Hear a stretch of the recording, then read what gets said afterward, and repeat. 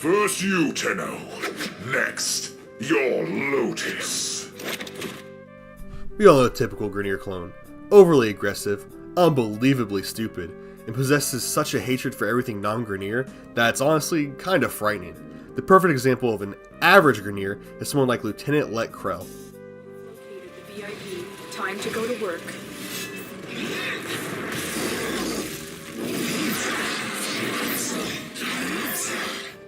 Not very intelligent, extremely aggressive, and he holds an immense amount of hatred for all things not Grineer, and probably most things Grineer too. However, one thing that isn't typical about Lieutenant Lech Kril is the augmentations that are on his body to help extend his lifespan, and to keep him from succumbing to extensive degenerative disorders that plague the Grineer. You see, the Grineer aren't just clones, they're clones of a clone of a clone, and so on, with that process continuing over and over. With every iteration, the Grineer clones, the disorders get worse and they increase in quantity and danger and they just die quicker. It's gotten to such a bad state, pretty much any Grineer that wants to have an extended lifespan must be lucky enough to be important enough to receive the countless augmentations that can be used to keep their organs working and to replace their rapidly decaying limbs.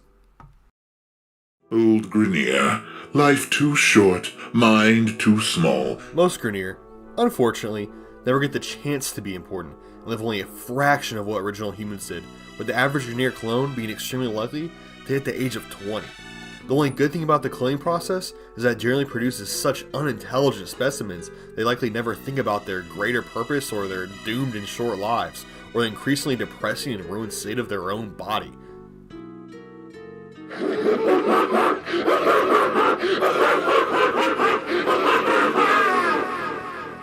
The Grineer's one and only respite is that they aren't intelligent enough to watch themselves die at the rapid rate that they do.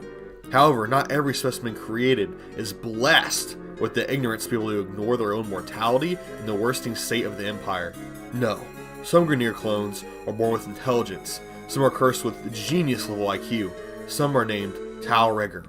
Regor was cursed with intelligence, he was cursed with compassion, and he was cursed with empathy. He is like almost every other Grineer, a completely unique specimen, one that shows love to his brothers, concern on their worsening condition, and is forced to be tortured with this knowledge. Old Grineer, life too short, mind too small. My two men overcome, leave old mistakes behind, and all of a sudden along slithers the Tenno Six, sick things, here to ruin this flesh made right. Jealous. That's why you've come. My two men are too healthy, too resilient, too strong, too vicious. No, wait, that's not jealous, that's frightened. I know at the end of the intro there, I kind of rode our boy Regor just a little bit, and almost painted him as a saint among the Grineer. I mean, if you compare him to other Grineer, he actually is a saint. However, he's absolutely not one in the grand scheme of things, but I mean, who really is?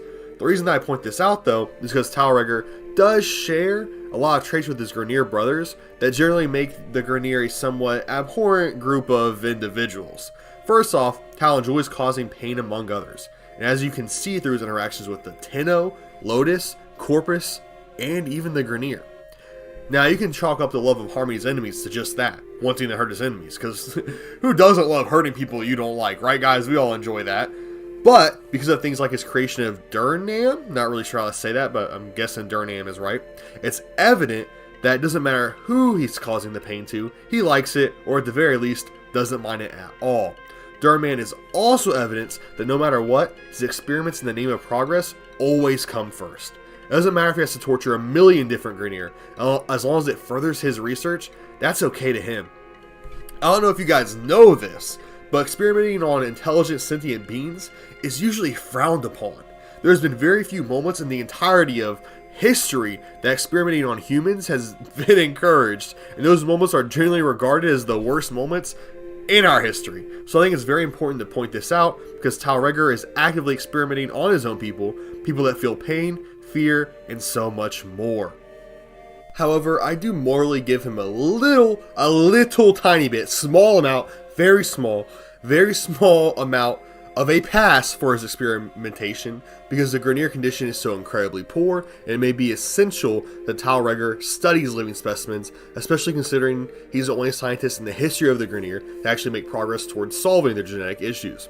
Which brings us to Regor's next personality trait, his unbelievable intelligence. And not just in reference to other Grineer, but in reference to literally everyone else in the Origin system.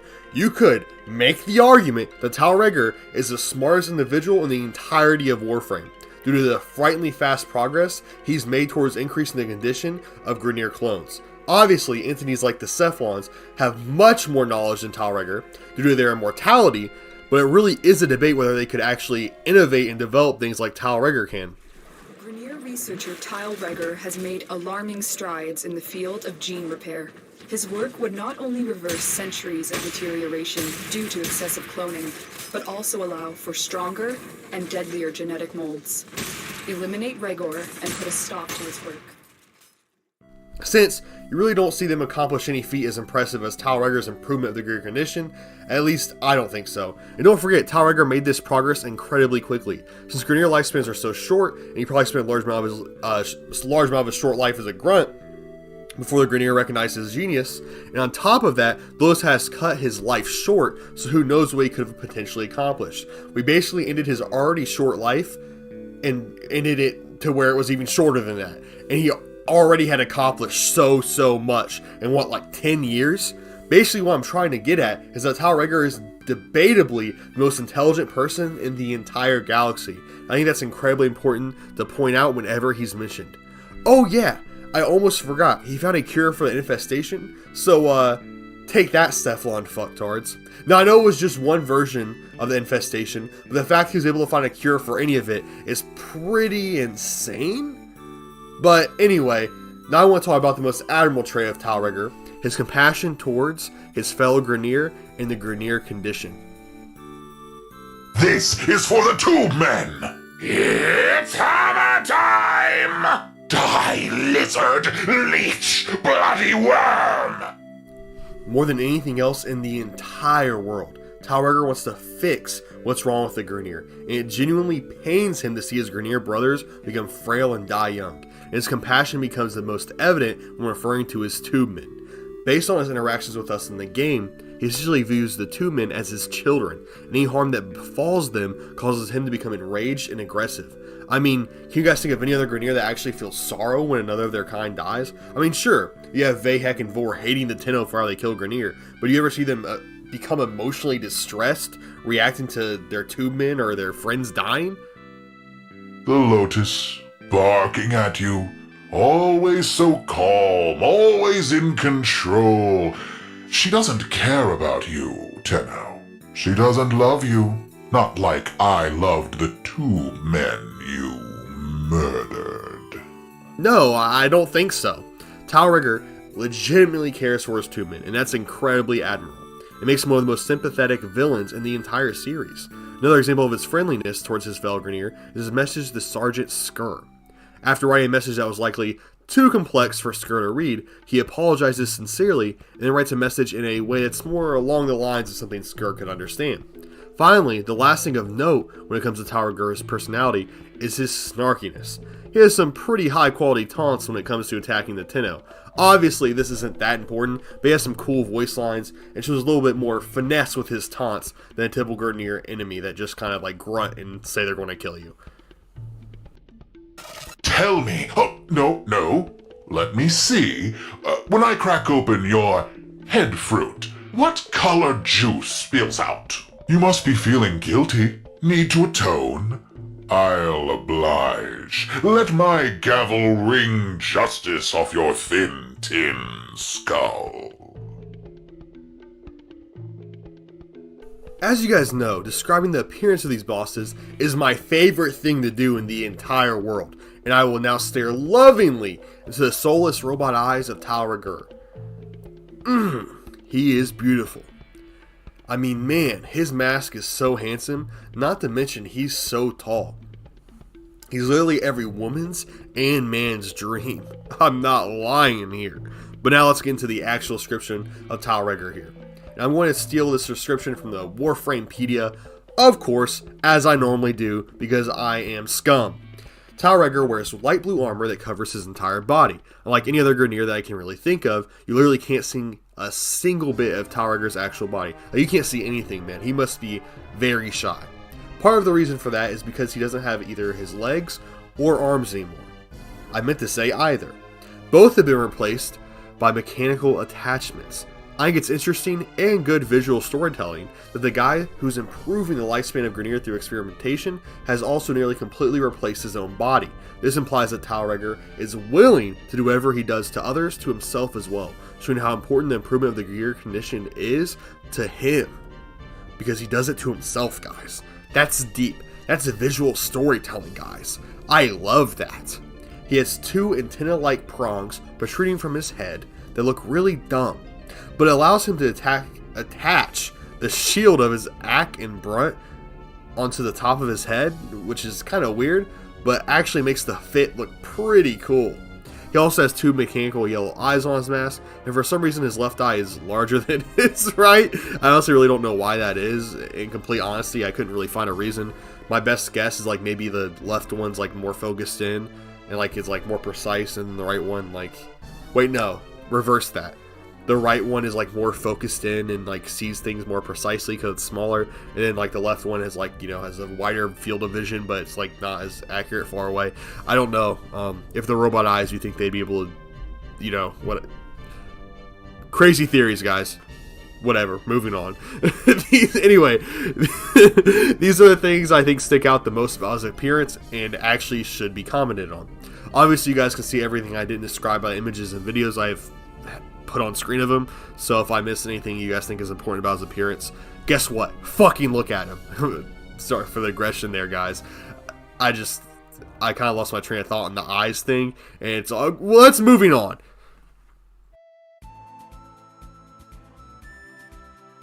When talking about Tal Regor's importance in Warframe, I'm going to try and talk about it in chronological order here, which is why we're going to start with the least important thing he's ever done when it comes to its effects on the greater universe of Warframe.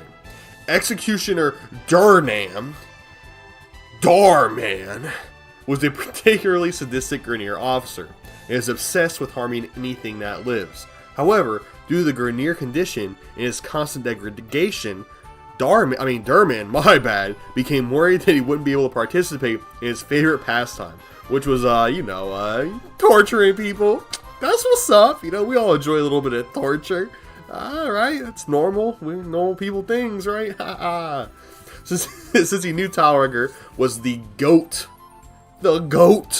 of genetic research, he went to him to help fix his body and slow the degradation so that he could continue his vile ways. I need to stop using degradation so much because it's hard for me to say.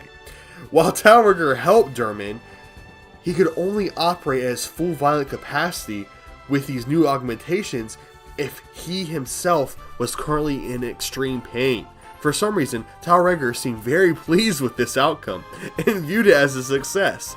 Based on Regor's intelligence and feats, it seems unlikely that it was accidental, and it may be possible that Tal Regor just felt like being a dick in this scenario by essentially ensuring Durman will now live a long life full of non-stop pain. Maybe it's because he felt like Durman needed punishment for how he treated his fellow Grineer, or maybe Regor just thought it was funny as shit. Because it kinda is. Durman now spends the rest of his days in Rathuum because that's the only place there's no shortage of pain and his violent outbursts are encouraged. Also, fun fact, apparently Durman's the only op in the entire game that drops like this one mod to make shotguns quiet. I'm not sure if that's still true, but I was doing research for this video, I saw that and much people were complaining about it because apparently he didn't spawn that often. But yeah, moving on to the Tubemen of Regor. Now we covered Darman, we're going to take a look at one of the most important operations in Warframe history, called the Tubemen of Regor. In 2015, we received a message from Lotus, telling us that she intercepted transmissions uncovering Tal Regor's secret cloning labs, that we would work with either Nef Onyo or Alud V, both of which offered us the exact locations of the labs if we chose to work with them. The exact transcript of the message Lotus sent us is as follows. Tenno! Okay, I'm not doing a female. Tenno! These intercepted I can't do it. I can't do it, guys. We're not locked in. Tenno, these intercepted transmissions promise the opportunity to strike at the heart of Talregger's secret cloning labs. But this opportunity comes with a difficult choice. Alad thinks these labs contain a cure for the infestation that riddles his body. He wants us to find it. Nef Anyo hates Alad and will do anything to keep him from becoming strong again, including destroying the cure he seeks. Both are offering to lead us to the labs. You must decide which is the lesser of the two evils. Tenno, I admit I've made mistakes. Terrible mistakes that have left me crippled with decay. Now, I ask you for your mercy. Till Regor's hidden cloning labs hold secrets. Secrets that could prove most regenerative for me. If I get you into the labs, will you bring me the data I need? What do you say? Will you give a sick man one more chance? Blasphemy! You must not help Alad purge his body of the infestation. I have an alternate proposition. I pay you to destroy the labs before Alad can get his rancid hands on Till Regor's research. The Grineer lose, Alad loses, and the Void is pleased. It's up to you, Tenno. Will you make the righteous choice? Right out of the gate, the Tombman of Regor is an absolutely insane quest, requiring us to either work with Alad, who believe that Regor has the means to cure the infestation currently taking over his body, or Nef Anyo, whose sole purpose was to keep Alad from getting the possible cure from Regor. Now you might be asking, why would the Lotus stoop so low to work with someone as corrupt and vile as Alad, or as weird looking as Nef Anyo? Look, he looks weird, guys. Let's just be real here. And it's by his own choice, so it's not bias shaming. He chooses to look like that. Anyway, and the answer is in those transmissions the Lotus referred to in her original message to us. Apparently, Talregger was making significant progress in holding the genetic deterioration of the Grineer and was actually reversing it in some aspects. And the said Tombman that are in the title of the operation are the fruits of this labor. They were stronger, more intelligent, and even more subservient than the average Grineer clone, basically more effective in every single aspect. The Lotus thought it would be worth it to help out either of the Corpus leaders in order to ensure that Talregger doesn't continue to make progress, since if his Tombman became widespread, the Grineer would almost certainly become the dominant faction in the Origin galaxy. This goes to show just how intelligent Talregger is. When has a Grineer literally ever been feared for their mind and knowledge, and not their sadistic and violent tendencies? Never! Not to mention he's so smart that he had more knowledge over the Infested than the Orkin, who literally created the infestation. I mean, the fact he had the cure that Alad needed is absolutely insane. This guy really is next level. Sorry for that segment of hardcore cock-riding. Tal is just one of the most impressive villains in Warframe. I really don't feel like he gets enough credit in the universe. He barely gets mentioned, I feel like. I mean, besides for Ballas, Hunhow, and the Man in the Wall, all three of which possess nearly godlike powers, the biggest threat the Origin system has ever faced was from Talregger and his advancements in genetic research. It's likely that if he was able to continue his research, not only would the average Grineer clone skyrocket in power, but he would also find a permanent solution to that infestation. The fact his life was cut so short by us is incredibly unfortunate, because someone on his level could have ended up doing incredibly good things for the Origin galaxy.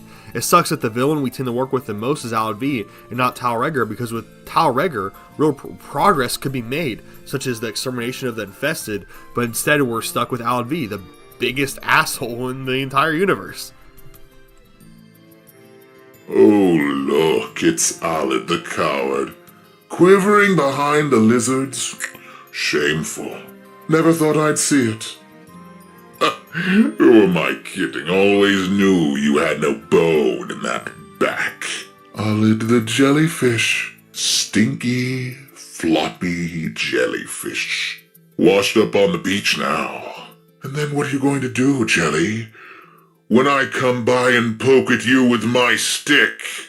I apologize for getting extremely off track there. Operation 2 Men of Regor was treated as a timed event in the Warframe universe, with players getting to pick who they chose to support by completing a multitude of different invasion missions.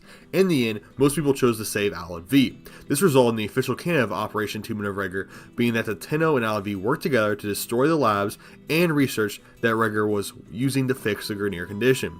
And then the Tenno also stole the cure for the infestation from Tal to give it to Alad V. Obviously, the sequence of events didn't make Tal Regor very happy. Actually, it enraged him for a variety of different reasons. Let's go ahead and list those very reasonable reasons right here. Number 1, we destroyed his lab, which likely also doubled as his home, along with the home of his brothers. Number 2, we destroyed years upon years of extremely complicated and difficult work that could have cured his brothers and ended the threat of the infestation. Number 3, Tal Regor considered the 2 men that defended his lab's family almost to a level that one would consider their own children. So essentially what we did was drown hundreds of his family members in an underground lab. After listing all of these reasons out, I think most of us can agree that his anger towards the Tenno and the Lotus is pretty valid. The next quest that Regor is involved in is called Stolen Dreams. In all honesty, he isn't very important to this quest, so we'll just go over the parts that pertain to him. Basically, Tal Regor hired a treasure hunter named Maru to find several ancient orc and arcane codices for him, hoping that they might hold some sort of information that would help him progress in his genetic research. However, since nothing can ever go right for Tal Regor, Maru betrays him and breaks a contract with him in order to sell the codices at a higher price to the corpus. After Maru did Tal incredibly dirty, she runs to the Tenno like a little fucking bitch, fuck Maru, then betrays the corpus as well and tells the Tenno where they can find and steal the codices from them. Honestly, just fuck this bitch. Maru's a bitch, fuck her, I hate her, fuck her. So now the Tenno have once again pissed off Tal Regor by protecting the person who literally just robbed him. And it isn't like a moral thing here, it's like not a moral conundrum here. She literally just robbed him and broke her contract. She's completely in the wrong here. Regor did nothing wrong. So if we're keeping track here, the Tenno have now killed Regor's family, destroyed his home, destroyed his life's work, and assisted someone who is just stealing from him. Tal Regor has done a whopping nothing at this point to actually hurt anyone. You could argue trying to find a cure for the Grineer would hurt the whole galaxy, but it would be extremely difficult to convince me that finding a cure for your dying race is a morally wrong thing to do. Tal Regor has ironically been the victim this entire time. Now, I'm not saying the Tenno shouldn't have destroyed his lab, because it's obviously a necessary evil to stop the Grineer. However, that doesn't mean that Regor was in the wrong at all. That's essentially the extent of Regor's involvement in Stolen Dreams, though. Basically, he showed up, got scammed, was stopped from getting revenge, and then got fucked. While Tal Regor was relevant in Citrus's Last Wish, his presence really isn't felt a ton during this quest, not like it normally is, really in my opinion. The reason I say this is because a lot of the enemies you'll be fighting throughout Citrus's Last Wish were sent by Tal Regor. However, you won't really interact a ton with him in this quest besides some voice lines, and the main objective of this quest doesn't really deal a ton with the Grineer, just stopping them from getting the crystals, I guess. I mean, I do think it's important to talk about his motives for being involved in this situation, which do make a lot of sense. Tal Regor learned that the Warframe citrine had completely encased the Archimedeans Belric and Rania in a crystal-like substance, effectively preserving their bodies since the Old War. The reason that Tal Regor was so interested in these crystals is because the Archimedeans are actually just straight-up healthy humans, who likely share somewhat similar DNA to whoever was used as the original Grineer clone.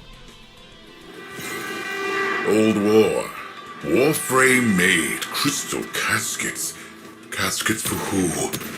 Belric and Rania. Mighty good genes they had, yes. Genes for the 2 men. Smash the crystals, take the genes, do the science. My 2 men get stronger. Well, I mean, they aren't, like, actually healthy because they're dead and have been frozen in crystals for basically hundreds of years, but, like, their DNA might still be healthy in the attack or something like that. I'm not really sure, I'm not a scientist, but Tal Regor believes that he could use their ancient DNA to help restore current Grineer clones, which honestly makes a lot of sense, I guess. Kind of like our current woolly mammoth situation, maybe. Can't we, like, make woolly mammoths or something? I'm not sure. I'm not a scientist. Actually, someone in the comments let me know about that woolly mammoth stuff. Is it possible to bring back, or at least create, like, a hybrid woolly mammoth if we inject, like, woolly DNA into a current female elephant egg? I don't know. Maybe I shouldn't be getting my genetic and biological information from Jurassic Park, but that's really all I got here, guys. I'm not a genius here. I took 1 biology course in college. That's all I got. Basically, Tal Regor saw the 2 scientists in the crystals, like that one old dude saw him mosquito trapped in that amber. In fairness to Tal Regor, I think having 2 entire human bodies to dissect would be significantly more useful than a mosquito that apparently drank the blood of a bunch of different dinos, if I'm being honest. I think that's how the movie went. Anyway, that one biology class I took in college is coming in extremely clutch right now. Also, guys, please like and subscribe, so maybe I can eventually drop out of college like all my favorite YouTubers have, even though I graduated in less than a year. 100k subs, I drop out. Let's go, baby. Make it happen. Anyway, I think we can move on now. I've read enough about stuff I don't understand. And, yeah, Regor was, he was in this quest, but wasn't, like, integral, I guess. I don't know. The next quest that Regor had a significant amount of involvement in is called Nata. Now, Nata was an incredibly important quest in Warframe, and honestly explains so much about the Orokin, the Tenno, and the Lotus, not to mention the quest had introduced the Sentients. Nata answered like 50 different questions we had about the Warframe universe, and it made us ask about 1,000 more. So instead of doing a full recap of this quest, I'll instead just talk about Regor's relevance in this quest, so I don't end up sitting here talking about, for the next 3 hours, talking about this for the next 3 hours. I mean, this is already my second long script. Actually, at this point, it's actually my longest script. I still have a significant amount of writing to do, so we're just not going to get into all of that right now. Regor had found some sort of ancient tomb that was seemingly created by the Orokin, who hundreds of years ago had ruled the galaxy and held a ridiculous amount of power. The Orokin were also the people who created the Grineer, so the idea of finding some long-lost Orokin tomb was very intriguing to Regor, and he thought that he could find helpful artifacts for his research. He then begins excavating the tomb in the hopes of finding some useful artifacts. However, his excavation attempts cause sentient beings called Oculists to awaken. While I'm not 100% sure on this, or honestly even a little bit sure, I saw several people claiming that the Oculists we see are actually parts of Hunhao that he had split from himself, since sentients are apparently able to reproduce through division. Also, Hunhao is like the king leader of all sentients, dad of Lotus, a lot of complicated stuff. I have a more detailed talk on the Orokin and the sentients if you go and look at my ballast video, which I do recommend because I like money and also I think it's a good video. Anyway, the Oculus being awakened frightened the Lotus, and this resulted in the Tenno eventually being sent to ensure that the excavation of the tomb be stopped. While fighting off Grineer forces in the tomb, Hunhao, the leader of the Sentients, awakened and caused Regor to retreat, officially ending his attempts to excavate the tomb and land more of the Sentients in Orokin. Regor blamed the awakening of the Sentients on the Tenno for interfering with the excavation, causing him to become incredibly enraged by the Tenno for once again significantly harming his research. I mean, if we're keeping a list of how many times the Tenno have wronged Tal, when Tal has done nothing to provoke him, it's pretty long. So let's go over it. Attacked and destroyed his home, killed hundreds of Grineer that he essentially considered his children, destroyed his research into fixing the condition that plagues his people. That's literally so messed up. Stole his research that involved reversing the effects of the infestation. Defended Meru when she blatantly robbed him. Stole the crystallized bodies of Beleric and Rhaenia, which prevented him from doing research on them. And finally, we interrupted his excavation of a sentient tomb. So honestly, Regor hating us kind of makes sense. I mean, I agree with the Tenno taking all of these actions. We're not in the wrong here, but Regor probably isn't going to be willing to see it from our perspective. Anyway, us constantly foiling Regor's plans and ruining his life led to him calling us out and challenge us in the Titania sector. We responded to his call out and dispatched Regor in the Titania sector, officially ending the life of one of the greatest minds in the history of the Origin system. Tenno, you seal my tomb. You kill my tomb men. Not acceptable behavior. Our differences need to be settled. So, you know where I am. Come, get me. Just try. I'm taking a poll on everybody's favorite Grineer boss. Regor overwhelmingly won, and I mean by like 40% over the next person, which is insane in a poll with 4 different options. I think that's because he's one of the few villains in Warframe who's actually sympathetic. There's so many villains, like Nefanyo, Ballast, the Twin Queens, and Vay Hek, that are nearly cartoonishly evil in the game, that actually seeing one with compassion and love for his fellow soldiers really connects with us. Not only that, but Regor doesn't really antagonize or target us that much until after we start messing with him. He kind of just kept to himself and did his own thing until we attacked his C-Lab. The fact that Regor seems more like an enemy because of circumstance and not because of his moral standing just really makes him stand out among most of the major enemies in Warframe. But anyway, let me know what you guys think of Regor. While I'm not sure if the American dream is still achievable in this day and age, it is something that we all strive to obtain, whether we're from the United States or not. The official definition of the American dream, according to the Oxford Dictionary, is this: the ideal that every citizen of the United States should have an equal opportunity to achieve success and prosperity through hard work, determination, and initiative. Now you're probably asking yourself right now, Cook, why are you bringing up the American dream in a video about Warframe when the United States doesn't even exist in the Warframe universe? And that's honestly not a bad question, because you're right, America doesn't exist in Warframe, but I would argue that an American does exist in Warframe, one that has accomplished the dream, and that American is Councilor Vay Hek.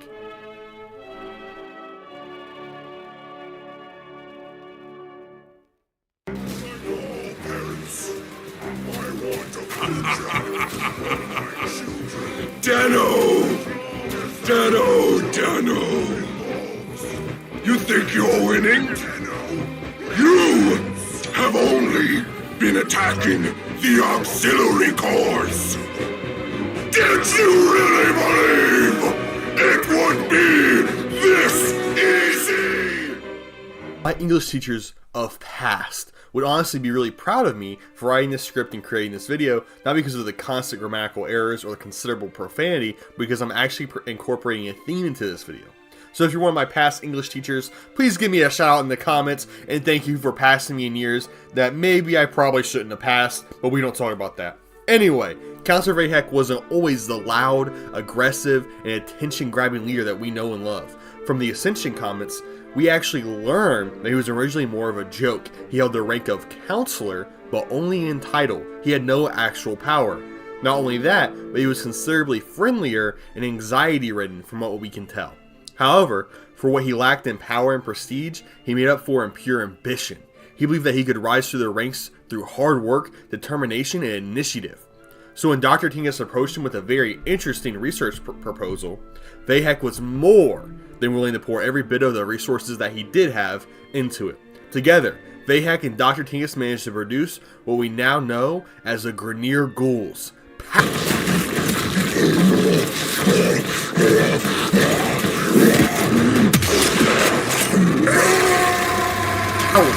Ruthless and cheap Grineer shock troops that are honestly straight out of a horror story.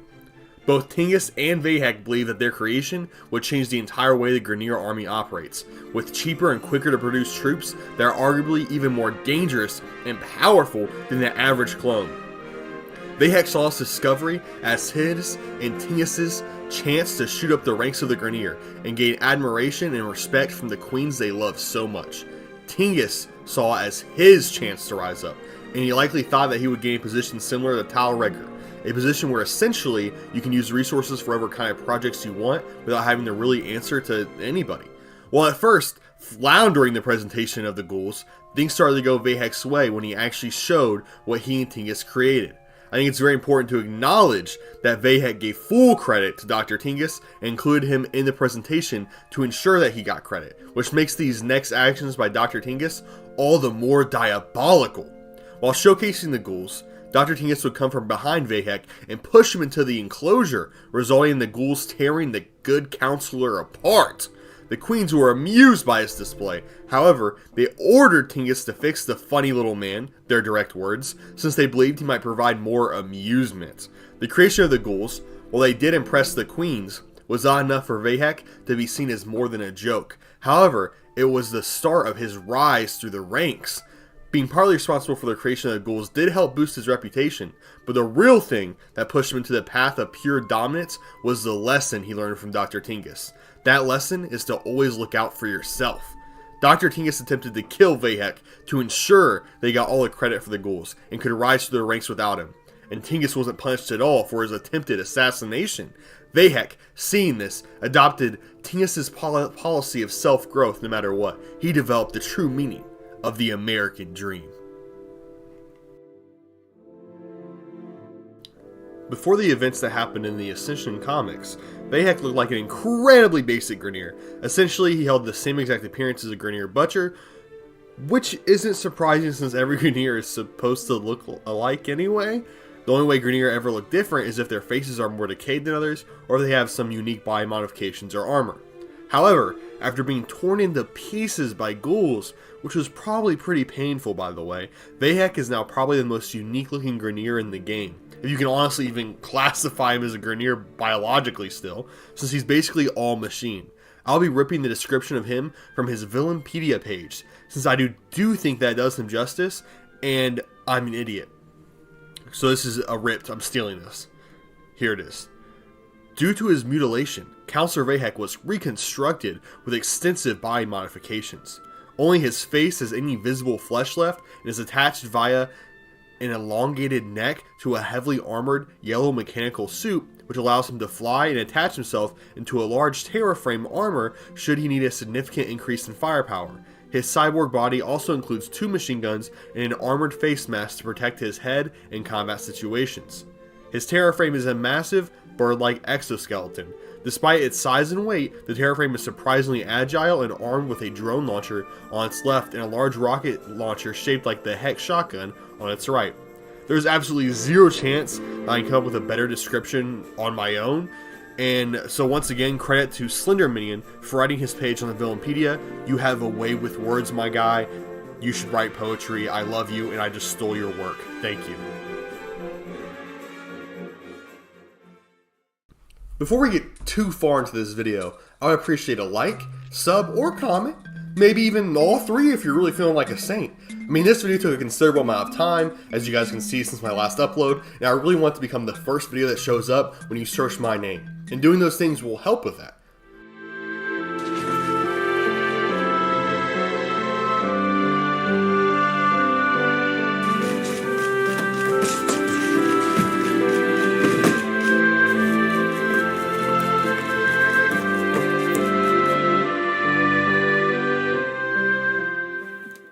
Alright, enough pathetic begging, everybody.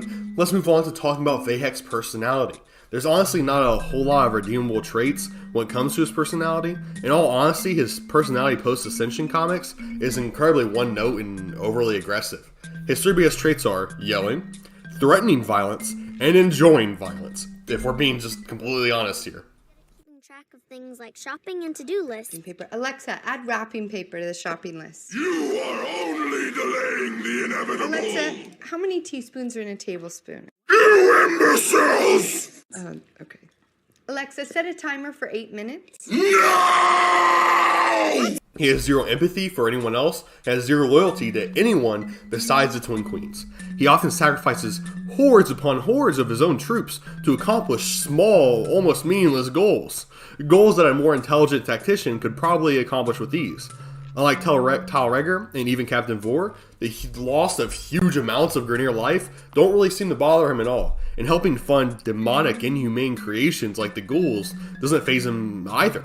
It's uncommon for Grineer to have a lot of empathy, but to be completely devoid of it like Vay Hek is equally as rare. While Vay Hek is far from intelligent, he doesn't seem to possess a great tactical or scientific mind, unlike his high-ranking counterparts, Regor and Vor. I am dick riding them because I like them a lot.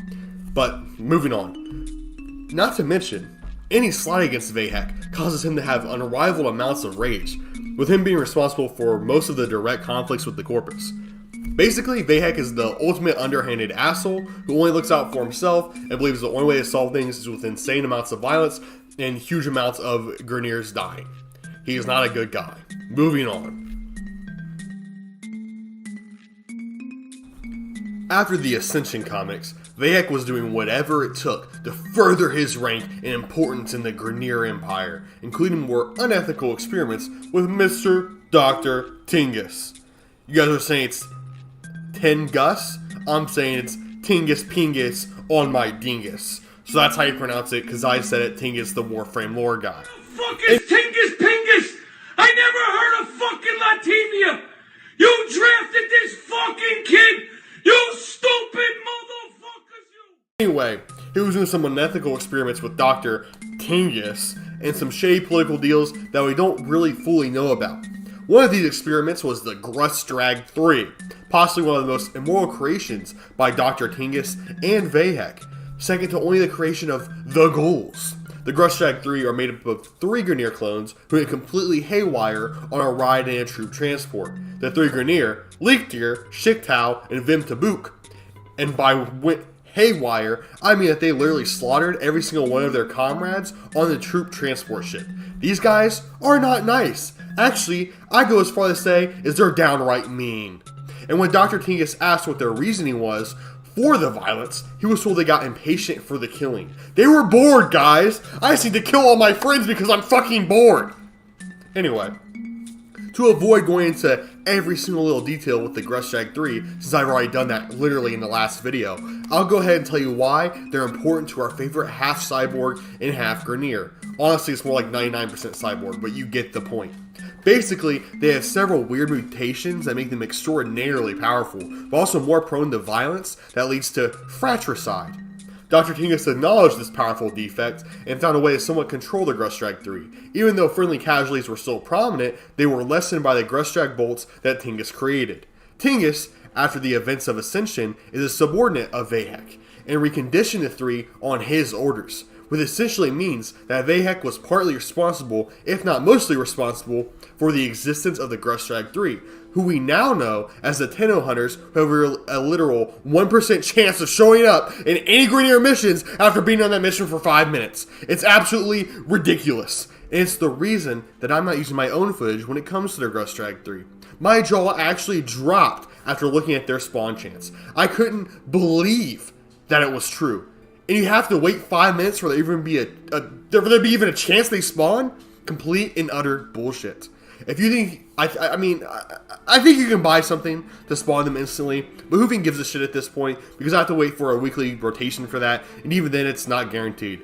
Anyway, supporting the creation of the Grustrag 3 actually created some enemies for Vay Hek within the Grineer Empire, or at least one enemy in particular, General Sargas Ruk, who criticized Vay Hek for making the individuals who slaughtered their brothers even more powerful than they already were.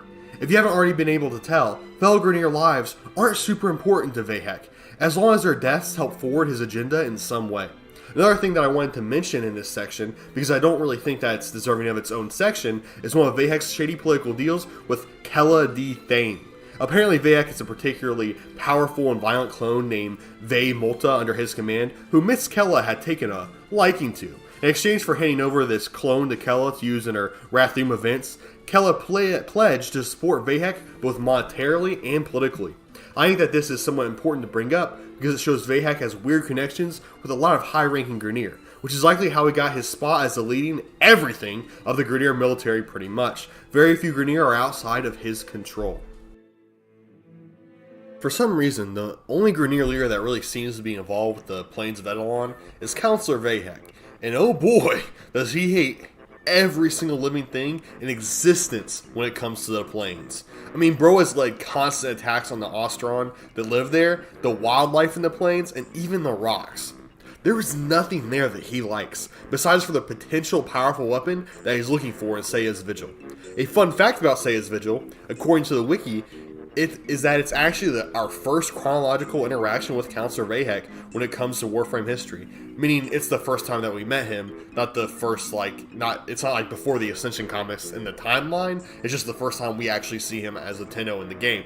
Obviously, anyone who's ever played Warframe for an extended period of time already knew who Vay Hek was when coming into the Saya's Vigil quest. However, for new players, this is supposed to be the first mission that you actually encounter him and learn who he is, which is a pretty interesting tidbit of information. It kind of explains his interactions with us throughout the quest.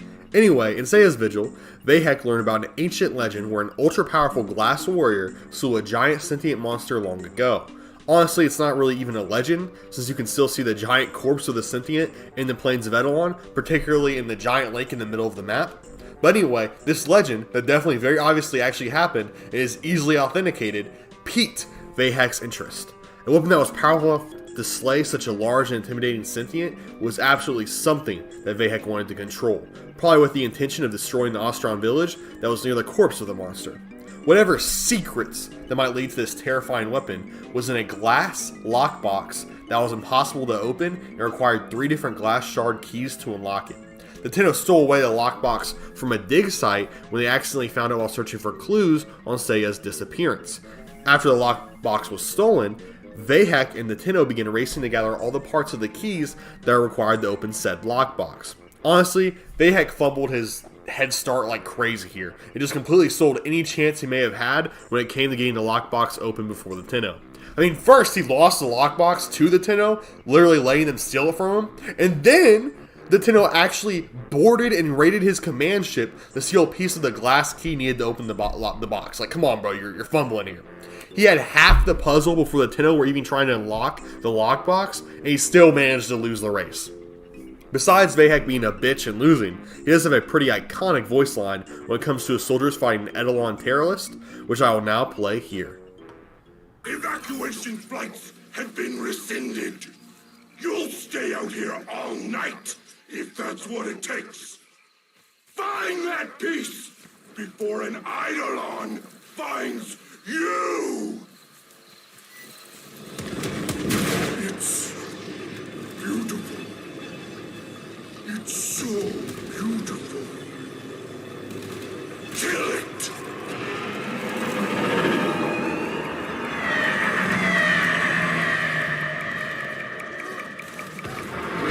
I mean, bro just has such a way with words. I mean, honestly, everybody always talks about how, like, attractive and cool Tal Regor is, but Vay Hek is just so much smoother and, like, sexier. Like, let's just keep it real, guys. He's pretty sick. And those robotic attachments go crazy. Anyway, let's move on.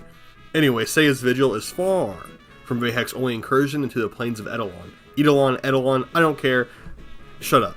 Another one of his involvements is Operation Plague Star. And let me tell you, this quest is what really paints the picture to me that Vay Hek isn't close to level of Regor or Vor when it comes to tactical intelligence. An infested boil dropped onto the plains of Eidolon, and with it came lots of the infestation, or at least like the spores that make the infestation, I guess. And they started infesting stuff, because that's what they do, infest things. Not invest, infest. Anyway, Vay Hek's plan in Operation Plague Star was to allow the boil and infestation to develop enough to the point to where it completely overpowered all of the wildlife and Ostrons that were living in the plains. After it defeated the Ostrons, he planned to use the Thrax toxin to destroy it, and then claim what was left for the Grineer. Obviously, this plan was idiotic. I mean, bro was going to let the infestation take over an entire part of Earth, and then use the poison after. But, like, if the poison was strong enough to completely destroy the infestation after it was allowed to ferment, why the fuck would you have never used it before on any infestation previously? It just doesn't make sense. It's just the Thrax poison wasn't strong enough to destroy the boil, though. Even though the Tenno stole the poison and applied it themselves before the Ostron villagers were massacred when it was still weak, it did, however, weaken the boil a little bit, but was unable to completely destroy it. So imagine the disaster if Vay Hek was able to fully let it develop like he wanted to. I mean, he even sent his own soldiers to defend the infestation from the Tenno. Grade A dumbass. This isn't the end of Vay Hek's attempted missions to the plains of Eidolon, however. Believe it or not, because we still have to talk about the Ghoul Purge. There really isn't like a whole lot to say about the Ghoul Purge in all honesty. Basically, Dr. Tengus and Councilor Vay Hek teamed up to test their ghoul creations for the first time ever in a large-scale assault. They began dropping, them into the plains to test their ferocity and power, which then caused the Tenno to attack the ghoul production plant on Cetus in hopes of slowing down their production. While it did work for the moment, every once in a while Vay Hek still drops a large amount of ghouls onto the plains in order to cause mayhem and torture the Ostron villagers. This pretty much is the extent of Councilor Vay Hek's incursions into the plains of Eidolon. However, their effects are still absolutely felt. Even though he constantly failed to succeed in any of his missions, the plains and Ostron villagers still feel the effects of the ghouls and infestation that he helped empower in the plains. Also, I burned the roof of my mouth, and it's hard for me to say certain words right now, especially ones with S's, and those are very common. What I just mentioned weren't the only incursions that Councilor Vay Hek led on the Earth, only the plains of Eidolon. The first time that Vay Hek was actually seen in the game was during a quest called the Cicero Crisis, which is honestly a pretty insane quest. Also, shout out to Skyrim with that Cicero guy. Wasn't it like the Dark Brotherhood person that is like an insane clown guy? And we're off traffic. Off traffic? We're off topic. What is wrong with me today? Anyway, back to the Cicero Crisis in Warframe. The Grineer are attempting to poison the forest that nearly completely covers the earth in order to gain easier access to fresh water, along with being able to build bases and structures without them quickly becoming overgrown because of the extremely quickly growing, mutated earth vegetation. Basically, Earth became so polluted centuries ago that the Organ attempted to fight back against the pollution and make Earth livable again by increasing the plant life rapidly, but instead just created a massive ever-growing jungle on most of the surface that absolutely grows over and consumes everything, making it unlivable for a different reason. Grineer wants to fight back against this jungle by using the Toxin, so they can begin truly colonizing the Earth and building a massive empire on a planet that has a large amount of access to fresh water that the Grineer needs to survive. The Tenno wants to stop the Grineer from using this toxin on the wildlife, since they don't want the Grineer to create another huge base. I wonder why. One where they would probably have more resources than any other planet they have yet colonized. Eventually, the Tenno sabotaged and destroyed the largest toxin distributors on Earth in order to stop them from achieving their colonization dreams on planet Earth. I honestly really hope that the Grineer can overcome the Tenno in this situation so that they can create new bases on Earth, which I would really like, since the Grineer are my favorite faction. In case you couldn't tell from most of my videos being on Grineer enemies, like, if we're being honest here, I've done, like, what, the Sergeant for Corpus, and then Ford for the Infestation, and that's literally it, besides, like, Ballast, who isn't in a faction. Like, I've done, like, 10 Grineer bosses already. Anyway, moving on. It might now be time to talk about what Vay Hek is best known for, the Fomorian Fleets, which are always a cause for huge events when it comes to Warframe. Tethra's Doom is the first time that we hear about Vay Hek's Fomorian Fleet, so we'll talk about that first. However, it is important to point out, Tethra's Doom is Vay Hek's first fleet. The first Fomorian fleet was actually seen in Operation Slingstone, where an unknown admiral, probably Vay Hek, was leading the first ever Fomorian fleet against the Corpus. Never really got, any idea for sure who was running this fleet, since it was back in 2013 before a lot of the villains were fleshed out, but it probably was Vay Hek. I just really can't find any evidence of it being him from that 2013 mission. I mean, it's like, 11 years later. So we're just going to sit here and act like Tethra's Doom was the first time that Vay Hek got a chance at running the fleet. Tenno only learned about the incoming Fomorian fleet because Lois sent them on a mission to rescue Darvo from his father, Freud Beck. Since Freud Beck, no relation to that one weird Nickelodeon Beck, by the way, let's just make that clear.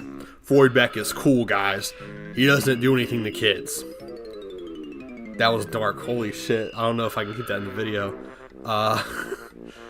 Since Freud Beck isn't a super common name in the Warframe universe, I'll just give a quick summary of who he is, since I think he's a pretty cool guy. Essentially, he's currently the head chairman of the Corpus Board of Directors, and holds a huge amount of wealth and power within the Corpus Empire. The reason we don't have a lot of quests centered around him is because he generally tries to stay on the neutral or good terms with the Tenno. He recognizes that they're the most powerful entities that are active in the Origin system, and it's more beneficial to be on, good terms with them than it is bad terms, while pleading with his son Darvo not to leave the Corpus with the Tenno. He mentions how Project Tethra will be the death of them all, which Lotus later figures out is the codename for the rebuilding of the Fomorian Fleet. Even though Vay Hek only planned to target the Corpus with the Fomorian Fleets, Lotus believed that would be preferable to ensure that the Corpus survive the attacks in order to continue checking the Grineer, instead of just allowing the Grineer to become the dominant faction in the universe after severely wounding the Corpus. Basically, she doesn't want either faction to get too powerful, and allowing the Grineer to fully create their fleet would create an imbalance of power. Due to this line of thinking, the Lotus sent the Tenno to destroy the Fomorian power cores in order to severely affect the production of said ships. However, the Tenno start by actually destroying the wrong cores, and Councilor Vay Hek, and what must have been an incredible lapse of judgment, was the one that alerted them that they were simply destroying auxiliary cores in this message. Tenno! You think you're winning? You have only been attacking the auxiliary cores! Did you really believe it would be this easy? You are running out of time. There will be nowhere to hide from my Fomorians. And when the last of you is gone, I will personally throw your beloved Lotus into the sun! My mouth is still burnt. Their washer is running, the air is loud in my house, it's too hot to turn it off. This is about to be the worst audio of all time for a video. But, talking about audio, Councilor Vay Hek, his voice actor, is fucking amazing. I actually don't know who it is, I'm gonna look it up for later in the video, but holy shit, Councilor Vay Hek sounds so fucking good. This guy deserves, such sloppy toppy. Not from me. I mean, maybe from... This guy deserves a reward, is all I'm saying. But anyway, getting back into the lore of it, I'm not really sure why Vay Hek would inform the Tenno about this. Like, it doesn't really make sense, like, about the shield core shit. Why wouldn't you just keep letting them target the auxiliary cores, or let them think they destroyed all the cores while you build up your fleet? Anyway, since Vay Hek alerted the Tenno, they increased their efforts and started destroying the right cores at such a high rate that Vay Hek retreated into hiding and seemingly stopped the planned assault on the Corpus for now. Basically, his plan to deal a huge amount of damage to the Corpus machine totally failed because the Tenno got involved, and Vay Hek specifically alerted the Tenno on how to stop him. I'm pretty sure that Regor wouldn't make this mistake. Just saying, guys. Just saying, Regor's the GOAT. I'm gonna ride that dick. Or let's be honest, I don't think anyone really would have made that mistake. Typically, you wouldn't call up your enemy and let them know what they need to do to beat you. That's just typically something that you don't want to do, guys. James Atkins is the voice of Vay Hek, guys, from what I could find. He's the absolute GOAT. Vay Hek, in my opinion, has the best voice in Warframe. Yes, Regor's is sexier, but I think Vay Hek has the best voice that kind of fits his character and fits a Grineer enemy, so huge W to James Atkins. Anyway, moving on to the next quest that deals with Fomorians is the Archwing quest. Tethra's Doom was just Vay Hek's first attempt at building the Fomorian fleet, and it was absolutely far from his last. In the mission titled simply the Archwing, it shows a Councilor Vay Hek that actually managed to build up his Fomorian fleet, presumably because he didn't announce to the Tenno they needed to target the shield cores this time. In order to defeat those Fomorians, Lewis has the Tenno craft a piece of equipment called the Archwing in order to fly around in space. After crafting the Archwing, the Tenno attempts to learn more about the incoming fleet already in a nearby Corpus ship for information. While raiding said ship, the Fomorian fleet shows up and absolutely blasts the dog piss out of it. I mean, the timing is insane. It's almost like Vay Hek knew the Tenno were on the Corpus ship when he decided to attack.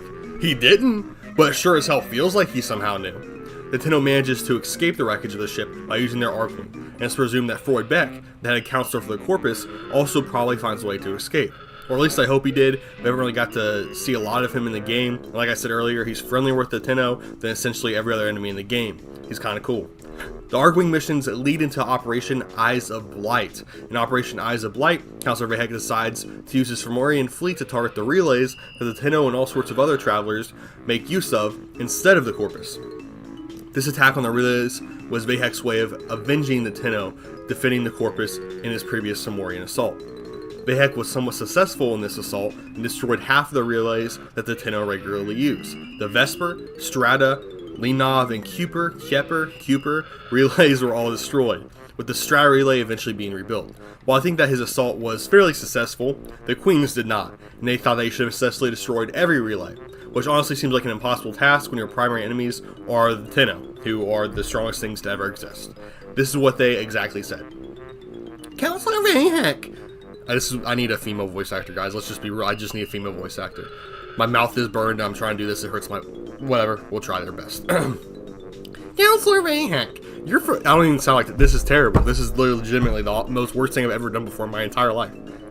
Councilor Vay Hek, your Fomorian assault on the Tenno has been an abject failure. You have exhausted our entire Baylor fleet, yet the Tenno still raid our ships and gather in their relays. Are you even aware of the resources you have squandered? Do you understand how much oxygen goes into a single Fomorian? We put great faith in your abilities, Counselor, but we see now that the faith was misplaced. Perhaps Regor will prove a more competent replacement. We await your penance. I'm cooked. My voice is cooked. My throat hurts. This is awful. I have one female voice, guys. Like, I can only do one girl voice. It's awful. It sounds like Mickey Mouse. I know it doesn't sound like the Queens, but I literally just can't sound like the Queens, okay? I just can't. I have a kind of a deep voice, guys. Anyway. Since this message, there really hasn't been any major Grineer assaults. While there are still Fomorian events, they don't hold the weight or consequences of the Eyes of Blight operation. After the destruction of the relays, the Lotus sent the Tenno after Vay Hek in a quest called the Laws of Retribution. This quest would lead the Tenno into several traps, one of which being a direct confrontation with the Grustrag 3. This quest spanned over 3 years of real-world time, with every attempt on Vay Hek's life throughout those 3 years completely failing. Vay Hek is still alive to this day, and is one of the very few high-ranking Grineer commanders who aren't canonically dead. For that matter, he might be the only high-ranking Grineer commander that isn't dead except Dr. Tengus. So like Dr. Tengus, Vay Hek, and Vor, but Vor isn't even Grineer anymore. He's like Void, so good on them, I guess. Before I give my final thoughts on Vay Hek, I think that it is important to note that he was the lead Grineer commander during the Sentient attack during the New War quest. I don't know a ton about his counter-offensive, but we do see him pay respects to Kahl for his fight against the Sentients, and I'll go ahead and play that dialogue here. I salute you, 175. For the Queens! All in all, Vay Hek isn't some sort of genius, and he wasn't born stronger or more talented than your average Grineer soldier. He wasn't blessed with intelligence like Regor or Vor, and he wasn't as strong as someone like Sargas Ruk. That's why I referenced the American Dream when talking about him in the beginning, because it seemed a relevant theme in his origin story. Obviously, I stopped really talking about it when we got to the point that he was firmly in control of the entire Grineer military in the timeline, and because of the death of Regor, it would appear that he is still currently the overall head of the Grineer military. Vay Hek is a pretty fun guy, Grineer to the core. What a waste! Your scarred vessel comes to beg once more? You will never pry the Janus key from the clutches of its rightful owner. I, Captain Vor, have ascended, and the void salutes me! Warframe is filled with interesting and complex villains, from the maniacal and intelligent Alad V to the all-powerful and confident Ballas. There's honestly no shortage of iconic and memorable villains in the Warframe universe, but even with so many heavy hitters, I would find it hard to pick an enemy more iconic in the Origin universe, or I guess the Origin system, if I want to say that correct, than the man this video is about himself, Captain Vor. This isn't a video claiming that Vor is the most intricate villain, or even the most important villain in the Warframe universe, because he isn't. However, I do think it's important to delve into the history of the man who started it all. Because of Vor, Lotus rushed to awaken you, the player character, due to the fact that the Twin Queens had sent him on a mission to ensure the elimination of the Tenno threat before it ever had a chance to rear its head. In the opening mission, you see Vor show the brutality and ruthlessness of the Grineer right away, as he executes a soldier attempting to stop him from claiming your Warframe as his own. I find this simple intro of Vor rather amazing, because it not only shows the aggression he holds himself, but also an early indication of how the entirety of the Grineer army tends to act.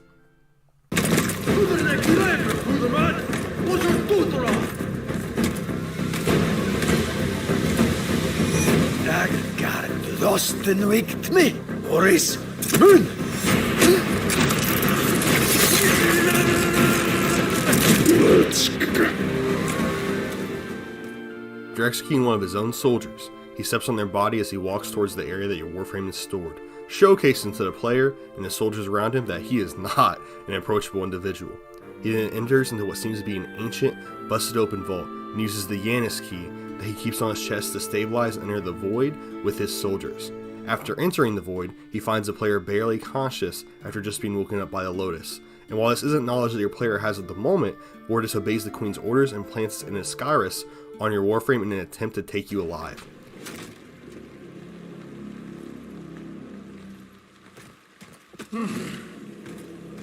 I see the Lotus has tried to wake you.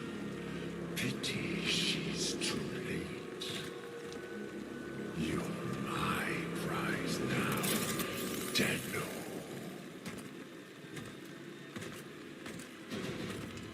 No. We are taking this one with us. What has he done to you?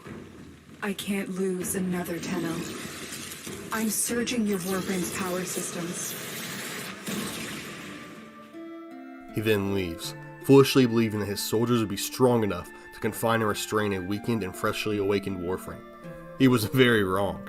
The recently awakened player manages to fight through the encampment of Grineer soldiers and activate Ortis, an AI ship that used to serve the Tenno, and escape the clutches of the Grineer. However, due to the Ascaris that Vor placed on your Warframe, he leaves you with a taunting message, and believes that you escaping will be of little consequence as the device begins to take over your mind. This short intro does wonders to introduce you to Captain Vor and shows his cruelty, his aggression, his confidence, and most importantly, his intelligence. The player likely has very negative feelings towards Vor after this scene, and it's clear that he's target number one. Before you can truly explore the expansive, lore-filled universe of Warframe freely, you must find a way to stop the fiendish Captain Vor. This, to me, is why he's the most iconic villain to come out of Warframe. Everyone who's ever played spent their first hours attempting to prevent Vor from controlling them and hunting him down to kill him. And like most early enemies in games, it's immediately clear that he's an important and powerful individual, and the long build-up and many quests that it takes to reach him further proves that.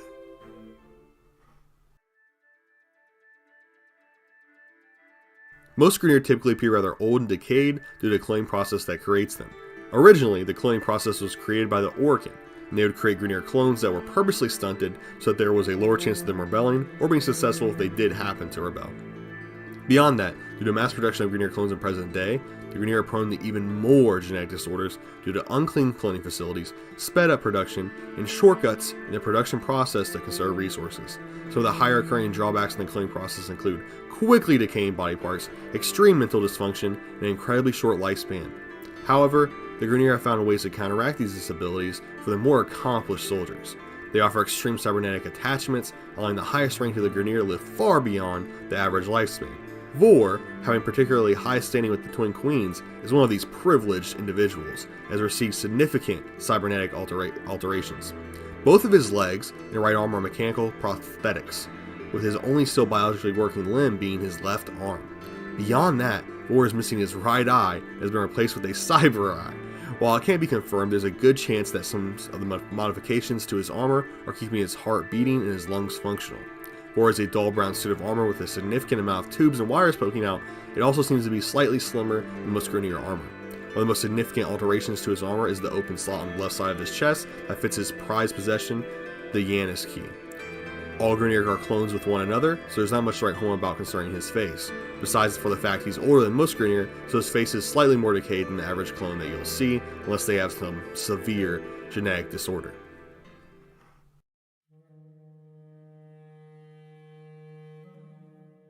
Captain Vor's personality is where he really separates himself from the rest of the Grineer crowd, for a significant number of different reasons. When it comes to being different to thousands of clones of yourself, he does a pretty damn good job of standing out. The first thing you'll notice is Vor's ability to speak extremely clearly and have well thought out sentences and ideas. Unlike most Grineer, who are so mentally deficient that they can barely speak in anything but grunts.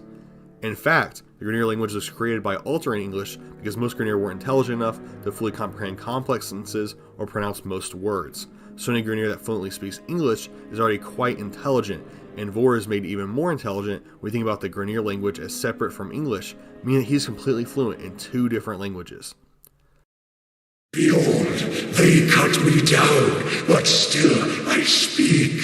I am energy, and I cannot be destroyed.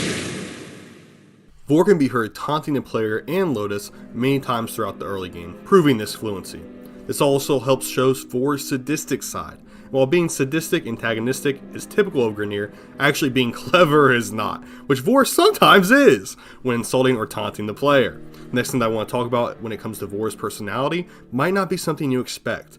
His kindness. Okay, maybe not kindness. Kindness might be a little bit of an over-exaggeration, seeing as he did essentially execute a Grineer soldier in cold blood in the opening scene, if you guys remember me showing that. However, compared to his typical Grineer brothers, he seems to actually care about his fellow Grineer and have empathy for some of his subordinates. So much so that he puts the health of his future Grineer brothers above the orders of the Queen. The reason that he chose to attempt to capture a player character instead of just killing you, like the Queen's ordered, was because he believed that he would be able to use Tenno blood to somehow improve the conditions of future Grineer clones. Now, it's very unlikely the Queens would have punished him if he would have successfully captured you, and it's even hinted at in the future that the Queens may have initially wanted him to attempt to capture Tenno. But after he failed, they of course did not want him to do it, but he continued trying to capture Tenno to improve the Grineer cloning process, even though the Queens just wanted him to kill Tenno at that point. So that's what I'm talking about when I says he did disobey the Queens, because it's likely he knew of Kuva blood and thought that Tenno blood might have a similar effect on the average Grineer soldier. It's incredibly uncommon for a Grineer soldier to go against the Queen's orders, and it showed Vor's loyalty to his clone brothers, picking their possible future health over all other things. Him disobeying the queens is actually what caused him to be a captain, because before the events of Warframe, he was actually an admiral in the Grineer army. This is actually something else that's interesting I found conflicting information on, so I'm going to go off script here and talk about it. I've seen a lot of like game script and stuff like that say he was actually a general, but on a dev stream, they actually said he was an admiral in the Grineer army. There's not a huge difference between those things. One is like, I guess generals are higher ranked, I'm not really sure. But admirals run, like huge armadas and fleets as well in the space. So I'm not sure if he's an admiral or general, but I'm going off the dev stream. I'm going to go ahead and say he's an admiral. Who put their faith in you, Admiral? You did. I have a life debt. To be paid in Tenno blood. I understand. Do not awaken the fighters. Do not study them. Crush these eggs before they hatch. This we command. My wings. Horus key. Take the rail to Pluto. Vor is in command now. Captain Vor.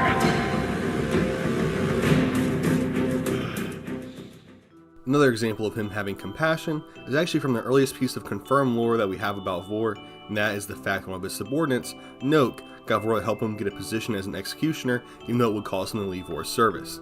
This isn't like the earliest piece of lore we know about Vor, like the first thing we've learned about him, of course. I mean, like, it's like the earliest thing in the timeline that we know about Vor, obviously. Just making sure to put that out there, guys. I know these two examples may not seem like much when it comes to kindness and empathy, however, you'd be hard-pressed to find a nicer Grineer that still currently takes orders from under the Twin Queens. The last little comment I have about his personality, it might seem like a dumb little comparison, but it's actually one of the first things I thought of when looking at Vor, and that is that he's kind of similar to Mr. Freeze from the Batverse. Like Mr. Freeze, he does whatever it takes, even if it's immoral or unethical, to increase the health of his brothers, like Mr. Freeze tries to do for Nora, and that's a pretty wild comparison, but for some reason it's just the first thing I thought of. I promise I'm not a nerd, guys. I don't even look at superhero comics. I just have been recently.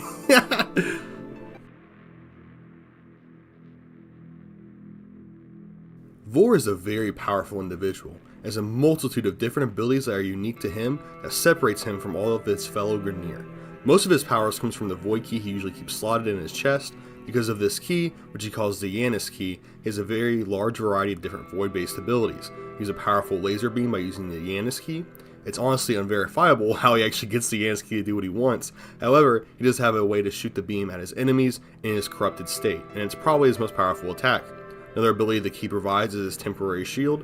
While he can't hold the shield up for long, when he is using the shield, he is completely impervious to any type of damage. The final ability that I kind of attribute to the Yanis Key is the ability to teleport large groups of people at once. I know that it's common for Grineer commanders to have teleportation abilities. However, Vor is capable of teleporting entire squads of Grineer large distances to assist them in combat, an ability that's only seen by Void Fissures when you're breaking open a relic. Besides for the powers that the Yanis Key brings him, he also uses two weapons unique to him, the Seer and the Cronus. The Seer is a powerful pistol, the Cronus is honestly just a pretty typical sword, kind of cool looking, but nothing special. Both are honestly pretty decent weapons for the early game. The last ability that he really has that's anything to write home about are his Nervos Mines that deal electrical damage to players when they blow up. They have a very, very small chance of sticking to the player, and they'll do massive damage if they do happen to stick to you.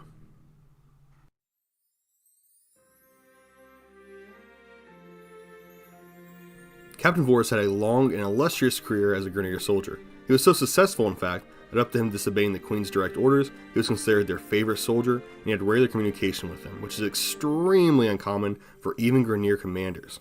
We don't know a ton about Vor's early career as a soldier, but we are aware of some of his missions and feats before our player character joins the universe. The earliest bit of decent lore that we have about Captain Vor is in the 5-issue comic series titled Ghouls. In this comic, Captain Vor is raiding an Ostron village looking for Orc and artifacts that may help the Grineer's war effort, or even possibly help fix their genetic code. Captain Vor, based on his history here and what we learn about him while playing throughout the game, is clearly an expert on ancient Orcan technology. Honestly, I'm not really sure if any non-Orcan has more knowledge on Orcan technology than Vor himself, and really thinking about it, most Orcans probably didn't know Orcan technology as well as Vor does. His familiar with the Yanis Key, traveling through the void, and being the one tasked with limiting Warframes goes to show this. I actually haven't ever heard of this comic until this video, and after reading it, I decided I want to create a video on it in the future, so I want to briefly explain what happened in said comic here, and then eventually go back into a more detailed breakdown at a different day. Vor constantly tries to capture an Australian girl, who knows the location of a secret Orokin vault in order to raid it for any valuables. Unfortunately for Vor, his attempts are thwarted at capturing the girl by the Warframe's Mag and Excalibur, along with the help of a Solaris operative named Little Duck.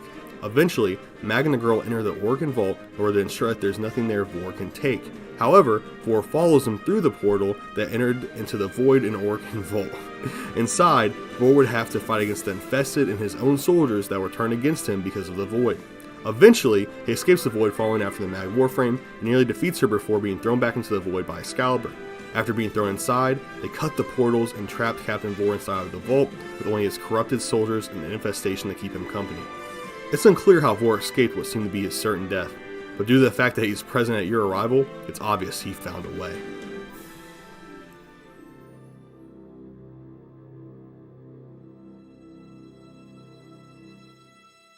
Obviously, the first example of Vor doing anything post-player revival is attaching an asterisk to you in an attempt to capture and control you.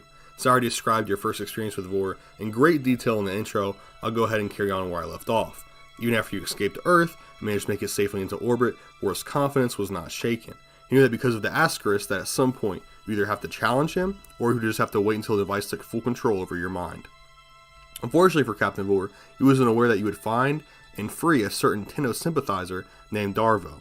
Darvo helped fix up your ship and get the resources and knowledge needed to be able to disable the primary function of the asterisk, which was its ability to eventually take control of the player's mind. In a twist of fate though, this ended up being bad for you, because the only part of the asterisk that got disarmed was the mind control portion, not the blowy-uppy portion that activated if there was any tampering, or the failsafe.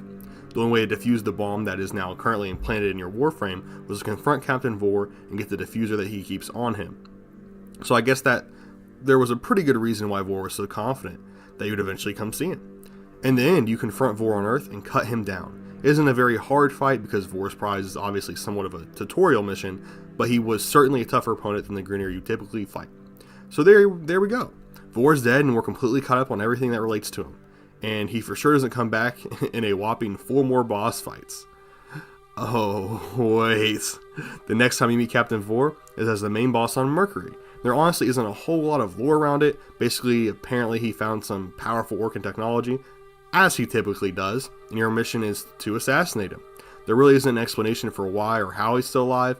It makes this mission seem kind of weird, but don't worry, that's not the last time we see Mr. Vor. He's also the main boss on Ceres, even though you cut him in half on Mercury.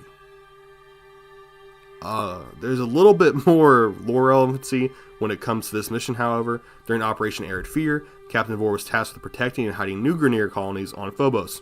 Well, actually, Alad V was tasked by Captain Vor to hide the colonies, and when Alad V failed, Captain Vor attempted to defend the colonies from the Tenno with Lieutenant Kril, but he was slain again. Also, for some reason, this assassination ended up getting moved to Ceres, even though the colonies that they were initially defending were on Phobos. I don't know why that happened. I think they said the gameplay reasons, apparently. That's all I could find when I researched it. But anyway, if you've been counting, Vor has now been killed 3 times without any of it seemingly affecting his health or changing his appearance.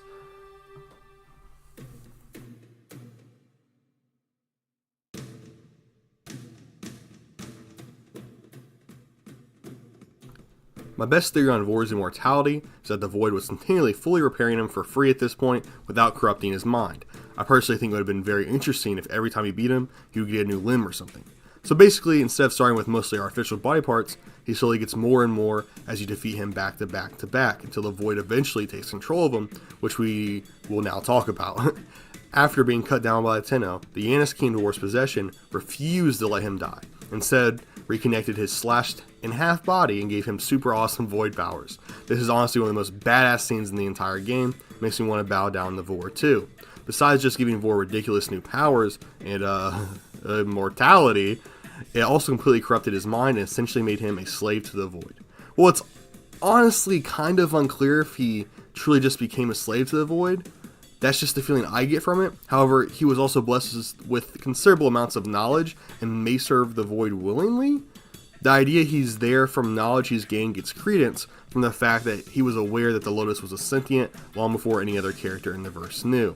After becoming a minion of the Void, Vor loses all care he had for his Grineer brothers and purposely leads or tricks his fellow Grineer during the Void to allow it to take control of them, much like how the Void did to him. Perhaps he believes he's leading to a better life, but that honestly just seems pretty unlikely. The Void Vor, or known as Corrupted Vor, can appear on nearly any Void mission and then do very paradox as well. As of right now, there isn't a ton of lore behind Vor's corrupted form, or why he occupies the Void now, or why it keeps him alive, but as we continue to unravel the mysteries of the Man in the Wall and the Void, I expect there to be some developments in the case of Captain Vor. I want to add that, of course, there is lore around it, but there's not a ton that's super relevant to this video in my opinion. We could break down all of Corrupted Vor's speeches, which would be fun. This video is already getting pretty long, and that would probably add another 4 hours, because this man likes to talk.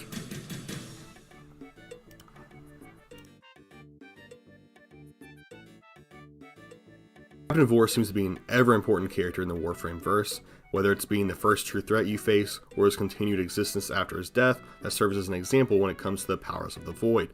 He's an undying foe, and while he may not be the biggest threat or your strongest opponent, he'll always be lingering and waiting to finally enact revenge on his number one rival, the player. On the surface level, he may seem like a typical Grineer, but after some digging, it's clear he's an intelligent individual with complex thoughts who eventually loses his mind after failing to stop the Tenno threat time and time again. I haven't covered every little thing concerning our favorite Grineer captain, however, I feel like this video provides a deeper understanding of Vor and his importance in the game of Warframe. Oh, it's not their fault, Worm. Mummy and Daddy weren't around long enough to teach them any manners. Ruthless, aggressive, persistent, and loyal. Those are the key qualities that describe the Grineer army. Soldiers are sent to their near certain death, and yet they don't complain, they don't show fear, they march into hell, and die in the name of their brothers. The Grineer Empire, and most importantly, their ever-important and all-powerful queens. No matter the orders, no matter the suffering they must endure, whatever the Twin Queens command is a law. No, their word isn't as lowly as a law. It's the word of God to nearly every Grineer that's loyal to the Empire. Who are these mysterious queens that the Grineer treat with such high regard? Why are they willing to sacrifice everything for them? Their possessions, their freedom, their life, and even their own brothers. Why do the Grineer hold them in such high esteem when the queens treat them like dirt? Like they aren't even worth a second glance? That's what we're going to look into today. Who these mysterious queens are, and why the Grineer consider them royalty. There isn't a ton of information available on the queens, but every bit we do have is honestly incredibly interesting. Of all the villains we currently have in Warframe, the Twin Queens are honestly the only ones, in my opinion, that could have the potential to rise to levels of Ballast. Not in power, obviously, but just in plot importance and lore.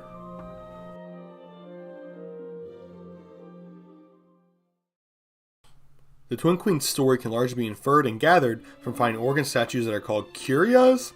Not sure if I pronounced that right, but I'm doing my best here, guys. They're scattered throughout the game, and they provide a poem that refers to the Queen's upbringing and rise to power. Even though the Queens, as we know them, don't look anything like one another, when they were born, they were actually identical twins. Unfortunately for them, among the Orcan, that was looked down upon, and it reminded the all-powerful and beautiful Orcan of their ugly and unimportant Grineer slaves. Since presentation, looks, and status are everything to an Orcan, they immediately demanded that the two queens be killed, as soon as everyone realized that they were identical twins. Obviously, this is a pretty insane thing to do, but the Orcan are a very contrived and conceited people, so anything that they perceive as a threat to their image, they'd likely want to eliminate quickly, and two little Orcan girls that remind them of the Grineer fit that description perfectly. However, luckily for the twins, their dad was able to protect them and save them from certain death, likely due to his high standing. A direct quote from the Curia is, "A mirrored reflection had come into life, by will of their father, kept safe from their knife." This quote implies everything that I just said pretty much. Don't question it. Just wanted to make sure you guys know I'm not pulling everything from my ass here. However, while their father managed to keep them alive, they were shunned and rejected by the Orcan, and were generally treated like trash. Who would have known that the nice and kind Orcan people would bully someone? I mean, who would have saw that coming? But anyway, even as Orcan, their lives were terrible. Not as bad as Grineer or the colonies subjugated by the Orcan, but they were treated terribly by Orcan standards. The Curia states, Their sameness was shunned, as slave-like and soiled. They tended their strays, rejected by all. That didn't rhyme. Poem's ass. Anyway, the sisters grew up throughout life completely alone, except for one another and their family. This caused the bond they had for one another to be even beyond any normal sets of twins. They were nearly the same person, with the same thoughts and feeling towards many things.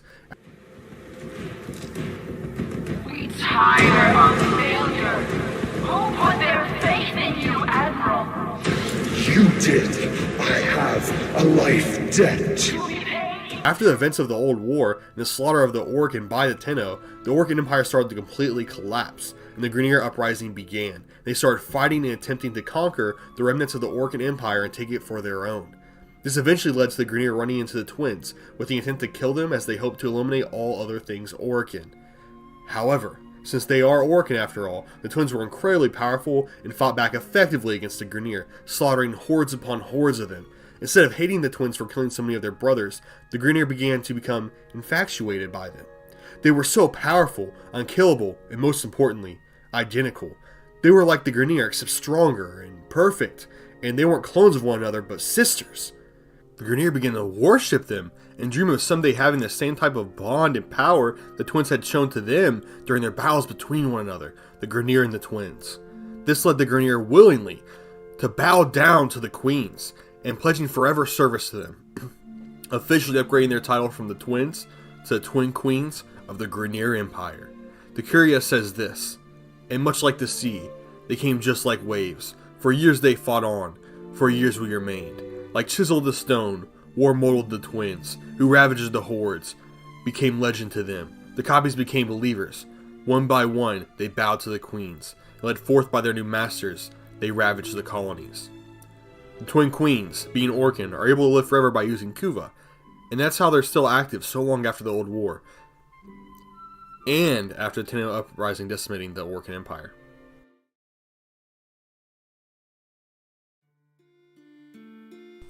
Even though the twin queens were worshipped for their identical looks, ridiculous power, and connection as sisters, when we officially encounter them for the first time on Warframe, they look nothing alike one another.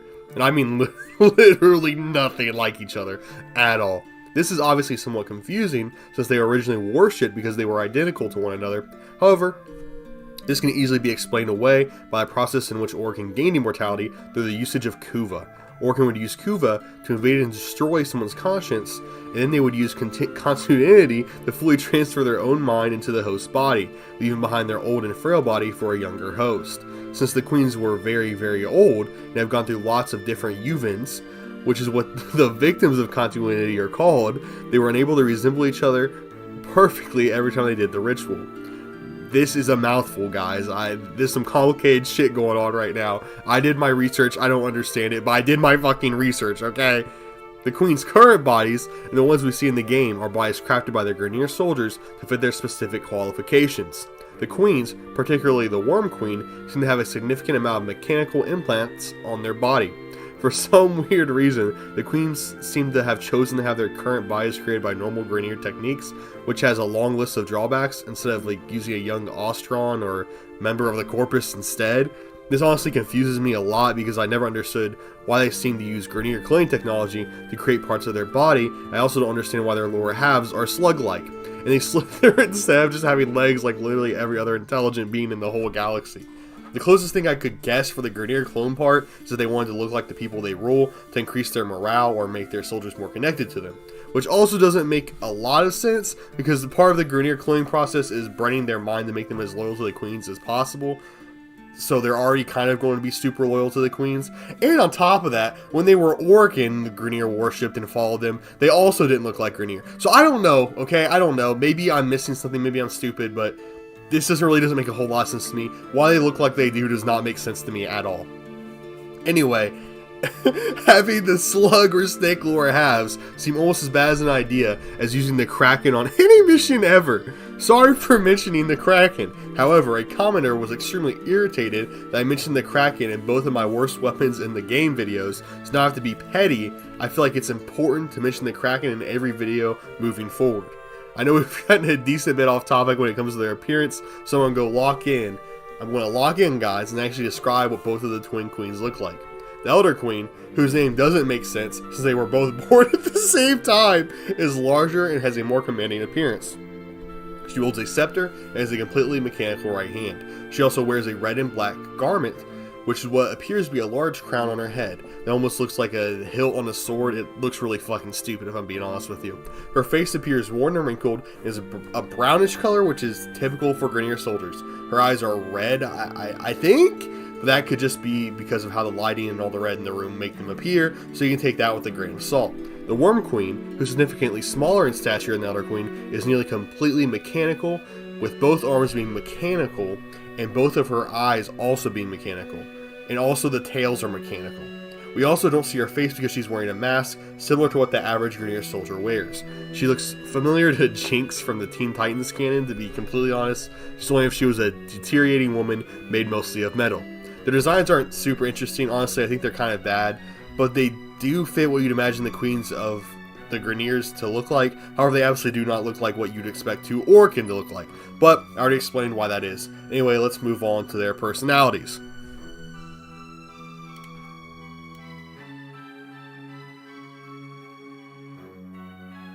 The Twin Queens share similar traits to the Grineer soldiers, only exaggerated completely to the max. They enjoy causing suffering in others. It seems they especially enjoy torturing their own soldiers, which is rather insane. They constantly send threats towards them and threaten them with torture or even death if they didn't succeed in their mission, or do exactly as the Queen said. Let's see, a few announcements. All dogs found taking more than their allotted breaks will be integrated into this evening's protein slurry. One of the few Grineer soldiers who disobeyed the Queens and didn't receive any extreme punishment, meaning death or torture specifically, was Captain Vor. Vor was demoted by the Queens, but the fact that's all that happened does show that the Queens do hold certain soldiers in higher regard. Take the rail to Pluto. Vor is in command now. Captain Vor.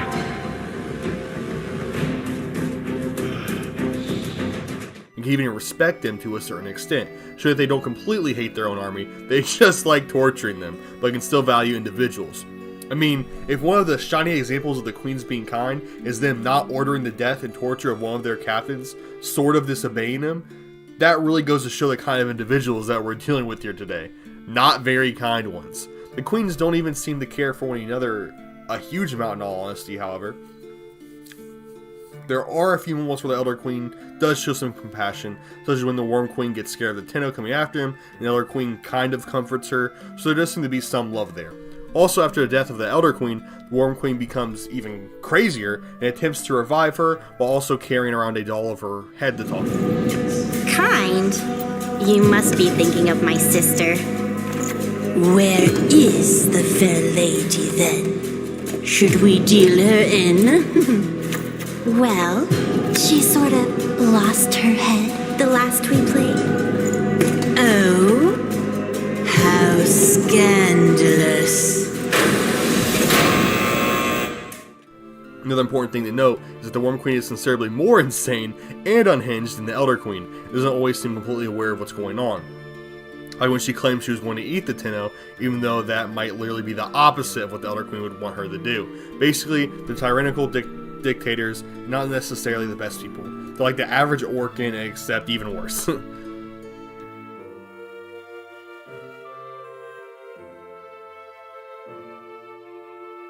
The first mention of the Queens is actually in the intro of the game, or at least the previous intro of the game, where the Lotus mentions that Captain Vor is one of the Queen's highest esteemed soldiers, and they sent him to eliminate the Tenno. The Twin Queens, the sisters, have sent their most beloved commander, Vor, on an urgent mission.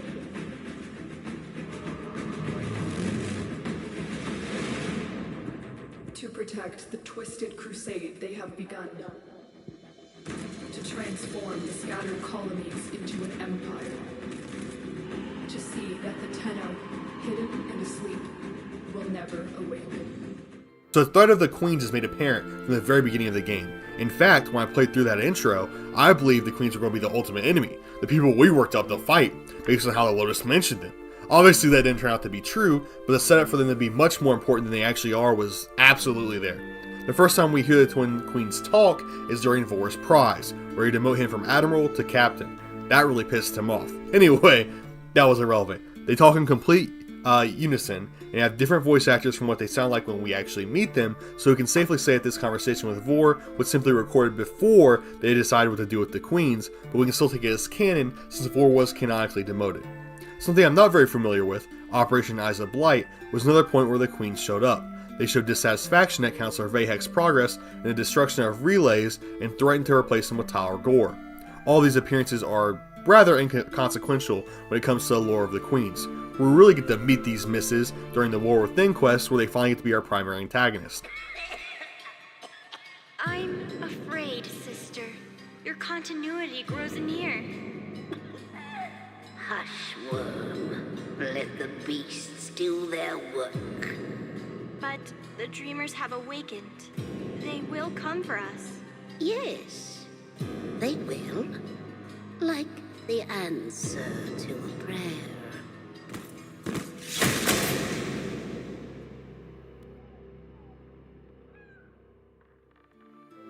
Now, this is honestly a really fun quest, and one of my favorites in the game. It really provides us a lot of background on the Orkin and Grineer, and a ton of important, really interesting, and fun lore. I'll give a summary of the quest here.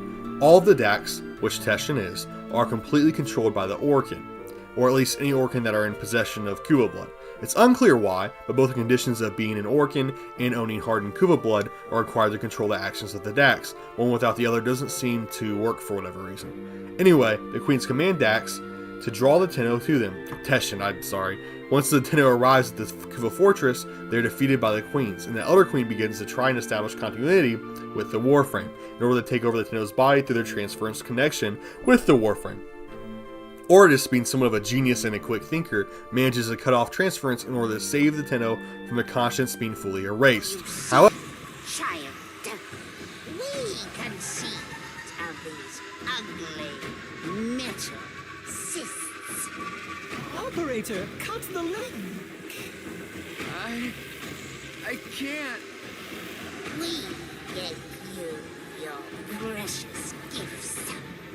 And now, just as easily, we take them all away. Cut the link! Transference over in 5, 4, 3.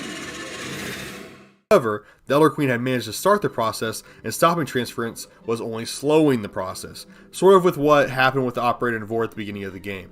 The Elder Queen was doing all of this so that they could continue their immortality through the body of a Tenno, who they saw as a powerful and worthy host, unlike the forever worsening conditions of Grineer clones.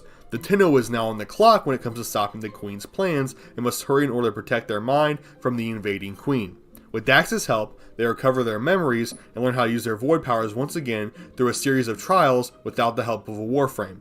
The Queens don't realize that Teshin is assisting the Tenno, and they also don't realize the power that the Tenno are returning to avenge their loss. They just know that the Tenno will either hide away and lose their body to the Elder Queen, or attempt to confront them at some point to stop the process of continuity. The Queens awaited the Tenno, somewhat prepared for them to put up a last effort. However, they didn't expect the Tenno to come back with full control over the Void. The Tenno slaughters the Queen's guard and easily dispatches a Teshin that was commanded to fight them against his will. The Queens must now defend themselves, and they are in no shape for fighting, especially the Elder Queen, whose body is deteriorating before our very eyes. The Tenno rips away the Kuva staff from the Elder Queen, and that releases Dax from control of the Queens. Now Tenno has allowed 3 choices. Allow Teshin to execute the Elder Queen, execute her yourself, or leave her be, and let her rot to death in her own filth. The choice... What are you waiting for, Dax?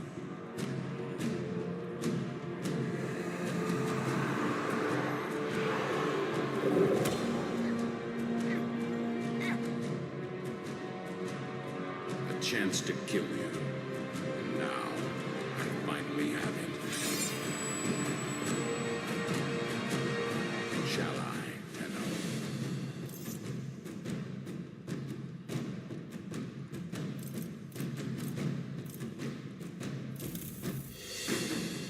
Kill her.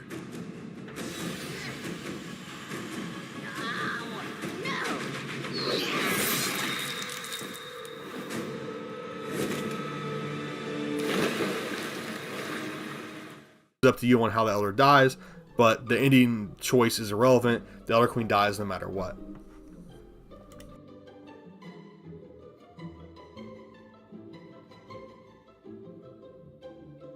The death of the Elder Queen, my interest, and I'm guessing the interest of everybody else in the Queens, significantly dropped. As I said earlier, the Worm Queen is a tad bit insane, and it's hard to imagine her accomplishing anything significant or being a major threat without her older sister there. I mean, the plan to take over Tenno's body was completely the Elder Queen's idea, and the Worm Queen seemed to lack awareness of what the plan actually was at any given moment. After the death of the Elder Queen, the Worm Queen seemed to become even less mentally stable, and she began talking to a dummy head that represented her. She spends most of her time now attempting to find a way to bring her sister back, since because of her Orkin and Kuva using background, she technically isn't completely dead yet, and it will take a significant amount of time for the Elder Queen to not be revivable. That's likely why the Worm Queen is attempting to gather so much Kuva after the death of the Elder. Also, sorry for saying Elder and Worm so much, we just don't know their actual names, and it's unlikely that any Grineer do either. Hell, they even could have forgotten their own names after all of this time. After the war within, there really isn't a ton of relevant lore about the Twin Queens. The Worm Queen goes on to create Kuva Licks and invade the Zarimon when it reappears. However, her role in that story is insignificant.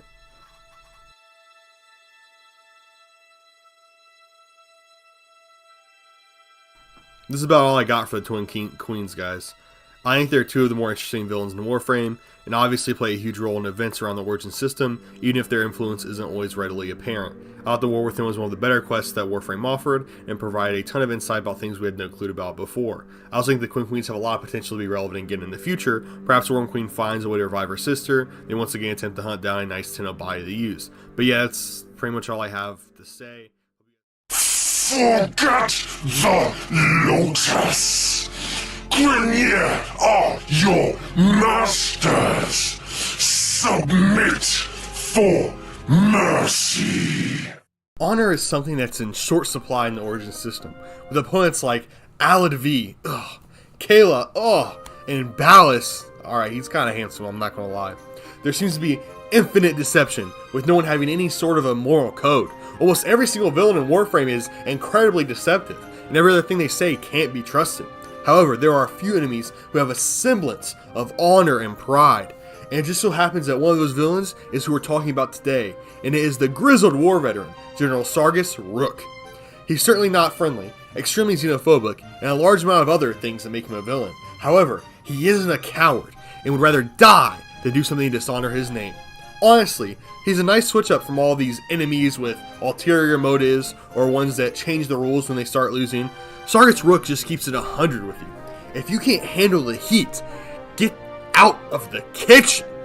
Get it? Because he has a big fucking flamethrower for an arm. Get it? Sargas Ruk is more of a mech suit than a Grineer, for being completely honest here, and that causes him to have one of the coolest designs of all Grineer, in my personal opinion. His body is nearly all mechanical, with the only Grineer being more mechanical than him. It's being Councilor Vay Hek, who is a robot, who is literally, I mean, he's just a face, guys, it's just Councilor Vay Hek, he's a face. Anyway, Rook's right arm is a giant flamethrower, and he has a massive vent on his left shoulder that assists in the functioning of said flamethrower. He wears a completely orange body armor, and he has a mechanical left hand and mechanical legs. He also seems to have replaced his eyes with a singular, more powerful mechanical eye that's bright yellow. While being mechanical is a choice among most Grineer, because it makes them much more powerful, I feel like Sargas Ruk is partly this mechanical because of his age. He led the conquering of Saturn, which causes me to infer he's of a very advanced age, likely requiring him to use significant mechanical enhancements in order to keep on living. When it comes to personality, Sargas Ruk probably has a similar mindset to your grandpa. Hates immigrants, has a strong sense of family pride, and is old.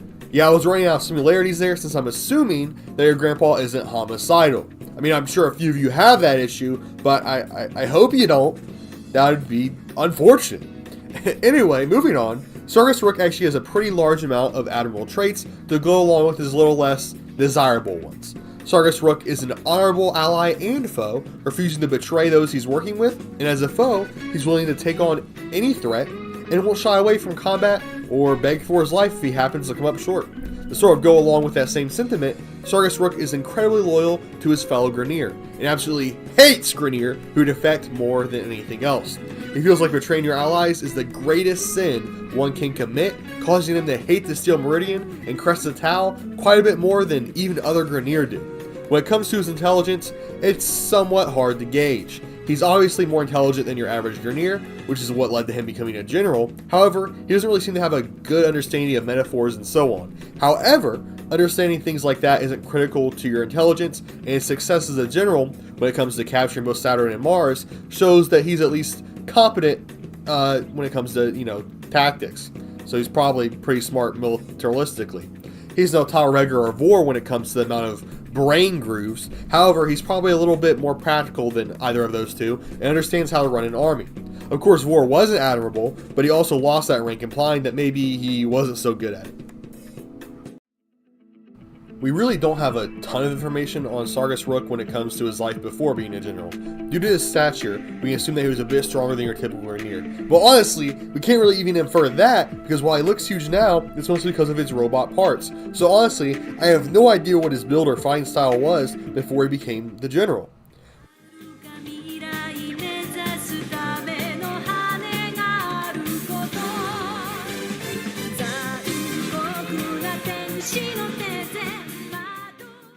My best guess is probably a Bombard because of the explosive ways he uses his flamethrower, or maybe even just an Arid Lancer, even though that would be unlikely since he's known for capturing Saturn. Anyway, that's not the point. The point is that Sargas Ruk somehow succeeded extremely well in the Grineer conquering of Saturn, which led to him being promoted to general. Besides for that, we have almost no details on his rise to power. Before we get too far into all of the major accomplishments and story presence Sargas Ruk has had, which is surprisingly more than I thought, let's talk about some of the more minor things he did earlier in his career, before we as the Tenno really knew who he was or interacted with him. One of the most important pieces of lore, in my opinion, that really tells us the kind of man that Sargas Ruk is how he reacted to Councilor Vay Hek wanting to rehabilitate the Grustrag 3. When Vay Hek charged Dr. Tengus with making the Grustrag 3 fit for combat, Sargas Ruk sent an angry letter to him, talking about how they betrayed their brothers, and more importantly, killed soldiers that were under his command, meaning that he should get to pick their punishment for insubordination. The letter reads, "Releasing the Grustrag 3? Tell me this rumor is a lie. Tell me you have not forgotten those defects cost me. Traitors must be eradicated, but you think they can be rehabilitated? Arrogance. If it was up to me, Grustrag and everything in it would be ash. No doctor can cure disloyalty." I think this letter helps show us how important loyalty is to Sargas Ruk, and unlike a lot of Grineer, being powerful isn't an excuse to treat your fellow brothers like shit. He was angered at the soldiers he lost and wanted the Grustrag 3 to be punished. Unfortunately for the entire galaxy though, Councilor Vay Hek outranked him and decided to send the 3 to Tengus to be reformed into insane killing machines, hell-bent on killing the Tenno, and sometimes fellow Grineer if they got bored. Another example of Sargas Ruk caring about his soldiers is when his team doctor, aptly named Doc Thul, wasn't able to save one of his men. As punishment for failing, he donated the soldier to Kela to serve as an executioner. As a side note, Doc Thul became favored by his fellow executioners for being one of the few who specialized in healing and not killing. The first major part of the story that Sargas affected was the event known as the Great Divas Dilemma. Now, I'm going to go ahead and assume a lot of you have never heard of this event before now, because I also hadn't heard of this event before creating this video, and I've been playing Warframe for nearly 10 years on and off at this point. That's because this event took place super early in Warframe's lifespan, all the way back in 2013. And on top of it being that early, the event only lasted for 6 days. So throughout this entire section, I won't be talking from personal experience on this event, just what I could look up and figure out about it. So if there's some gaps missing, I apologize. And for everyone that has been playing since before this event, feel free to drop some interesting knowledge that you've picked up about this game throughout all of your years of playing. The Divas Dilemma saw Tenno having to choose between supporting the Grineer and the Corpus in a major conflict taking place primarily on Mars. V, who had control over Mars at this point in the game, had found ancient orc and cryopods that were holding warframes inside of them on the planet Sedna. which he then had transferred to a Corpus-controlled Mars.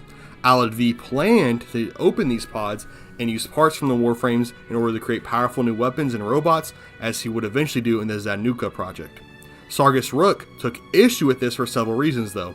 First off, the Corpus snuck onto Grineer territory to actually get those Warframes, making Sargas Ruk feel as though they were stolen from him. And on top of that, the Grineer and Corpus had made a treaty not to use ancient Orcan technology in their war with one another. And seeing as Alad V was planning to use the Warframes to create weapons, that was yet another issue. Unfortunately, things aren't this cut and dry. I was actually unable to find a definite source on if the Warframe cryopods were originally found on Mars or Sedna. On the Warframe Wikipedia for Sargas Ruk, it claims Sedna, while the wiki for the event itself claims it was found on Mars, while a Reddit post I found from 2015 claimed that it was found on Mars, and then the Wikipedia page I looked at didn't tell me what planet it was found on at all. And then I also went on some other Reddit users and forums, and it seems no one knows where the hell these cryopods were. I think a lot of people are just taking the information they see in the Wikipedia, and then they're like writing those down in their posts, which just makes it more confusing for me, because I don't think a lot of people have actually played this event. So if you played this event and you for some reason remember where these cryopods were, let me know in the comments below. It's either Mars or Sedna, that's what I'm for sure in. What I'm confident in saying though is this: the cryopods were found in Grineer territory and then were taken into a Corpus-controlled territory on Mars. After hearing about the stolen cryopods and Alad V's plans with them, Sargas Ruk demanded they be handed over, and if Alad refused, he would use the entire power of the Grineer fleet to come take them. In fact, Sargas Ruk made it clear that he wasn't planning on just taking the Warframes. He intended to capture all of Mars and force the Corpus out. Alad V refused the demand to return the cryopods, and as a result, one of the biggest conflicts between the Corpus and Grineer throughout the entirety of the game broke out. Both Sargas Ruk and Alad V reached out to the Tenno for help in this scenario, and it was up to the Tenno to decide who they would rather support. Lois would send us this message, telling us that she won't help us choose in this dilemma. I don't know how to do a girl voice. Girl voice actors, hit me up. Tenno! No, I'm not going to do that. Okay, never mind. We're just going to talk normal. Tenno, we have a situation developing. Alad V and his Corpus troops were on the verge of capturing a long-lost group of Tenno still locked in cryostases. Things escalated quickly when Sargas Ruk of the Grineer discovered the plan and demanded the frames for himself. Alad V refused, so Ruk ordered his territory confiscated. Fighting broke out a short time ago. At this point, either side can win, and only we could tip the balance. Tenno, I cannot in good conscience tell you who to support in this conflict. If you choose to support Sargas Ruk, you can save the sleeping Tenno, but the Grineer will grow even stronger. Fight for the Corpus and weaken Grineer supremacy, but our comrades fall to the mercy of Alad V. We had two choices: to help Sargas Ruk capture and control Mars in exchange for the safety of our fellow Tenno, or keep Mars from being enslaved and exploited by helping Alad V. Well, more exploited and more enslaved than the Alad V has already done. Anyway, that would also allow Alad V to have the Tenno in the process of doing so. After 6 days, the event was over and ended in a glorious victory for General Sargas Ruk. All of Mars was now under Grineer control, and Sargas Ruk allowed the Tenno who assisted him to take their brethren off the planet without resistance. This mission also helped show further insight into the personality of Sargas Ruk. When siding with him, he showed enjoyment in fighting alongside the Tenno, often talking about our shared enjoyment in the death of Corpus soldiers, and sending compliments the Tenno's way on their fighting capability. That's right, Tenno. Now we fight together. Now we crush the greedy milk from their skulls. The Corpus will pay for their crimes with their useless lives. You shoot well, you cut well, you serve me well, Tenno. Tenno, of course you side with us. Of course, the Grineer are your best option. We share your joy in Corpus death. Siding with the Corpus, Sargas Ruk would bring up how the Tenno are betraying their own kind and try to convince them to come to his side in order to preserve the existence of the Tenno. seeming somewhat bewildered that he would ever even side with Alad, the man planning to kill and experiment on the Tenno. That's what Tenno so willing to sacrifice your own, so willing to help those greedy worms, so willing to die for worthless cause. Attention, Tenno. It's not too late to change sides.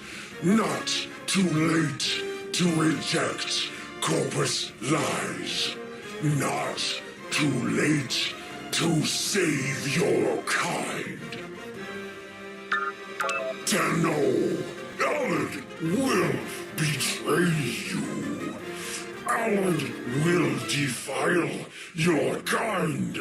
Alad will bleed from his selfish eyes as I crush him with your metal corpse. Honestly, I'm with Ruk on this one. I'm not really sure how anyone would have sided with Alad. I mean, Alad sucks, like, really, really hard. And not like in the good way.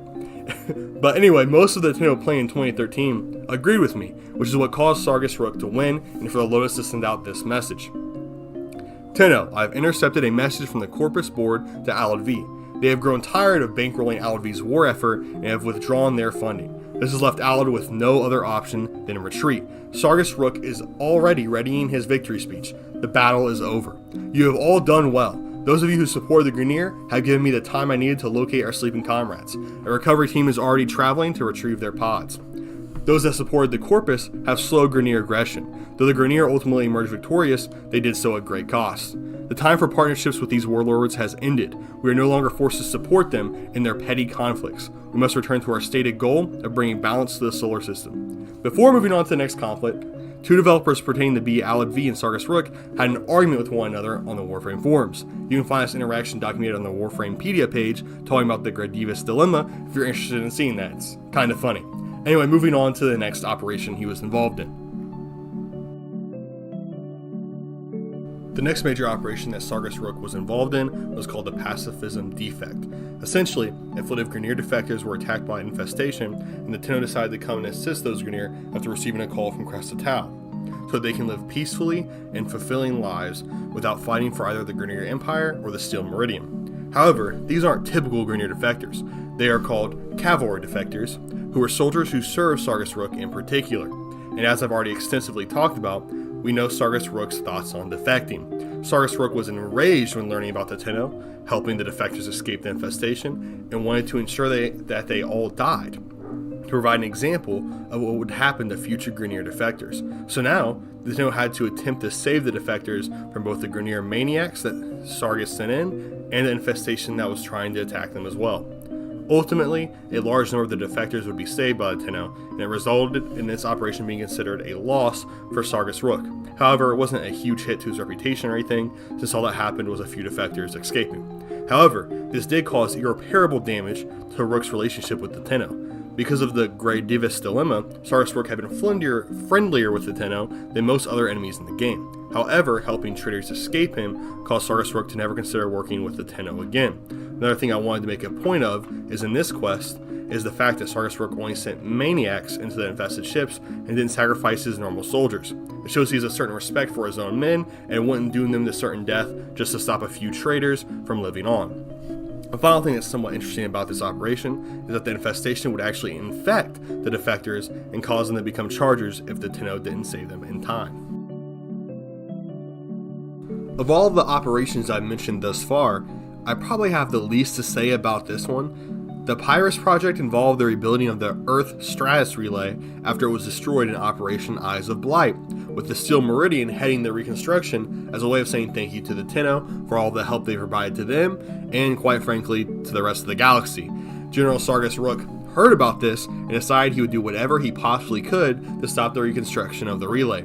During this mission, it is revealed that the Steel Meridian leader, Thaym, was originally one of Sargas Ruk's top captains, which was a good explanation on why he wanted to stop the reconstruction of the relay. Since the Tenno have now worked with the individual he hates most in the world twice, being Cresta Tau, he's decided he also hates the Tenno, and wanted more than anything to hurt both the Tenno and Cresta by putting a stop to the reconstruction plans. Ultimately, Sargas Ruk badly fails and loses a large number of Grineer ships and soldiers in an embarrassing loss to the combined forces of the Steel Meridian and the Tenno. General Sargas Ruk hasn't seen much action in recent time, with his most relevant part in the Warframe story recently being when he thought the Sentients and Tenno were actually on the same side and ordering his men to attack both.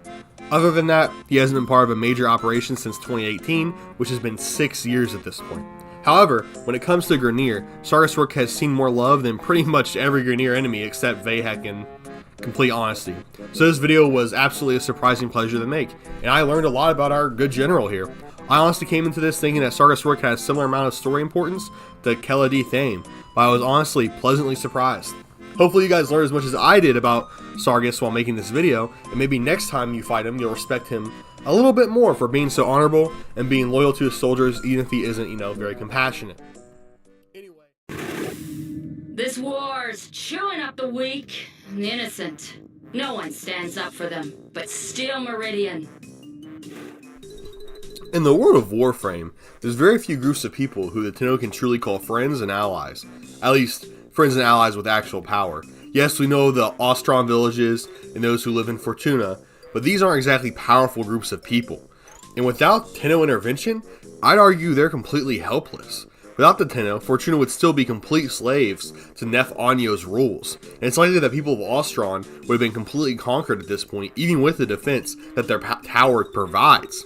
I'm sure you're seeing my point here. Factions, being the most obvious point of Tenno help, are generally rather useless without actual help from the Tenno in the first place. I mean, just look at the Entrati family. Things wouldn't be going so well over there without the Tenno.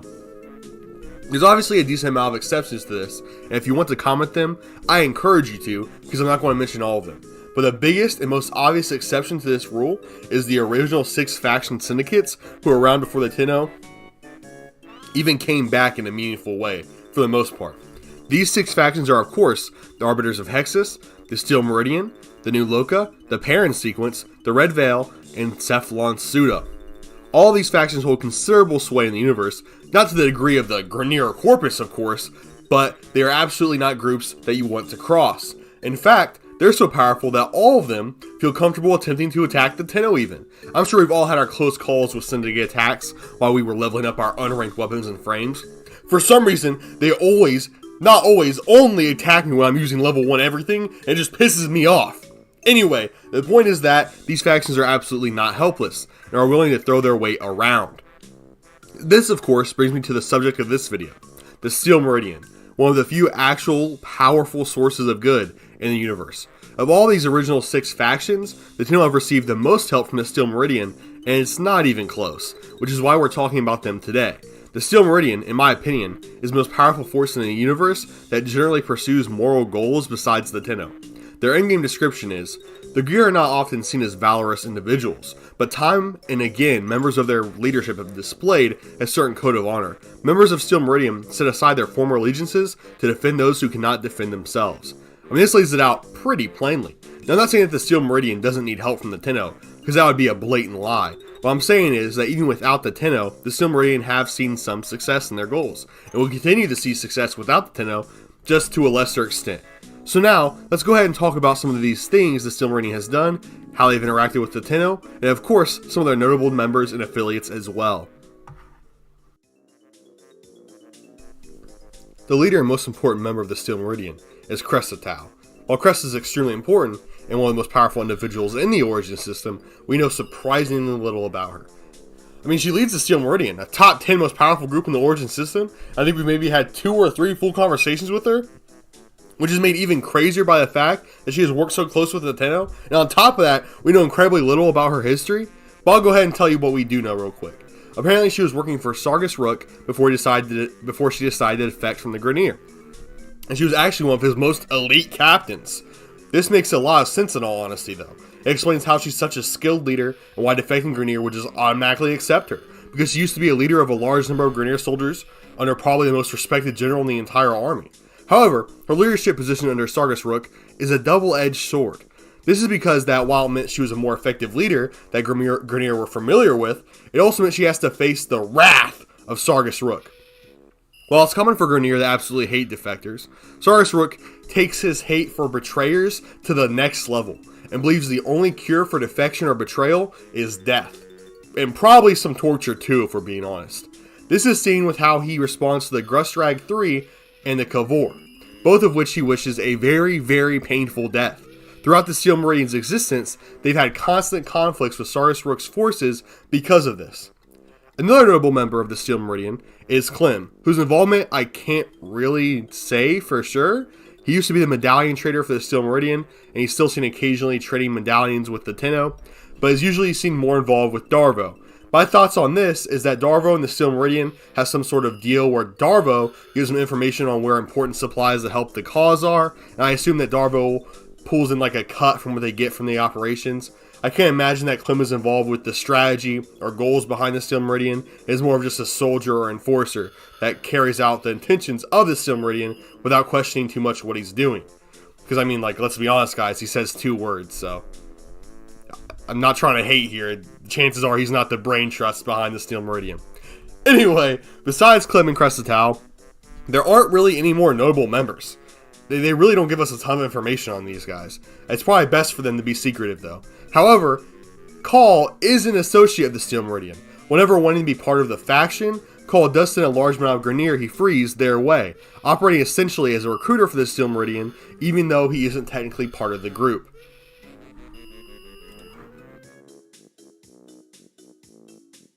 The 3 biggest operations that the Steel Meridian are involved in, that we know of, are Rathuum, the Pyrus Project, and the Pacifism Defect, all 3 of which are morally good operations that showcase the righteousness of the Steel Meridian. The Pyrus Project is when the Steel Meridian offered to help restore the relays that were destroyed by Councilor Vay Hek and the Fomorian Fleet. I honestly don't think there's ever been a situation in the entire history of Warframe where a group besides the Tenno did something as helpful as rebuilding an entire relay.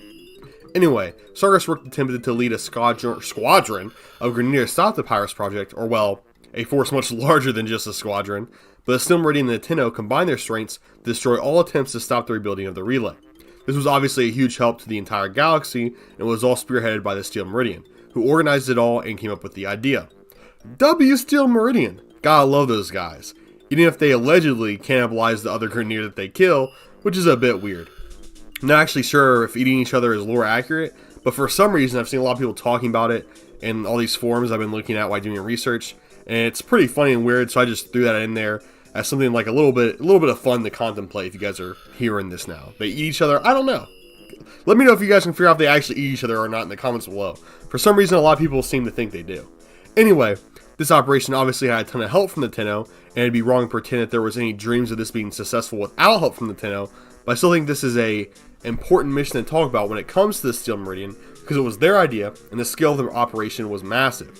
So while they maybe didn't have the means to protect a huge space station against the strongest force in the universe besides an armor, they did have the resources to build it, and the connections to protect it. And once again, this is one of the very few situations where someone is helping out the Tenno. I mean, the relay being reconstructed will assist nearly everyone who's not Grineer, even the Corpus to an extent, but still, it's primarily made for the Tenno. Funnily enough, Sargas Ruk sent the Grustrag 3 to stop the reconstruction of this relay, even though they have also betrayed the Grineer. No matter what, Sargas Ruk took a small win in this situation, with either the Grustrag 3 getting killed, or a large amount of Steel Meridian getting killed. And well, he got both of those things, even if he didn't actually manage to stop the relay from being constructed. Anyway, enough yapping about the Pyrus Project. I feel like that I've been a little repetitive here, but I just wanted to really get across the amount of strength and influence it takes to rebuild something like a relay, which just shows the Steel Meridian's power. But let's talk about the Pacifism Defect for a bit now. The Pacifism Defect is a quest centered around the Kahl Defectors. The Kahl Defectors are a group of Grineer who left the Grineer Empire and are seeking a life without having to fight, hence the name of the quest, the Pacifism Defect. Anyway, a large amount of these defectors came from the army of Sargas Ruk. We all know how much Ruk hates defectors. While fleeing from Ruk, the Karvos defectors somehow ran into the infestation in the middle of space. I mean, I don't really know how they managed this. Maybe they ran to a derelict ship or something, but even then, why would they do that? Like, you have to see the ship full of infested coming towards you, right? I guess the game isn't really too clear on how Infestation got on the ship, but somehow the Carvos defectors were completely overran with Infestation. Because of this, the Steel Meridian stepped in and then requested help from the Tenno to help evacuate what survivors there were after an infected outbreak. After some initial success, Sargas Ruk got kind of pissed since he was hoping the Infestation would kill all of the defectors, so he sent in Mannix to help fight against the Tenno and Steel Meridian. To make things quick, since this script has been destroying my brain cells, I've been grinding too hard recently on content, my brain's like hemorrhaging, I've actually been kind of sick, I don't know if you guys can tell in my voice, but I have a little bit of a cold going on for the past few videos. It's just like I've been dying, guys. Anyway, the Steel Meridian and Tenno were mostly successful, and saved a large amount of the Carvos defectors, who now live peacefully under the protection umbrella of the Steel Meridian. The final operation that we know a lot about, Rathuum, that the Steel Meridian are heavily involved in, is just as morally righteous as the other two. Kela Thaym, check out my video on her. Like and subscribe, baby. W plug.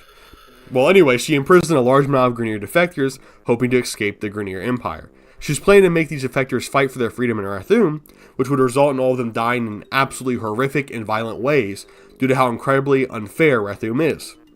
The Steel Meridian reached out to the Tenno and asked them to take the place of the defectors in Rathuum, which eventually led to the death of Kela Thaym, because after the Tenno were successful in Rathuum, she claimed they were cheating and she was going to kill the defectors anyway. In the end, the defectors were saved and taken in by the Steel Meridian. Besides for these three larger operations, the Steel Meridian are of course completing all sorts of smaller operations that don't get named to fight back against injustice in the galaxy. Particularly Grineer injustice.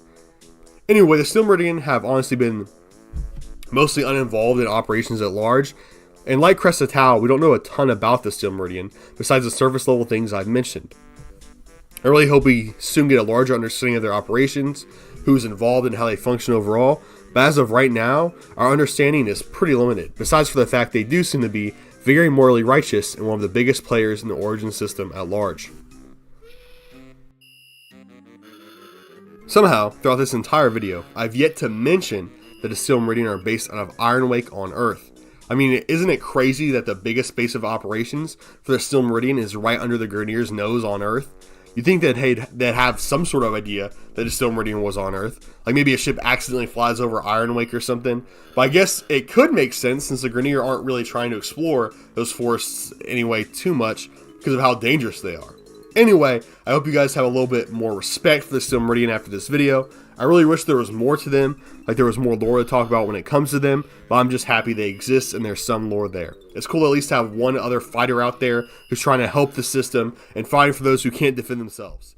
But, as I always say, Grineer are known for their over-aggressiveness, for being ruthless, and for generally hating everything non-Grineer, and occasionally hating everything including fellow Grineer.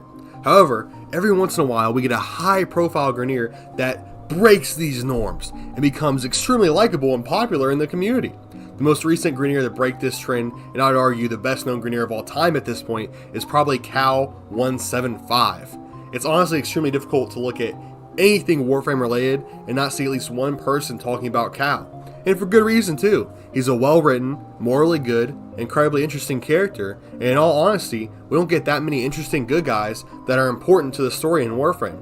That's why all of my videos up to this point have been on villains, because generally, they are in my opinion a lot more interesting and have a lot more lore behind them. Not to bash all of the good guys, because there's of course some good ones, but I feel like the villains are generally the most memorable characters in this game. However, Kahl isn't the first Grineer to break the trend and become an important ally, and as you guys can probably guess by now, I'll be talking about our first true Grineer good guy, the legend Clem. Now the first part of this video will actually be talking about who created Clem and why Clem exists, because that story behind his creation is honestly, in my opinion, more important than his actual story within the lore of the game. Anyway, let's go ahead and talk about how he came to be. Before I get into it, I want to say that I wasn't into the Warframe community during this, because this happened 11 years ago. So if I missed something or don't perfectly represent everything that happened, please let me know in the comments. I'm just going on based like what we have archived. Also, just let me know what you thought of Clem if you're a vet, whether you thought the meme was awesome or annoying. Something a lot of you newer players might not know is that Clem isn't a character originally created by Digital Extremes. It was actually created by a huge Warframe fan that went by Data Reaper. and they also went by Viscera Reality. So you might be wondering what inspired Data Reaper to create Clem, and it's honestly something you wouldn't really expect. Back in the very early days of Warframe, the Grineer didn't have their own language, it just spoke like normal people during battles. However, in 2013, Digital Extremes started to have Grineer talk in their own language, causing them to sound significantly different, and often like they were speaking nonsense to players experiencing the update for the first time. One of the new words that they began saying was actually Clem, and one of the most common phrases for a Grineer Lancer to yell out while in battle was "Get Clem." Now chances are, Clem is probably just the Grineer way of saying them, because that makes the most sense with the phrase "Get Clem." And I mean, the Grineer language isn't exactly like well crafted. It's not like Klingon or something, or even like the languages in Monster Hunter, which is one of my newest videos that you should go check out. Like and subscribe. But anyway, lots of new players started making memes about this Clem phrase, saying that it sounded like the Grineer were yelling for reinforcements from a Grineer called Clem, or even possibly yelling out that it might be Clem attacking them. Anyway, Data Reaper decided to take this meme to the next level and actually created an entire comic strip depicting Clem and giving the character some lore and history. Now, Data Reaper didn't create this lore alone and used some of the other popular memes floating around the community at the time to form Clems. The biggest of these being a forum post depicting a Grineer waiting at the exit with Tenno without attempting to attack them.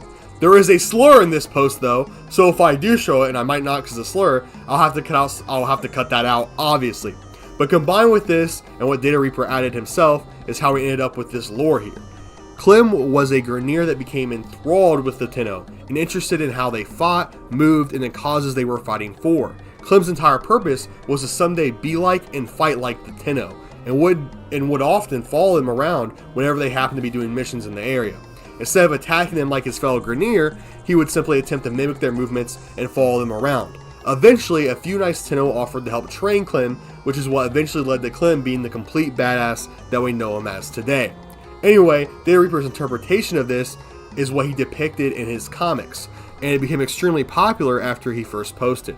Data Reaper would continue to create several other comic strips focused around Clem, and it eventually became so popular in the Warframe community the developers of the game actually knew who Clem was in 2014, just a year after his initial creation.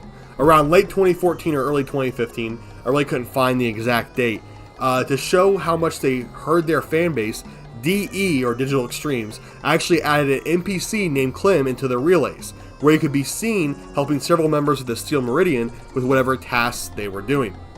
Doing this only enhanced Clem's popularity and caused him to rise to peaks never seen before by a fan-made character, at least never seen before in Warframe.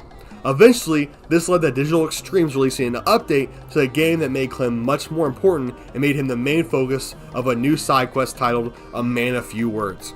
I won't get too much into the actual missions behind this quest in this section, since right now we're talking about how Clem came to be, which I guess we actually covered pretty well. Just to throw this in here, because this is important, Data Reaper also inspired the creation of the twin Gratas that Clem currently used, by giving him twin Gratakas in the comic strips before they actually existed in game. So Data Reaper was actually responsible for Clem existing in the game, the twin Gratakas, I can't say it, and even a melee weapon called the Croning. However, it wasn't relevant to Clem in any way. I just wanted to throw in there that he created 3 different things that are in the game now, which is pretty damn impressive for just a fan. Now before moving on, I think it's super important to mention that Data Reaper, whose real name I believe is Alexander, passed away 2 years ago. This is obviously incredibly tragic and very sad. However, at least he passed away with a legacy. Clem is an iconic character in Warframe, and his legacy and creations live on even if he doesn't. There's also a memorial dedicated to him behind the fort in Ironkeep. Remember to look out for your loved ones and, keep them safe, because, tragedy can strike at any moment. RIP Data Reaper, thank you for making the game we enjoy so much a little bit more fun. It's awesome that, your legacy lives on with Clem and that he's such a lovable and liked character in the Warframe universe that you valued so much. Thank you so much, man. So up to this point, we've literally mentioned nothing about Clem's actual purpose in the game and what he does. So that's what we'll briefly cover here. The reason I say briefly is because there really isn't a whole lot of lore actually here, which is why I went into how Clem was created first, because I felt as though it was more important. Clem was actually first introduced into the game as just another member of the Steel Meridian, which actually tells us a decent amount about his history. At some point, as all Grineer do, Clem was working for the Grineer military. However, for some reason, he ended up defecting or being kicked out, and it's actually hard to know which. The reason I say this is because Clem is naturally shorter than other Grineer and has a lot of trouble speaking, likely making him ostracized and often disrespected within the Grineer Empire. These defects could have led him to either leaving or getting kicked out of the military. Of course, this is just me making a guess on the reasoning. This isn't for sure canon or anything, it just makes the most sense. Anyway, immediately after leaving the Grineer, Clem can be seen working for the Steel Meridian and assisting them on their missions due to his elite ability as a fighter. While we don't know for sure, we can guess based off of his creation and the comics and all that good stuff that he likely received training from the Tenno to be able to fight so effectively at some point. Anyway, after working for the Steel Meridian exclusively for a while, it appears that Clem now splits his efforts between assisting Darvo and the Steel Meridian. I wasn't really able to find any information directly confirming how Clem and Darvo became so friendly, but it's likely because of Clem's contract work that he did for Darvo, and then building a relationship throughout the contracts. They became better friends, especially because Clem was so effective on these contracts.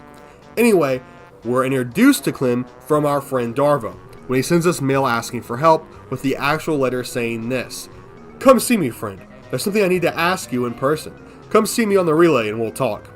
When we arrive at the relay, he lets us know what he needs, and what he needs for us is to save Clem from the Grineer, since he was caught while looking for an artifact for Darvo.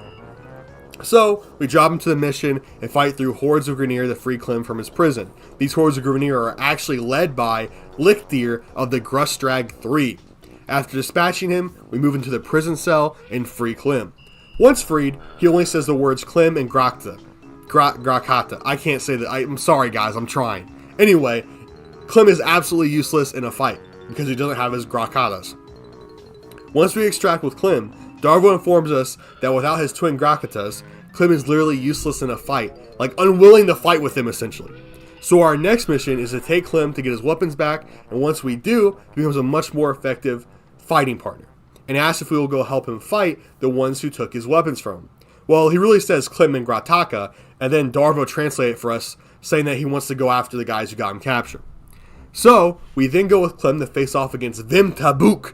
Tabuk, I love saying Tabuk, bro. That's like my favorite character in Warframe, just because his last name, Tabuk.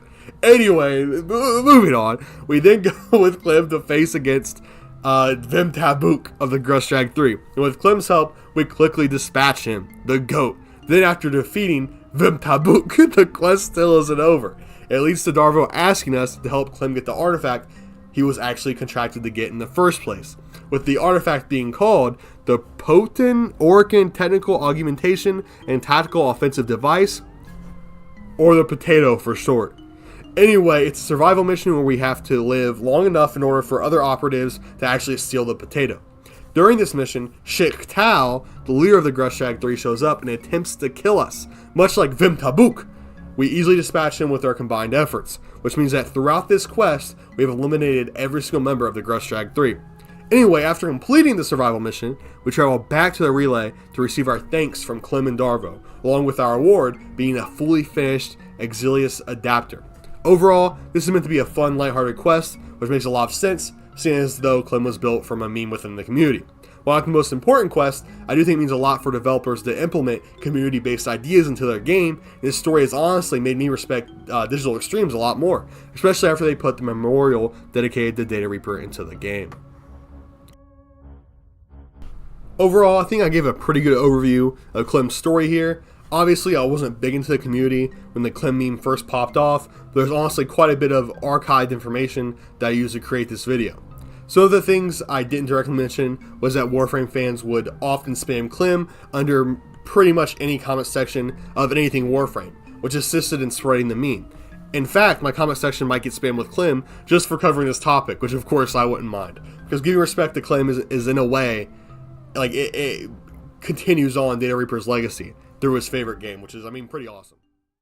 Even in the Warframe world, a fantastical sci-fi game with all sorts of insane villains, plot twists, and dark stories, there are very few, if any, enemies that would argue are completely evil and only exist to cause pain and suffering to others. Even someone like Ballas, who intended to destroy the entire Origin system, at least had a reason and a purpose to do so. I mean, it was an absolutely stupid reason, since he had already ruled the entire Origin system, but it was still a reason. But what if I told you that there was an entire group of people who only existed to slaughter, torture, and harm others, without any purpose to do so besides for their own twisted enjoyment? Well, there is a group of people with that intention, the Grustrag 3. I'm not even sure you can really even call them people.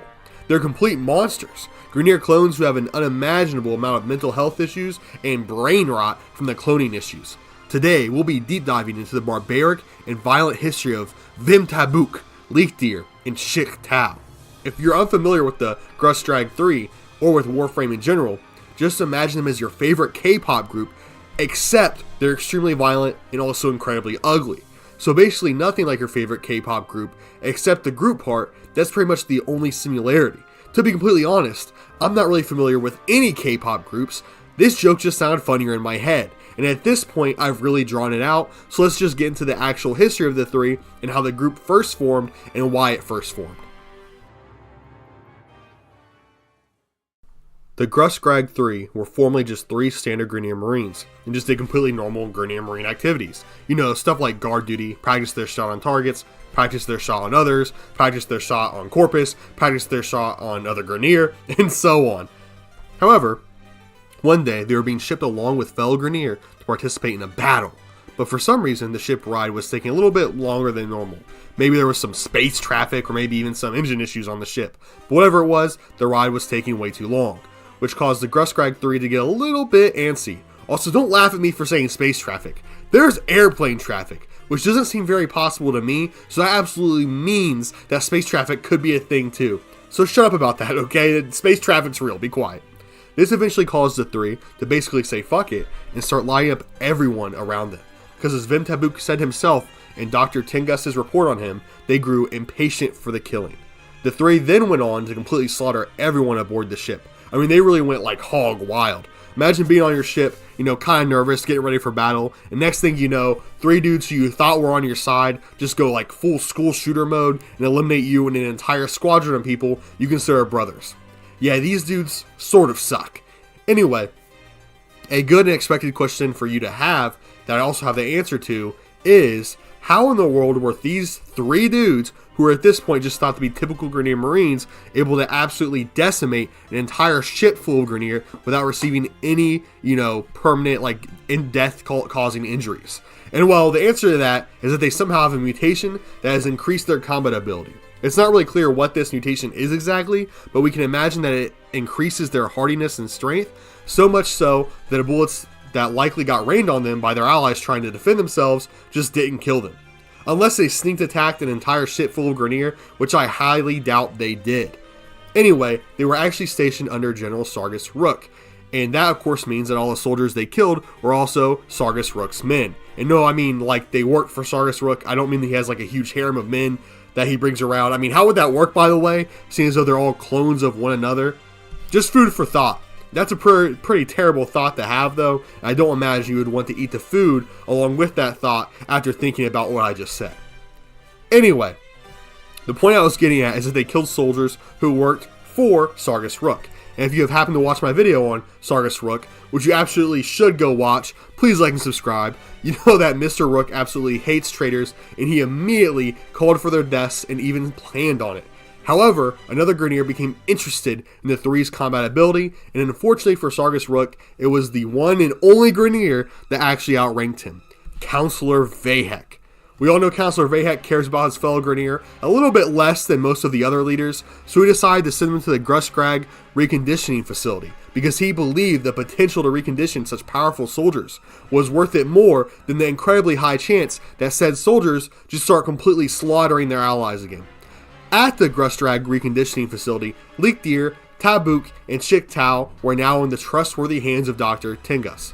Wait. Let me rephrase that real quick. At the Grustrag reconditioning facility, Lech, Tabuk, and Shik Tau were now in the hands of Dr. Tengus, the extremely diabolical and untrustworthy hands of Dr. Tengus. Like the most untrustworthy hands. Dr. Tengus literally pushed Vay Hek into a pit full of ghouls that tore him to shreds and caused him to be a flying robotic head. If you want to know more about that, check out my full video on Dr. Tengus. It's literally the most in-depth video on Dr. Tengus in all of YouTube. I'm being so serious. Anyway, that's now 2 plugs to my videos in one video. I'm not gonna lie, I'm kind of killing this YouTube shit. You should like and subscribe. Did I just do 2 subscribe plugs as well? I'm actually getting insane at this YouTube stuff. Y'all need to give me credit. I am literally just elite. Okay. We've gotten kind of off track here, so let's get back into the Grustrag 3 now. Dr. Tengus saw a lot of potential in the 3 and was happy that Vay Hek sent them his way. After completing his initial evaluation of Vim Tabuk, Dr. Tengus sent this message to Vay Hek. Vim Tabuk, leader of the Grustrag 3, was committed after the group slaughtered all fellow Marines aboard a troop transport. Evidently, the ship took too long to reach battle, and the subject was simply impatient for the killing. Like his accomplices Shik, Tal, and Lichtir, Tabuk suffers from a rare cloning mutation. This makes him highly effective in combat, but completely unfit for duty. Recommendation: permanent incarceration for study. The subject's combat ability cannot be ignored. If the subject's aggression can be focused, he may yet prove a useful weapon. After a large amount of reconditioning, the 3 Marines became known as the Grustrag 3, and were released by Dr. Tengus to release havoc by the orders of Councilor Vay Hek. We honestly have no clue what their reconditioning process completely entailed, but what we do know is that it involves something called the Grustrag Bolt. The Grustrag Bolt is an interesting device that was specifically created to dampen the 3's effectiveness at killing Grineer. I'm not really sure how the bolt works specifically, but we do know it causes a 50% damage reduction on everything Grineer if it's attached to your body. And well, of course, Dr. Tengus put these bolts on the Grustrag 3 for obvious reasons. After further reconditioning in the usage of the bolts, Dr. Tengus informed Councilor Vay Hek that the 3 were ready to be set loose on the galaxy, with their only purpose being to hunt down and slaughter the Tenno. This was his exact message.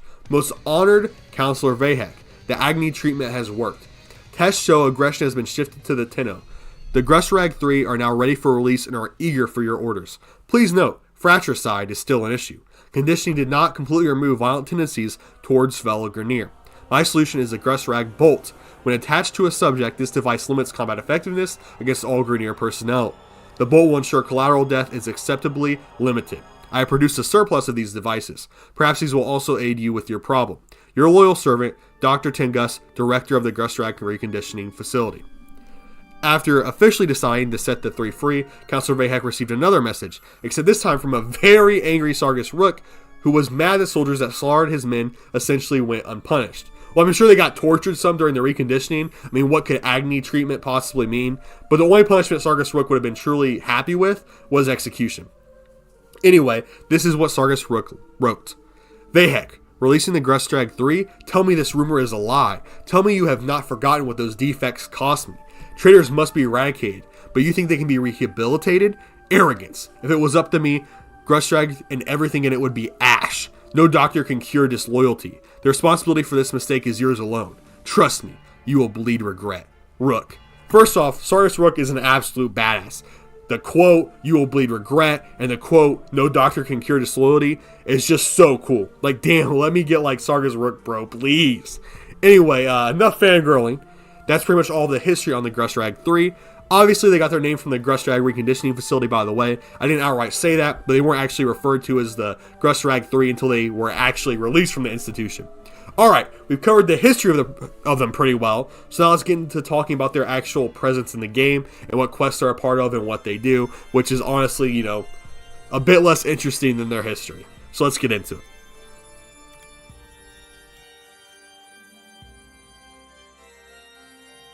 For as awesome as the lore on the Grustrag 3 is, they honestly don't make a ton of appearances in-game, and are honestly, in my opinion, an underutilized group of individuals.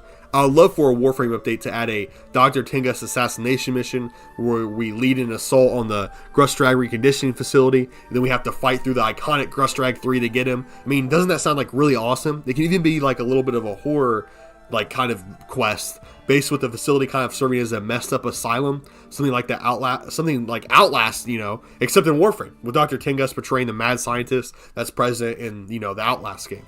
Anyway, that's enough fanfiction and hoping beyond hope for something cool to be done with Dr. Tengus. Let's go ahead and get into what the Grustrag 3 have actually done in game.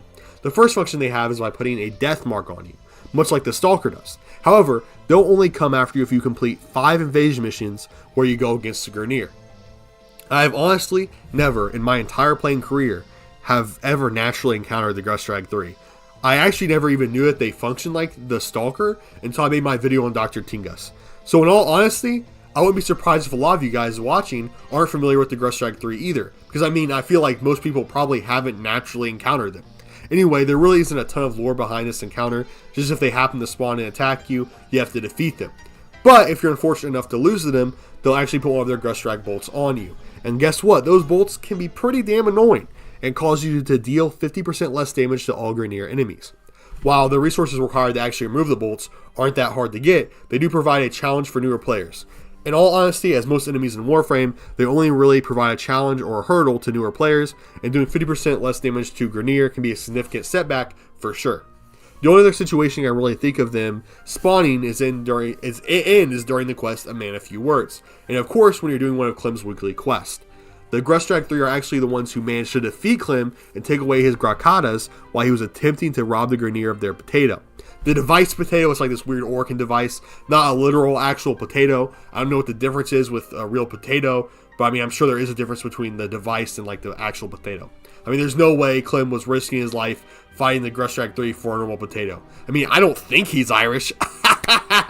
All you Irish people just got roasted. Like and subscribe, Irish people, I love you. Speaking of Irish, I someday want to buy a castle in Ireland, so everyone please like and subscribe. That's the ultimate life goal for me right now, to be completely honest. Anyway, throughout the A Man a Few Words quest, you have to fight through all 3 of the Grustrag 3 in separate missions, and then in Clem's weekly quest, there's a chance that one of the Grustrag 3 show up during it, but only one of them and not all 3 at once. Anyway, we don't really get a ton of information from their actual involvement in the game, so this section honestly didn't add as much as I thought it would. Let me know some of your favorite Grustrag 3 moments in the comments below, so, you know, I get more interactions with my video, as our chance of blowing up and I can get famous and rich. Thank you guys. Anyway, let's move on to a lot of people consider the Infestation to be the most terrifying creation in the Origin system. A hive mind with its only goal being to grow by consuming every single living thing it comes into contact with. A goal that seems so mindless, but one that's executed with such ferocity and relentlessness that it instills fear into the entire galaxy. Not even just the system, the galaxy. However, the Infestation does suffer several weaknesses that cause it to be somewhat less intimidating than what that description makes it seem like. First off, the most powerful creatures in creation, the Tenno, pilot the perfect weapons to completely call and slaughter the Infestation. Warframes, being infested pieces of equipment themselves, are completely resistant to corruption and have been the ultimate driving force to limit the spread of the Infestation. This extreme calling has kept the Infestation, besides for a few instances, of ever growing an intelligent enough hive mind to actually understand the tactics of war and be able to properly invade and attack population centers. Most examples of powerful infested forces that we see are leftover clumps of the disease from during the Old War, such as Lephantis, Deimos, and to some extent the Jordas Golem. However, what if I were to tell you that was an enemy just as mindlessly ferocious as the Infestation, just as ruthless, and with their only intent being to kill, easy to produce, and was led and controlled by some of the most intelligent military minds in the system? If all those things were true, now I'd be telling you about the Grineer Ghouls, possibly the most intimidating enemy lore-wise in the entirety of Warframe. The only reason that Ghouls haven't completely swarmed the system is due to them being a relatively new creation, a creation that was funded by Councilor Vay Hek, but more importantly, created by the madman himself, Dr. Tengus. Tengus. Unlike most of the characters that I cover in this series, I think it's important to talk about who Dr. Tengus even is, and his relevance in the game before I start talking about his accomplishments and creations. It's very likely that a large amount of my audience on this channel has either never even heard of Dr. Tengus, or completely forgotten his mentions in the game. Due to the last time that he was even mentioned was in a Ghoul fragment journal, which was about 6 or 7 years ago at this point. I don't have the exact date, I looked it up on Reddit. And besides for his mention in the Ghoul fragments, his only other mention in the actual game was in the Once Awake quest, where he served as the primary antagonist. However, he was never actually seen in game. I don't believe he even has any unique voice lines, and most we get from him is some transmissions we intercept that he was sending to the Twin Queens. He does make an appearance as a leading character in a Warframe comic titled Ascension, though. Basically, what I want you to know about Dr. Tengus, before getting into what he's done in his personality, is that he's essentially Alad V, but Grineer, and with an incredibly dumb fucking name. Also, I will try to create a chronological line of events of what I believe Tengus has done. However, since there is so little information, this isn't 100% the right order, just my best guess at what the order is. I mean, we literally know next to nothing about this guy lore-wise. Dr. Tengus ran a facility called the Grustrag Reconditioning Facility. While we aren't sure of the day-by-day operation in the reconditioning facility, we can assume that Tengus attempts to fix, quotation fix, just making sure to say that, Grineer that may not be loyal enough to the Twin Queens, violent enough for combat, or whatever other mentally undesirable trait that Grineer soldiers may have. That's why when 3 Grineer soldiers, named Leektir, Shik Tau, and Vim Tobuk, I like that last one, slaughtered an entire troop transport ship of comrades, they were sent to the reconditioning facility. While at the facility, Tengus found that the 3 Grineer had a large amount of mutations that caused them to be much more powerful. However, they were also incredibly violent and didn't recognize allies. Or if they did recognize allies, they just didn't care. When Tengus asked Vim Tobuk why he slaughtered his allies, he simply said that the transport vehicle was taking too long to reach its destination, and he had grown impatient for the killing. Tengus then informed Vay Hek that he wished to keep the 3 soldiers alive so that he could experiment on them and take full advantage of their violent tendencies. The exact thing that he said to Vay Hek is this: Vim Tobuk, leader of the Grustrag 3, was committed after the group slaughtered all fellow Marines aboard a troop transport. Evidently, the ship took too long to reach battle and the subject was simply impatient for the killing. Like his accomplices Shik Tau and Leektir, Tobuk suffers from a rare cloning mutation. This makes him highly effective in combat, but completely unfit for duty. Recommendation: permanent incarceration for study. The subject's combat ability cannot be ignored. If the subject's aggression can be focused, he may yet prove a useful weapon. As you heard me just read, Tengus tells Vay Hek that if a way could be found to focus the aggression of the 3, they could become useful and powerful weapons. Since the Grustrag 3 are a threat we face in Warframe, that means that Vay Hek obviously supported Tengus' decision, and Tengus was able to somewhat recondition the Grustrag 3, as we can see in the next message he sent to Vay Hek, which states, "Most honored Councilor Vay Hek, the agony treatment has worked," which basically means the torture treatment. Test shows aggression has been shifted to the Tenno. The Grustrag 3 are now ready for release and are eager for your orders. Please note, fratricide, which means killing your friends, or brothers more particularly, fratricide is still an issue. Conditioning did not completely remove violent tendencies toward fellow Grineer. My solution is the Grustrag Bolt. When attached to a subject, this device limits combat effectiveness against all Grineer personnel. The bolt will ensure collateral death is acceptably limited. I have produced a surplus of these devices. Perhaps these will also aid you with your problem. Your loyal servant, Dr. Tengus, Director of the Grustrag Reconditioning Facility. This message shows us not only did Tengus manage to instill an unreasonable amount of hate towards the Tenno through his reconditioning, but he also managed to create a device that would be able to calm down and hold back members of the Grustrag 3 from slaughtering their allies when the Tenno aren't around. I think the Grustrag 3 are an excellent scenario that shows Tengus' beliefs and abilities. First off, it shows that he's incredibly intelligent. I mean, he managed to create an elite force of assassins trained to hunt down the Grineer's worst enemies from 3 Grineer who, for all extensive purposes, were more of a threat to fellow Grineer than any of their enemies at first. He also created equipment meant to just calm them down and control them, just in case they do attack their own allies once again, and even repurposed those bolts that he created in order to use them against the Tenno and affect their combat ability. This scenario also shows that he really doesn't give one single shit about his brothers or friends or associates. He didn't care at all if Grustrag 3 killed their allies. He doesn't even care if they kill more in the future, as long as they hunt down the Tenno effectively. Basically, this is setting up the mad scientist angle when it comes to Dr. Tengus, and it shows his lack of ethics and incredible intelligence. It also provides us the information that Dr. Tengus is directly under the command of Councilor Vay Hek, which is an important bit of information for a scenario that we will talk about later in this video.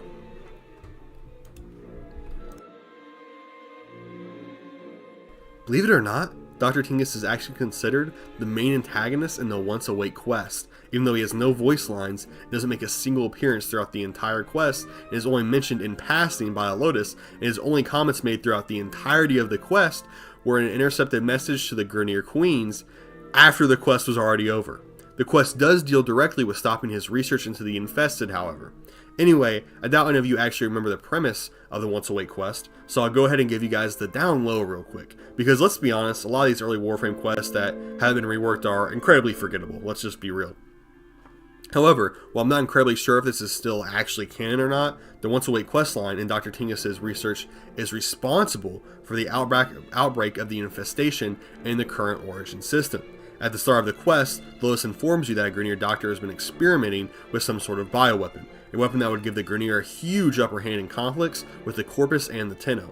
The Lotus then sent the Tenno to investigate the labs that Dr. Tingus was working in. However, while attempting to steal data from the Grineer, the Tenno and the Lotus are surprised that the Grineer turn their back on the Tenno threat and instead focus on something else. It turned out that Dr. Tingus was scared of the Tenno finding him, so to create a diversion for him to escape, he purposely released the infestation from experimentation labs while he ran away. This is absolutely insane. Dr. Tingus single-handedly reintroduced the infestation into the Origin system simply because the Tenno may have found and killed him, even though that would have been honestly unlikely since we weren't even looking for Dr. Tingus during that mission. This shows how incredibly selfish, cowardly, and traitorous Tingus can be. He allowed every Grineer in the lab base to die just to give him a chance to escape, a chance he likely would have had whether or not he released the Infested. After the Infested break out, the Lotus would later send the Tenno back to the base to blow up and eliminate every single living thing with a cascade bomb. And while the bomb did wipe out the infestation that was still on the base, certain infected organisms managed to escape and are responsible for most of the current infested breakouts that we deal with presently. After nearly dooming the entire system, including the Grineer, you'd think the Queens, or at least Vay Hek, would have some sort of issue with Dr. Tingus and maybe see him as a problem. Since you know, he almost killed literally everyone like I said. However, Dr. Tingus sent the most clutch work email ever. Like on some levels of bullshittery and shifting the blame that I've never even seen before. So I almost kind of respect it. But here's the email. I'll go ahead and read it in my sexy Tingus voice for all of you. I put in quotation marks here. I was going to wink when I said that, but I don't have face cam, so I just winked to myself. And also I'm not doing a voice because that was dumb and I'm not actually doing that. Anyway, here's the message for Dr. Tingus. My queens. It is my shame to report that Tenno interference has caused a breach of our infested lab on M Prime.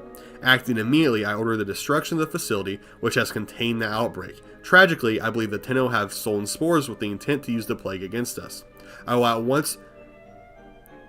act at once to develop a countermeasure. I will not allow this unethical behavior by Tenno to threaten our glorious cause. For the Queens, Dr. Tingus. Like I said, this email was clutch as hell and honestly saved bro's life. So we obviously have to pay a ton of respect to him. W. King. Also, I haven't had to do any Lotus voice acting yet today. Just Tingus Pingus. So I'm feeling pretty good right now. Anyway, let's go ahead and move on to the most interesting part of Tingus's lore, the Ascension comic. The last thing that we're going to be talking about, and only the third time that Dr. Tingus was mentioned, is a short comic called Ascension. And when I say short, I mean like 15 pages with maybe 40 whole lines of dialogue, with most of those lines being less than 10 words. To be completely honest, I'm not convinced I found the entire comic, because it's just so short. However, apparently it is just that short. The full comic can be found on the Warframe Wikipedia if you want to read it for yourself. It has some interesting images that I think are pretty cool. Since the comic isn't super long, there isn't a lot to say. But it basically opens with Dr. Tingus and Vay Hek talking to one another about a certain research project they were working on together. Tingus was in charge of the actual research part, and Vay Hek was in charge of the funding, and kind of running the show as well. Since Vay Hek appeared to be the one in charge, he presented defining to an entire hall full of Grineer generals and the queens themselves. The finding was, of course, the Ghouls. There was a pit full of them, and Vay Hek stood proudly, and I mean proudly, in front of that pit. Right in front of that open pit, he stood on the edge, proudly, presenting his and Tingus's creations, the new shock troops of the Grineer military, the Ghouls. Tingus then pushed Vay Hek into the pit to show the brutality of the Ghouls in an attempt to gain favor with the Queens and remove Vay Hek from the equation. However, while the Queens were amused by Tingus and appreciated his show of aggression and the Ghouls' show of aggression, they ordered Tingus to rebuild Vay Hek, which is how we got the most machine Vay Hek that we're familiar with today. I mean, Tingus is honestly the biggest piece of shit in the entire Origin system. I really can't think of a single character in this game as underhanded, disloyal, and selfish as Tingus is. I mean, yeah, Ballas is a piece of shit, man, but Like, he's not even that bad. When and if he ever actually makes an appearance in the game, I'll take lots of joy in ending his dome-shaped head with the dumbest design in Warframe history. Dr. Tengus has one of the dumbest looking designs in all of Warframe history. He wears this weird body armor thing that reminds you of Sane armor, kind of, and only covers his upper chest and legs while leaving his waist and arms fully exposed, which is weird for Grineer, who are usually fully armored. However, that's the normal part of his armor, or costume or whatever, because he gets a giant dome on top of his head and it looks fucking stupid. He also wears a monocle on his left eye, which also looks fucking stupid. His name is also Tengus, which is yet again stupid. I mean, just look at this guy. Look at him. Anyway, my honest game theory is that Tengus was created as a joke when Warframe was a smaller game, and every once in a while they give him credit for stuff because they think it's funny, but they don't really have any intention of making a character design to look this dumb in reality in the actual game universe, because I mean, he looks really dumb. Now maybe I'm wrong about that, but his name is fucking Tengus. Now I'm really sorry if that's someone's actual name, but I'm sure if that is your name, you'd agree that you'd probably like a different name. When it comes to Tengus's personality, he might literally be Alad V, except Grineer. Their personalities are nearly identical. I just say Alad cares about money more, but even then, money is power in the corpus world, and all Tengus cares about is power. They're both snakes, they're both incredibly intelligent, they both lack any sort of ethics and do the darkest experiments possible. Obviously, Alad is considerably more fleshed out since he's, like, actually in the game. But from what we do know, they are basically twins. I wish I could say more about Tengus, but we don't have a ton of information to go off of. And from the scenarios he's been involved with that we've talked about today, I think it's pretty safe to assume that he's not like the nicest guy around. He's kind of a jerk. He's not that cool. Since I'm getting to the conclusion of this video, I want to start off by apologizing for the background video. There isn't a ton of things to go off of here when it comes to Tengus, so I kind of just decided to kill Ghouls this whole time as the background video. Also, I didn't steal, I borrowed somebody's video on the Grustrag 3 because it was taking me too long to trigger them, so go check out that video that is in the description below. I also probably used someone else's video in the Once Awake quest. I think there might be a way to replay quest, which I might do for this, but I will probably just use the video I watched to actually do research because I don't feel like playing through it again. Anyway, if I can even play through it again, because I'm not starting a whole new account to do that shit. Whatever! But whatever gameplay I may have borrowed or may not have will be in the comments below, since obviously I'm not making an entire new account to play through the Once Awake quest again. To really conclude this video, I like to re-say my opinion on Dr. Tengus. He's a guy with a goofy name, a really goofy design, the Digital Extremes made very early in the development of the game for a good laugh, and then they decided to continually credit him with off-screen things as a way to continue the meme. I don't see a huge chance that Tengus ever actually makes an appearance in Warframe, but I could absolutely be wrong, and I do hope I am wrong, since Tengus could be a funny little guy to fight.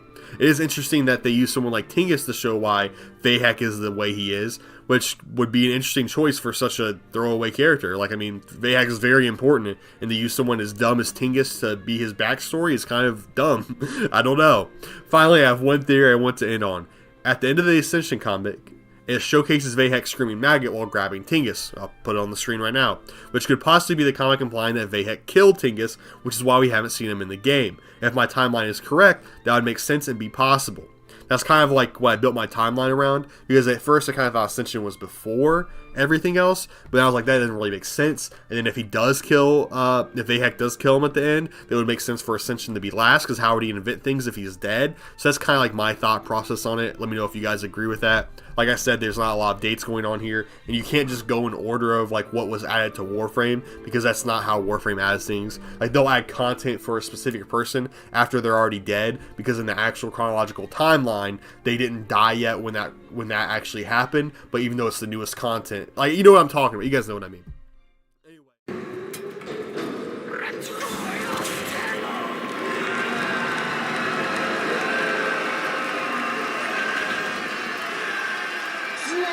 You can be part of my story, but I don't think you'll like the ending.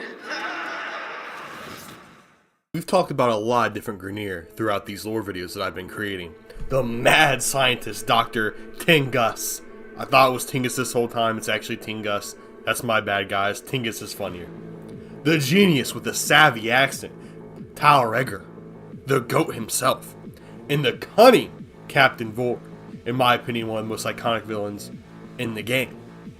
All these Grineer are incredibly unique, with a variety of different backstories, accomplishments, and lore that go along with them. But none of these Grineer are as famous and well known by other Grineer as the celebrity Kela the Thaym. In this video, we'll briefly cover what information we have of her origins, go over what she's known so well for in the Grineer Empire, and eventually cover her fall from grace, and how she became hated by nearly everyone in the system, including the Grineer that at one point worshipped her nearly as much as they worshipped the queens themselves. This is the fall of Kela the Thaym. Before we get into that, let's start off with her personality and appearance. I can tell you understand what an honor this will be to have your tiny neck snapped by the Kela the Thaym. That's why you're so eager. I can appreciate that, and so does my audience. Kela the Thaym is known for her aggressive behavior, to say the least, and extreme love for all things violence related. I know this might sound insane, but I'm pretty sure that Kela loves death, blood, and battle more than any other character in all of Warframe, and I really do mean it. She literally revels in it, and runs an entire arena that specializes in just that. Besides being extremely violent, Kela has an immeasurable ego. And I'm not going to pretend like it's the biggest ego in the game when villains like Ballas exist, but it's absolutely an incredibly large ego. I mean, it honestly comes pretty close to Ballas though. The only thing holding her back is the fact that she's still loyal to the Twin Queens. Someone with an ego like Ballas's can never be loyal to anyone. I mean, it's clear throughout the quest where you face her that the Thaym has absolutely gone to her head, and to go along with that massive ego is a dishonorable streak. She can never lose fair and square, and will always either make up excuses for losing, or outright call her opponents cheaters, even though she's likely the one that was cheating. She's also completely willing to throw other Grineer under the bus if it involves saving her own skin. She has almost no loyalty towards her clone brothers, which is something almost every Grineer has at least a little bit of. Most of them aren't complete degenerate pieces of trash, but Kela, she sucks! Tenno, listen, I can help you become an executioner. You can kill all the Grineer you want!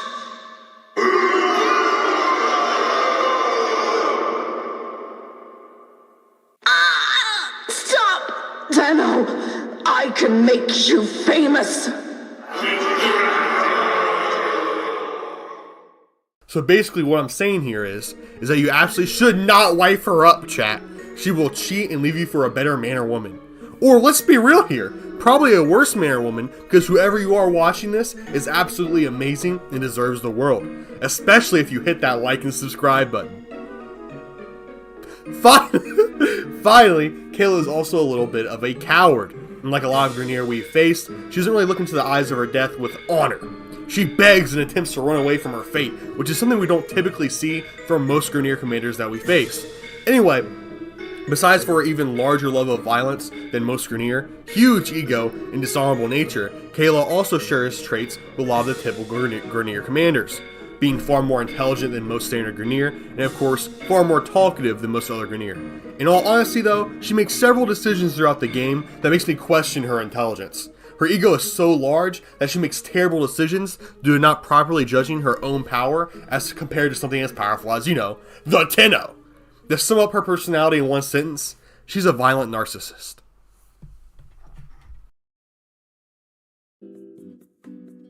I'm not going to sit here and pretend to be a masterful descriptor.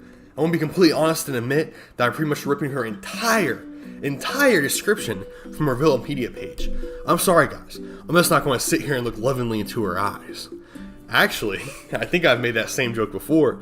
Bonus points in the comments below, guys. If you can tell me what video I made that same exact joke in, you'll be entered into a raffle to win nothing.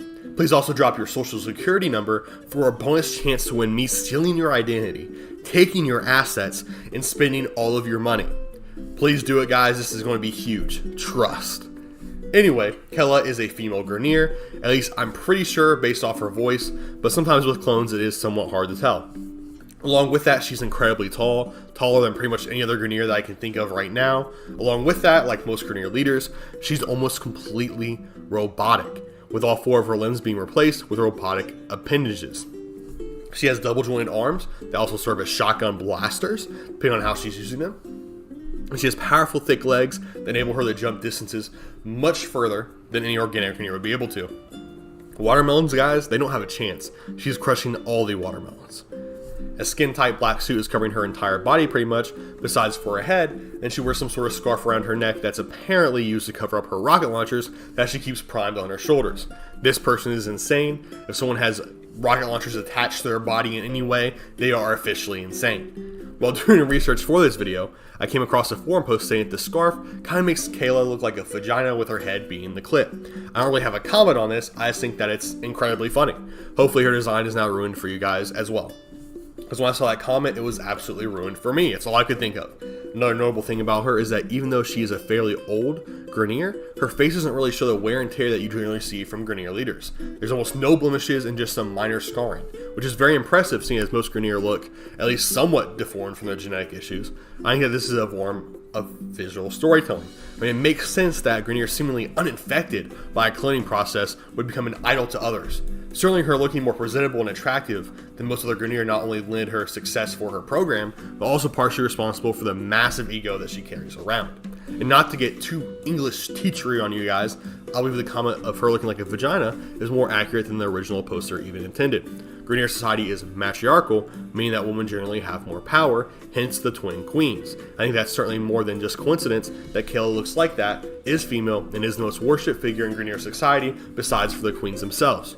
Just food for thought, I think it really adds up. I think this is visual storytelling. Maybe I'm just like assuming way too much here, like delving way too deep into it, but it seems it's interesting to me. Finally, the last thing of note I want to point out about her appearance is the fact she still seems to have some hair.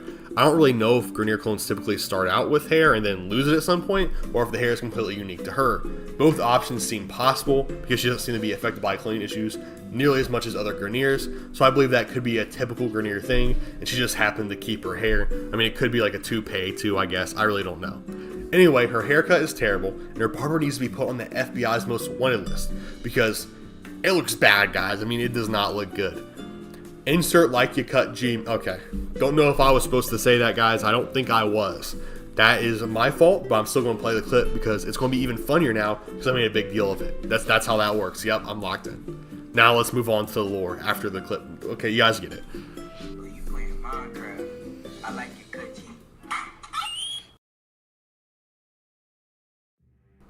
Kela Thaym is best known, and pretty much only known, to the player at least, for the Rathuum combat arena that she leads.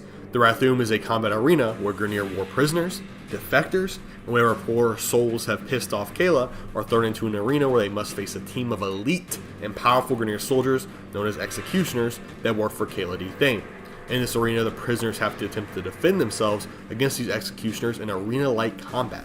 However, the executioners are given better weapons, equipment, and other advantages that make it almost impossible, if not completely impossible, for the average prisoner to ever have any hope of survival. Interestingly enough, this arena combat seems to be the only real entertainment provided to Grineer soldiers, with broadcasts of the fights being shown to Grineer everywhere, which also sort of made Kela Thaym a celebrity among the Grineer.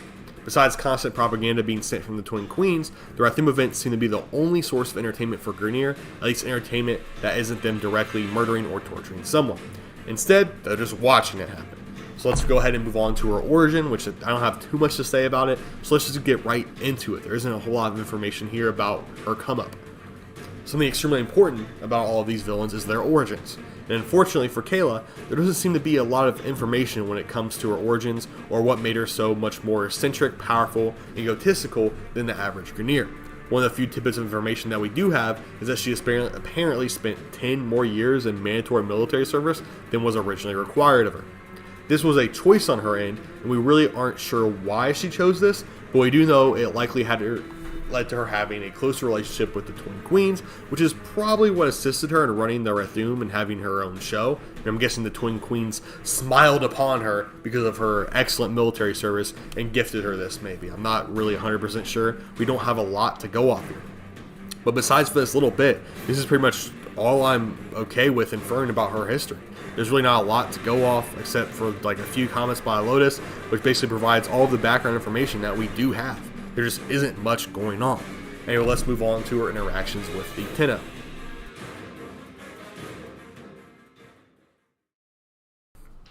The Tenno are first introduced to the Rathuum arena and Kela Thaym herself through Steel Meridian's leader, Cressa Tau.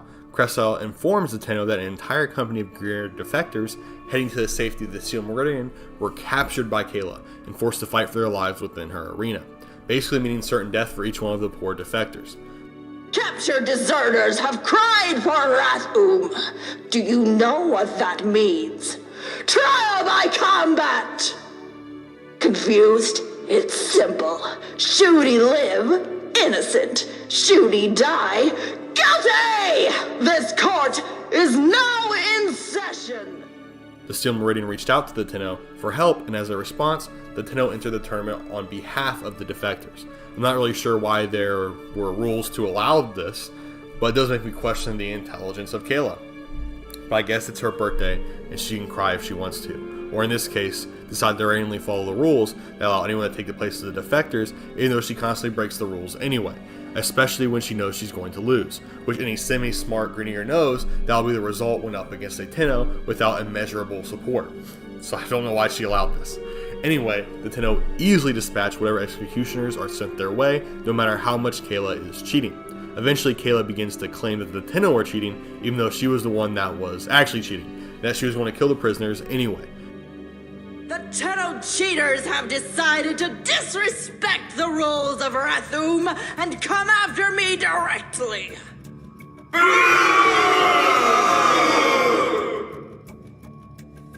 Should I show them what we do to cheaters?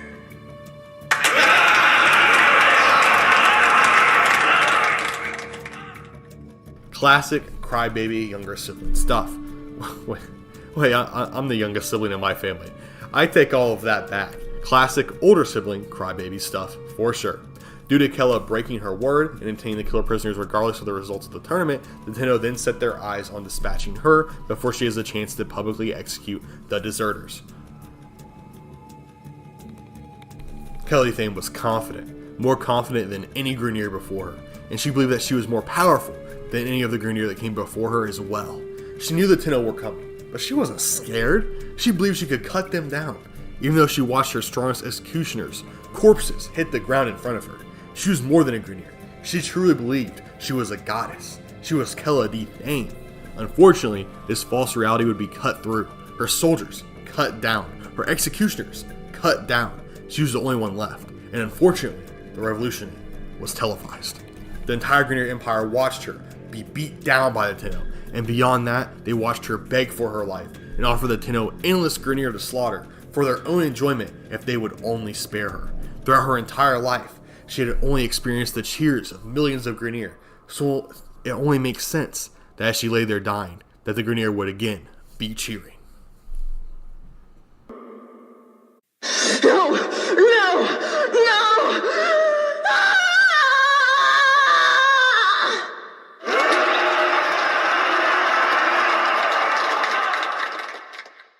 Honestly, I was somewhat disappointed on the lack of lore surrounding our girl here. However, what we do have is incredibly interesting. I hope DE revisits her story and makes it more interesting at some point in the future. Beyond that, a lot of you might be asking where the Dog Days clip comes in, and honestly, I don't know where it comes in. And I really don't think it's important to the story of Kela. It's just a goofy event that DE put on, and I don't believe it's actually canon, and if it is canon, it almost certainly happens before the death of Kela. It would absolutely destroy her climactic death of her own fans hating her and cheering her death on if she simply came back later to put on a water gun contest. Also, since I haven't mentioned anything about actually fighting her or fighting the Rathuum, I'll go ahead and give my thoughts on it here. It sucks. Her assassination mission sucks. Fighting the Rathuum is boring, and to put the cherry on top, the fight with her is incredibly buggy as well. Being a weird celebrity type figure gives Kela so much incredible potential, so it's a shame that there's a lack of information around her, and her quests kind of suck complete booty. I mean, they're not fun at all.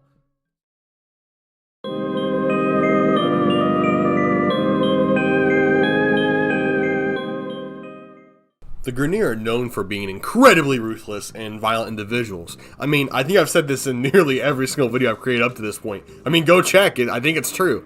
So it probably won't be surprising to hear that there's an entire arena based solely on violence and aggression called the Rathuum, ran by the enchantress Kela Thaym.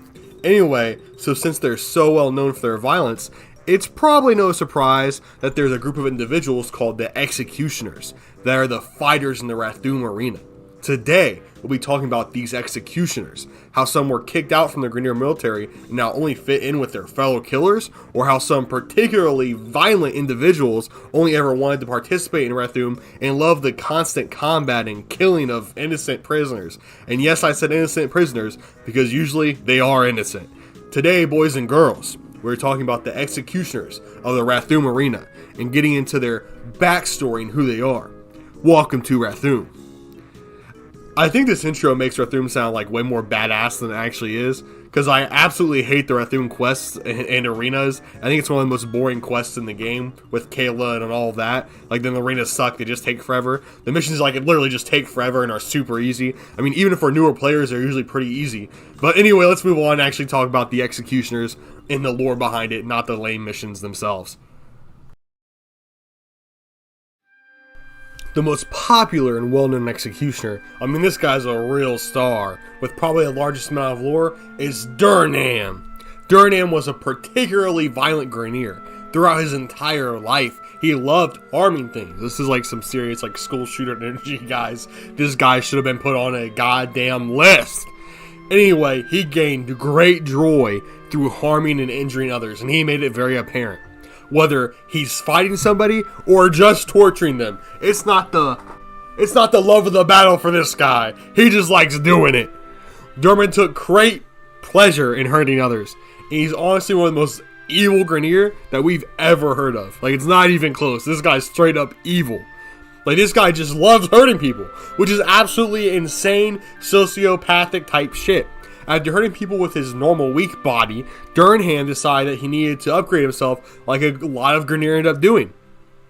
So he decided to come to our boy, Regor, and begged him to turn him into the ultimate killing machine. Regor, the ultimate scientist who loves experimenting with the sexiest voice, was happy to have a willing test subject. He was so excited, and he used his extremely attractive and alluring accent to create Duram into a killing machine.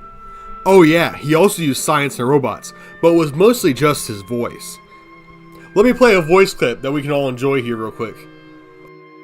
You hate my science, hate my tubes and my tube men, but I have the numbers. Add those numbers, mix those waters, grow the tube men, so they kill forever. Oh, brilliant. Anyway, after Tyler was experimenting, Duram was unresponsive and weakened. Seemingly the experiment had failed. However, instead of just leaving it there, Tyler sent in guards to beat the shit out of Duram, which then led to Duram to power up and murder the shit out of everyone in the room. It turned out that Regor created a powerful killing machine in Duram, but only if he was attacked first. Regor essentially turned Duram into a joke. Now the only time he can commit violence that he enjoyed so much is if he is first attacked. Regor, you're so funny, L. Duram. Anyway, the only place that Duram can go to constantly get hurt and actually live his life instead of just being a sloth is in Rathuum. So Duram went to Rathuum since he could no longer function as a normal soldier because he's a loser who got pranked. Anyway, let's move on to the next Executioner. The next Executioner we're talking about is Doc Thul, who has one of the weirdest designs I've ever seen when it comes to Grineer. But I honestly like the design. I think it's pretty cool. A lot of people don't agree with me, but I like it. His helmet kind of looks like an ice cream cone, which is absolutely badass. It's so cool.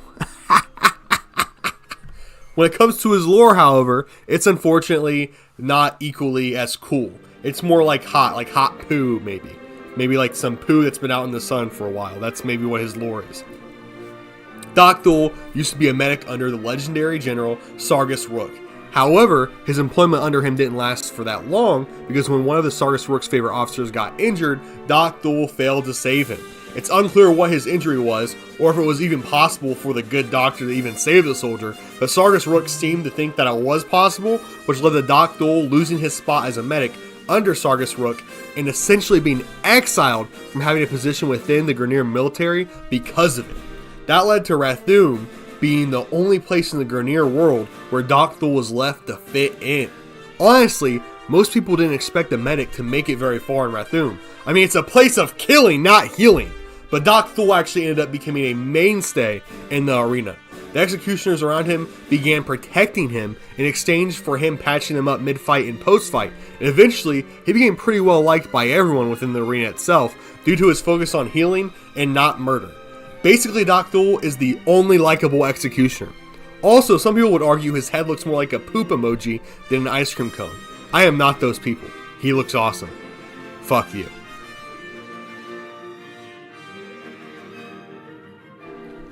The next head cutter offer that we're going to talk about today is Gash.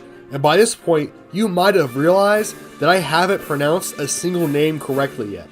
Like, it's kind of bad, but I haven't passed my Grineer Language 1 course, so give me a break if you can.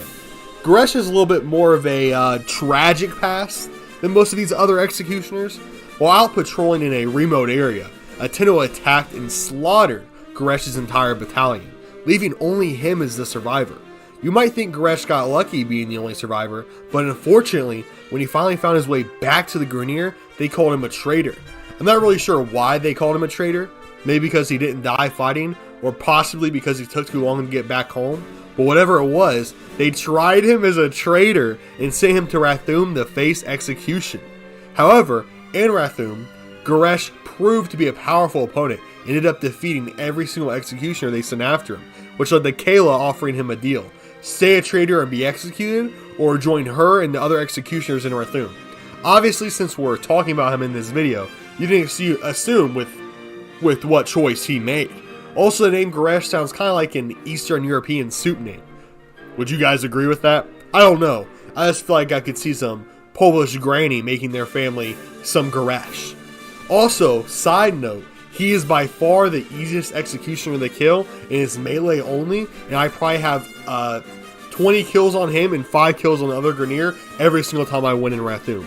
Anyway, let's move on to the next one, Baby. We've actually talked about this next executioner in the past 2 videos. I mean, basically he's become a mainstay of this channel at this point with the frequency that he's appearing. Today, we are of course talking about the succulent and sexy Gorth.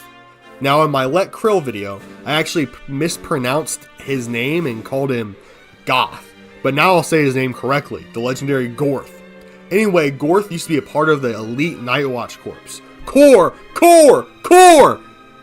Watch my last video if you want to know more about them. Anyway, while employed by the Nightwatch, Gorth unfortunately accidentally, maybe on accident, probably on purpose, killed one of Lech Kril's allies, which led to him being demoted from the Nightwatch and kicked out of the Grineer military. For how little power Lieutenant Lech Kril seems to have, he mustered up all of the command he had in order to screw over Gorth and get him banned. Gorth being kicked out of the Grineer military structure left him without purpose, and that's how he ended up working for Kela Thaym in Rathuum.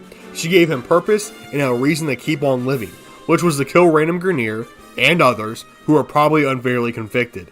That's all you really need to know about my boy Gorth, so let's move on to the next cutie.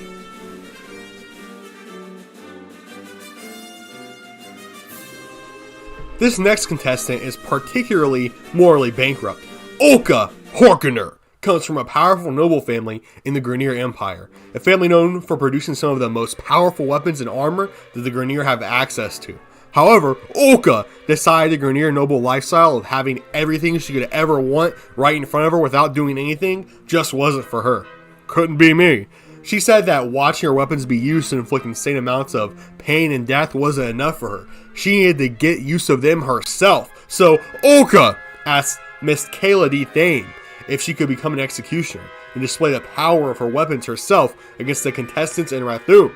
Kela, of course, obliged the request, and now Olka is a powerful contestant in Rathuum, where she regularly advertises the powers of her weapons and armor.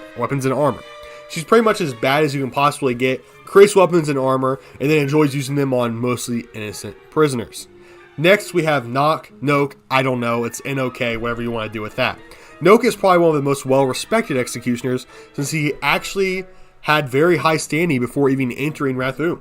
He was originally an incredibly loyal soldier under the legendary Captain Vor, my favorite villain. His task was to sniff out any treasonous Grineer, or traitorous I guess would probably be a better word, or really any Grineer that wasn't up to standard, and make sure that they were taken care of. Which, to be blunt, means that he pretty much killed any Grineer that was lagging behind for whatever reason. This led to him having an extremely successful career under Vor. However, as he began aging, he started to become less and less consistently successful, leading to Vor granting him leave to fight in Rathuum, where he can continue to fight traitors and substandard Grineer, except now with the heavy advantage that most executioners have in Rathuum. Lore-wise, Noke is probably the weakest Grineer combat-wise, besides for Doc Thul. It's due to the fact he's so aged that the degenerative issues from the cloning process is like starting to really affect him.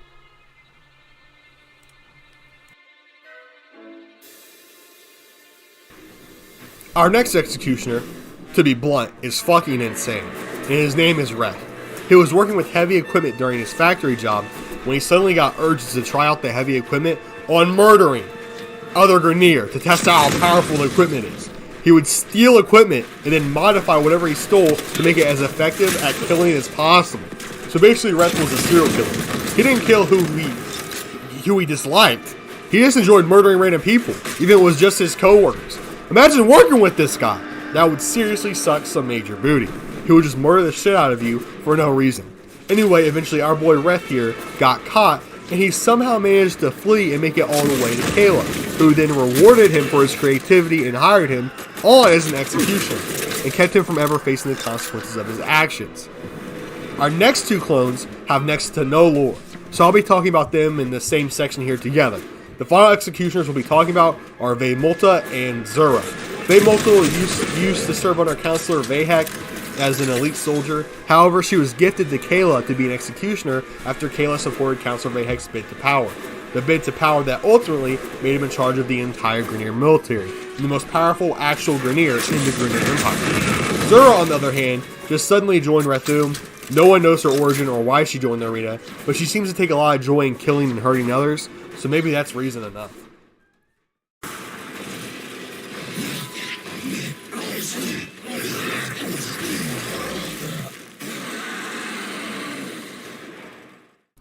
Today, we are once again talking about a grizzled war veteran, instead of this time being the honorable and powerful Sargas Ruk, conqueror of Saturn and Mars, universally feared as the most successful general in the Grineer military, and quite frankly, the most successful military mind in the current Origins system. We are talking about a veteran with perhaps even more respect than Sargas Ruk, however without the fraction of importance, power, or relevance in the grander scheme of things. That's right, guys. Today, we're talking about the mysterious and confusing existence of Lieutenant Lech Kril. I honestly believe that Lieutenant Lech Kril and how he's packaged in the game makes him one of the most interesting characters in the game, and honestly even more mysterious than someone like the Man in the Wall. Because even though Lech Kril's reputation is well known and he makes several appearances throughout our boss fights in the game, there is next to no lore or information relating to him. Today we're going to be talking about the war hero, the little we do know about him, and then talk about some theories that I either came up with or saw while doing research on him.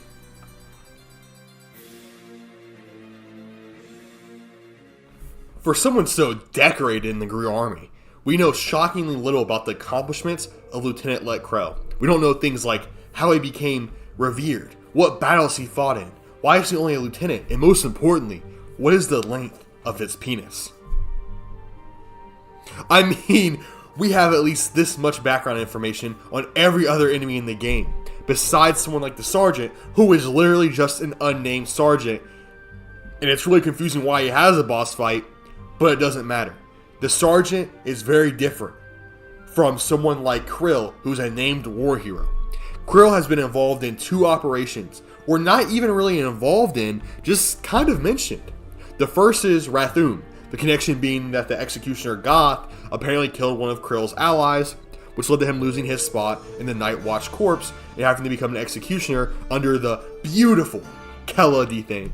Yes, I said beautiful, and based on some of the comments on that Kela video I did, you guys can't say anything. Yes, I'm looking at you, Sleepy Cloud. And if you guys want a chance to have your disturbing comments mentioned in the next video, like, subscribe, and then comment. Besides for his connection to Executioner Goth, the only other story event that Lieutenant Lech Kril is involved in is Operation Arid Fear. And his only involvement is Captain Vor ordering him to come with him to defend the Grineer settlements on Mars after they were discovered by the Tenno. I mean, he wasn't in charge of the settlements, and he wasn't in charge of the mission. Captain Vor just kind of bitched him and was like, Lieutenant Lech Kril, come here with me, let's defend this stuff. And while Captain Vor is pretty high ranking, he's one of the lowest ranked named Grineer enemies. And the fact that Lieutenant Lech Kril just has to listen to him shows a lot, really showing how little power he actually has in the grand scheme of things.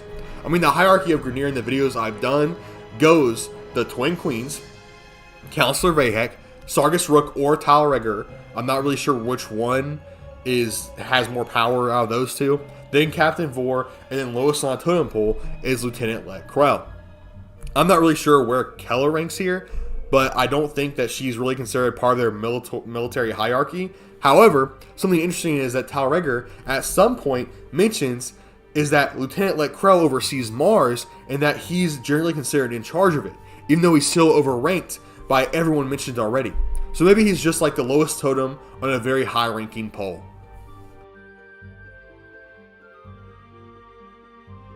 Lieutenant Lech Kril looks like an absolute badass, and honestly, somewhat reminds me of the Space Marine from Warhammer. I mean, they don't look that similar, so shut the hell up. I know you're already typing it like, they don't look alike, shut the fuck up. But they kind of give the same vibes, okay? Super overly armored, and kind of just smash everything in their path. Anyway, notice that I said overly armored, and not like mechanical appendages like I normally do. That is due to the full suits of Lieutenant Lech Kril's armor being found in other places in the game, such as in the Grineer Kuba Fortress. These armor pieces have no Grineer inside them, and seem to either be for decoration, or just waiting for another Grineer to fill them. I mean, I know that Lieutenant Lech Kril isn't really the scariest boss to fight, but imagine a whole squadron of Grineer rushing you, all in his iconic armor, with their warhammers ready to smash your head in. Now that would be pretty damn intimidating. Anyway, the reason that his armor deserves its own section in this video is because a popular theory that I found on the internet floating around about him is that he actually isn't a war hero, or at least he isn't the same Grineer who at some point was said war hero. Since no one knows what he actually looks like, or really sounds like because how the armor affects his voice, it would be incredibly easy just to switch him out constantly, or even have multiple Krils in different spots to increase morale. This possibility would also explain his relatively low rank, especially for a named enemy. I think this theory has a fair amount of merit, since he doesn't really tell us who he is, and we don't have a lot of interactions with him, but he's still somehow revered in the Grineer Empire. Not to mention, it would make sense for Captain Vor to drag him around to boost the morale of soldiers defending their settlements. I mean, all in all, this theory suggests that he's more of a mascot than an actual important figure in the Origins system. Think of Brutus the Buckeye for Ohio State. I'm an Ohio State fan. I don't know why our mascot is a nut though. Fuck Michigan. Unless you're watching from Michigan, then please like and subscribe. My grandma was actually from Michigan, so we've always been like kind of fans of both teams in all honesty. Anyway, you now know more lore about me than the entirety of Warframe knows for Lieutenant Lech Kril. The Grineer are a powerful and devastating force. However, they aren't generally known for their individual power, but instead their ability to completely overwhelm enemies with non-stop waves of forgettable clones. A Warframe is never lost to a typical Grineer because of a single one's strength, intelligence, or trickiness, but has instead died to their overwhelming numbers paired with Grineer's disregard for their own life and willingness to never surrender or succumb to fear. For a real-life comparison, just think of the Soviet Union during the Second World War, if each and every one of the Soviet soldiers actually had all the equipment they needed to put up a fight. However, what if I told you that there were Grineer who weren't mere fodder, but instead were highly trained combatants meant to defeat their enemies with well thought out strategies and their own strength? What if I told you there was an elite group of Grineer, akin to the United States Marines? Well, if I was telling you these things, I'd be talking about the Night Watch Corps, the most prestigious and powerful group of Grineer in the massive Grineer military, a group of soldiers that are rarely encountered due to the limited amount of Grineer that actually make the corps, and because how stealthy and quick they are when accomplishing their missions, which isn't something that a Grineer typically, goes for when accomplishing tasks.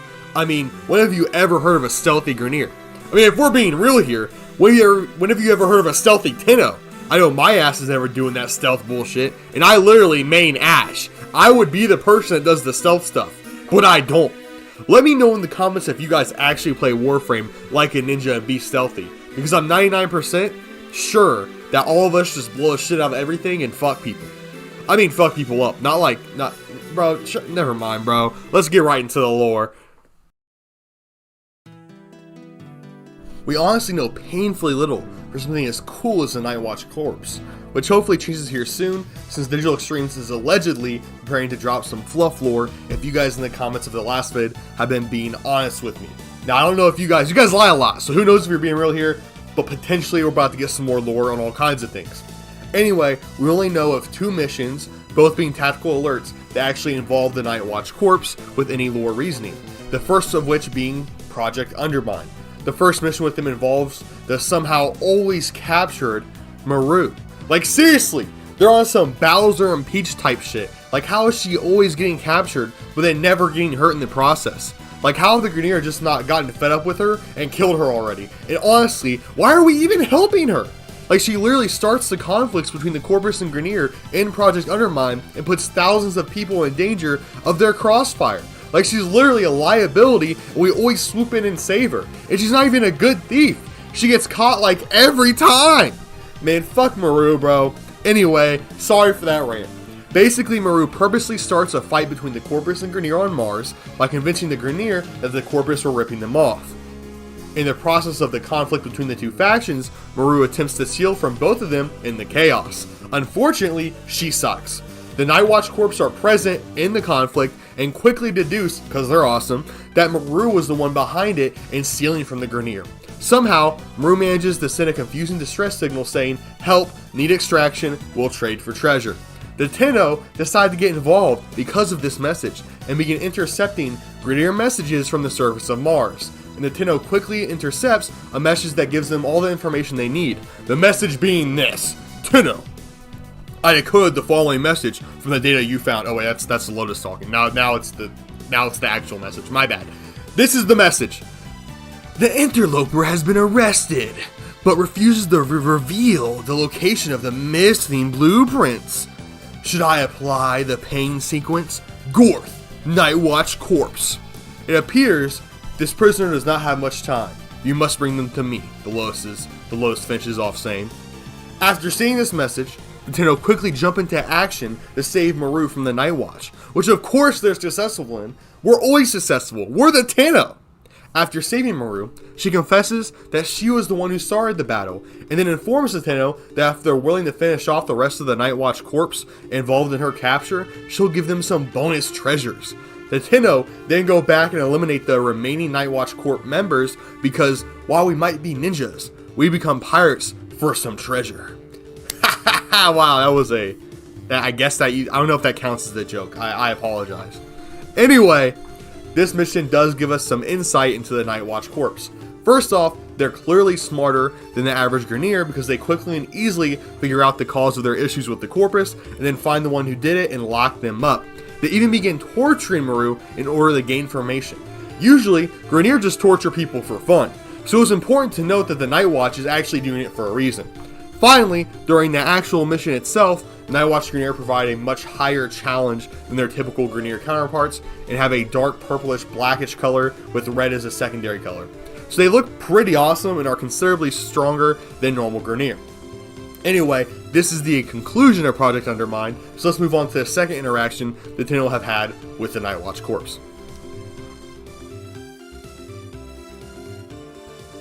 The second tactical alert we've received involving the Nightwatch Corps is called Long Shadow.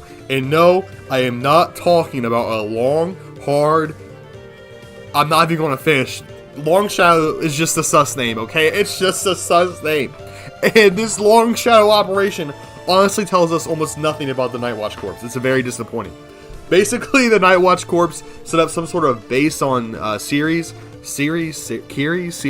How do you guys say that planet name real quick? I know we're going off on a tangent here. We're about 5 seconds in the script. I'm fucking it up. How do you say Ceres? Is it Ceres? I don't know. Or is it Ceres? I think it's Ceres. Anyway, Nightwatch Corps set up some sort of base on Ceres, where they massacred some of the locals, leaving only one survivor. The one survivor somehow got a message to the Lotus, informing her of what happened on Ceres, which caused the Lotus to send the Tenno after the Nightwatch Corps. The Lotus just intends for the Tenno to destroy their base and eliminate them. That's literally all we do. Nothing else happens. We just go there, kill some Nightwatch members, and then dip. While this tells us pretty much nothing, it does go to show how big of a threat the Lotus thinks the Nightwatch Corps is, seeing as she sends us to Ceres literally just to kill them and for no other reason. Every once in a while, there is a gift from the Lotus Alert where the Nightwatch Corps might be involved, but it doesn't really add anything to the lore of them, so it isn't really important to mention it.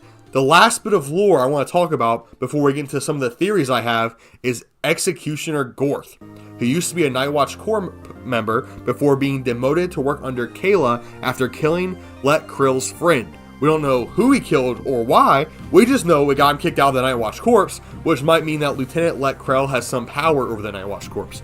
Perhaps the reason his history is so secretive is because he used to be a member, or possibly is even involved in the running of the Corps, even though it would be weird that he doesn't have any Corps members in either of the missions involving him. Maybe soon we'll get some more important lore with the Nightwatch Corps, hopefully learning who runs them, which I think could be super interesting and exciting. Right now, like I already said, my best bet on the leader of the Corps is probably Kril, or someone close to him. Perhaps, and not to get too conspiracy brained here, the leader of the Corps is Kril, but not the one we know and see, since like I said, I just think Kril is a figurehead or a mascot in my last video. What if the real Kril is behind the scenes and his war hero accomplishments involved completing secret missions while he was a part of the Corps? This theory, in my opinion, is really adding up and makes a lot of sense. It provides a reason for Kril to be so well regarded, along with the seemingly unimportance of the Kril we run into. Let me know what you guys think of this theory, and some other theories you might have in the comments below. Anyway, that's all I really have for the Nightwatch Corps. I hope you guys enjoyed the video and learned something new, and if you have anything to add, please let me know in the comments below.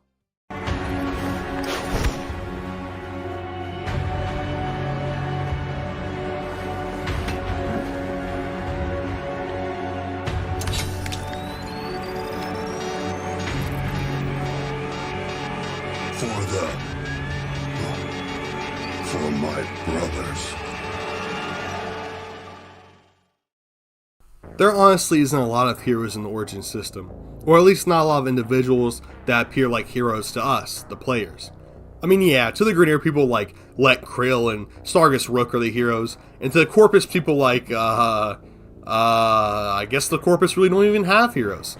I feel like every single member of the Corpus is just like a selfish prick. Like, do any of them even like each other? Or is everyone just working together until they can backstab each other to make more money? Like, at least most of the Grineer generally look up to each other. Like, Grineer soldiers legit look up to and respect Ruk. But I mean, is there anyone like that in the Corpus? I'm pretty sure all of them hate Alad V and Nefanyo. None of the Corpus like them, they're their leaders. Anyway, we're getting off topic. The point is, there's very few heroes from our perspective that aren't just other Tenno. This is mostly due to the fact that besides the Tenno, everyone that isn't part of the Grineer Corpus or Sentience are generally far too weak to be considered one, or at least be one and not die immediately after doing something heroic. Which is what makes the person of interest in this video so damn cool and so damn interesting. Today, we're probably talking about the most widespread liked character in all of Warframe, the legend, the essence of Philadelphia, Kahl-175. Just to make it clear, I said the Philadelphia thing since the city is known as the city of brotherly love. I do recognize that Philly doesn't exactly hold the best reputation as a city, but for the joke's sake, let's pretend like it does hold true to the name, the city of brotherly love. Anyway, we all know Kahl, and we know his love for his brothers, and quite frankly, his love for all things living. I mean, regardless of the race and species of what might need saved, as we'll talk about later, Kahl would go ahead and save every single one of them if he could. This is, of course, the point that I reach in every video, sooner or later, where I talk about how the Grineer are generally more ruthless and aggressive in nature. I think it's important to say that because it couldn't be further from the truth when it comes to Kahl. Anyway, let's stop yapping. Let's get into the talking about the actual lore here of our great savior Kahl.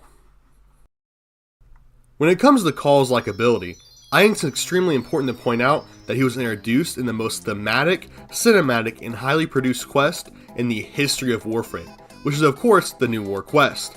On top of that, Kahl, from what I can remember, is the first ever playable character that isn't your player character. There might be some small instances I've missed, like maybe in some of the flashbacks before the New War, but for all intensive purposes, Kahl is the first character that players get to actually extensively play, besides for their own operator.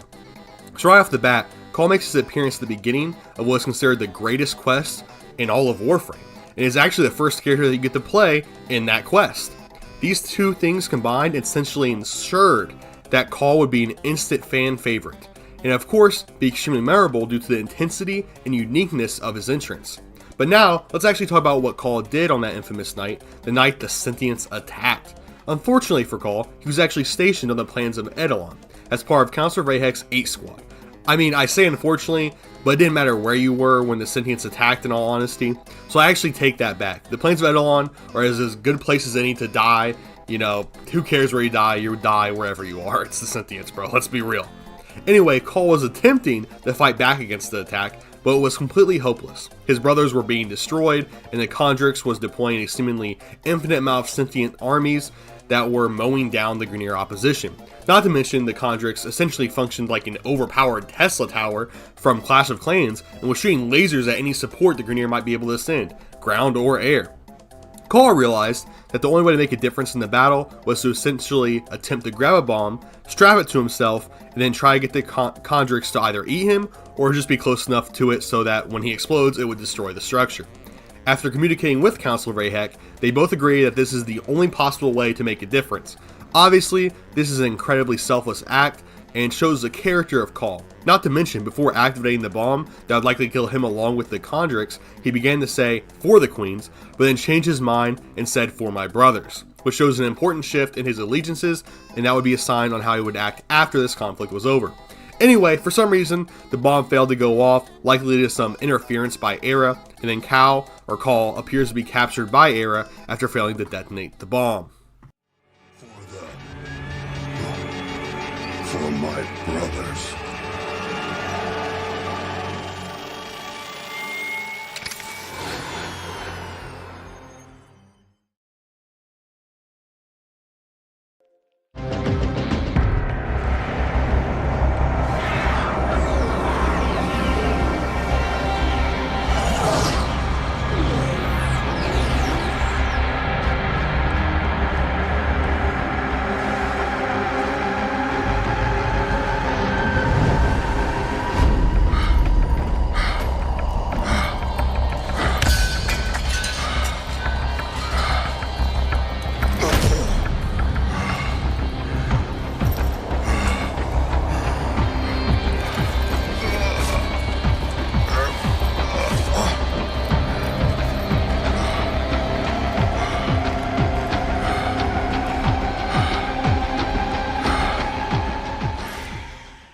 In the beginning of the Veilbreaker quest, it's revealed to us that Kahl actually managed to survive the initial New War conflict, and he is now simply an Narmir Force follower like a large part of the Origin system is.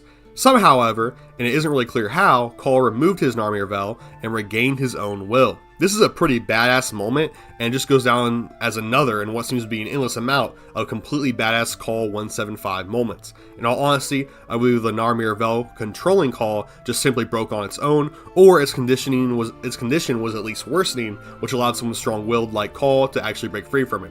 The reason I say this is because it seemed like a lot of individuals were able to break free from the Vels after Ballas was defeated and Pazul took over. This may be the technology used in the Vels just wearing down, perhaps the transfer of power between Ballas and Pazul also affected them somehow, or maybe Ballas was just so much more powerful than Pazul in general that he could more easily keep those wearing them tranquil and accepting of their fate. Anyway, after breaking free from the control of Narmir, Kahl actually managed to set off a distress signal that was eventually picked up by a daughter of the Entrati family, or Kaylee. Man, I hope I said her name right. It isn't spelled the same way as Kaylee, but I mean, I was sounding it out and it sounded like Kaylee. I don't know, dude. I just work here, guys. Anyway, let's get back into Kahl being a complete and utter badass. If Grineer do have genitals, his are fucking huge. The distress signal that Kahl sent out wasn't perfect, and Kaylee wasn't able to triangulate it perfectly, so she sent out the Tenno to destroy the jammer, partially blocking the signal. so that she could communicate with whoever sent it out and also learn of their exact location. After the Tenno did some cool Tenno stuff, the jammer is destroyed and Kaylee begins to directly communicate with Kahl. While Kaylee is pretty disappointed that she's just talking with a Grineer soldier, Kaylee and Kahl end up working together to free a large amount of Grineer and Corpus soldiers trapped by the Veils. Of course, Kaylee only helped with this because Kahl was holding information about Pazul over her head. I think this is an important part of the context to point out that speaks to Kahl's intelligence and so on. While Kahl does trust others and see the best in people, he knows better than give the information to Kaylee, sensing that she might not go through all the trouble to help him if he blows his load too early. This goes to show while Kahl is trusting and good-natured, he's also not so gullible to just immediately trust anyone and understands the nuances of a conversation, regardless of his speech pattern maybe making it seem like he's less intelligent in conversations than he truly is. Moving on though, after escaping the holding facility, Kahl travels to another one to free more of his brothers. However, it's just more of the same of what we've already talked about, and it ends with him escaping the facility alongside the Tenno with his brothers. However, I think it's more important to talk about what doing all these things indicates about Kahl. I don't want to just like rehash the quest step for step for the next 10 minutes. That's not really what you're here for, right?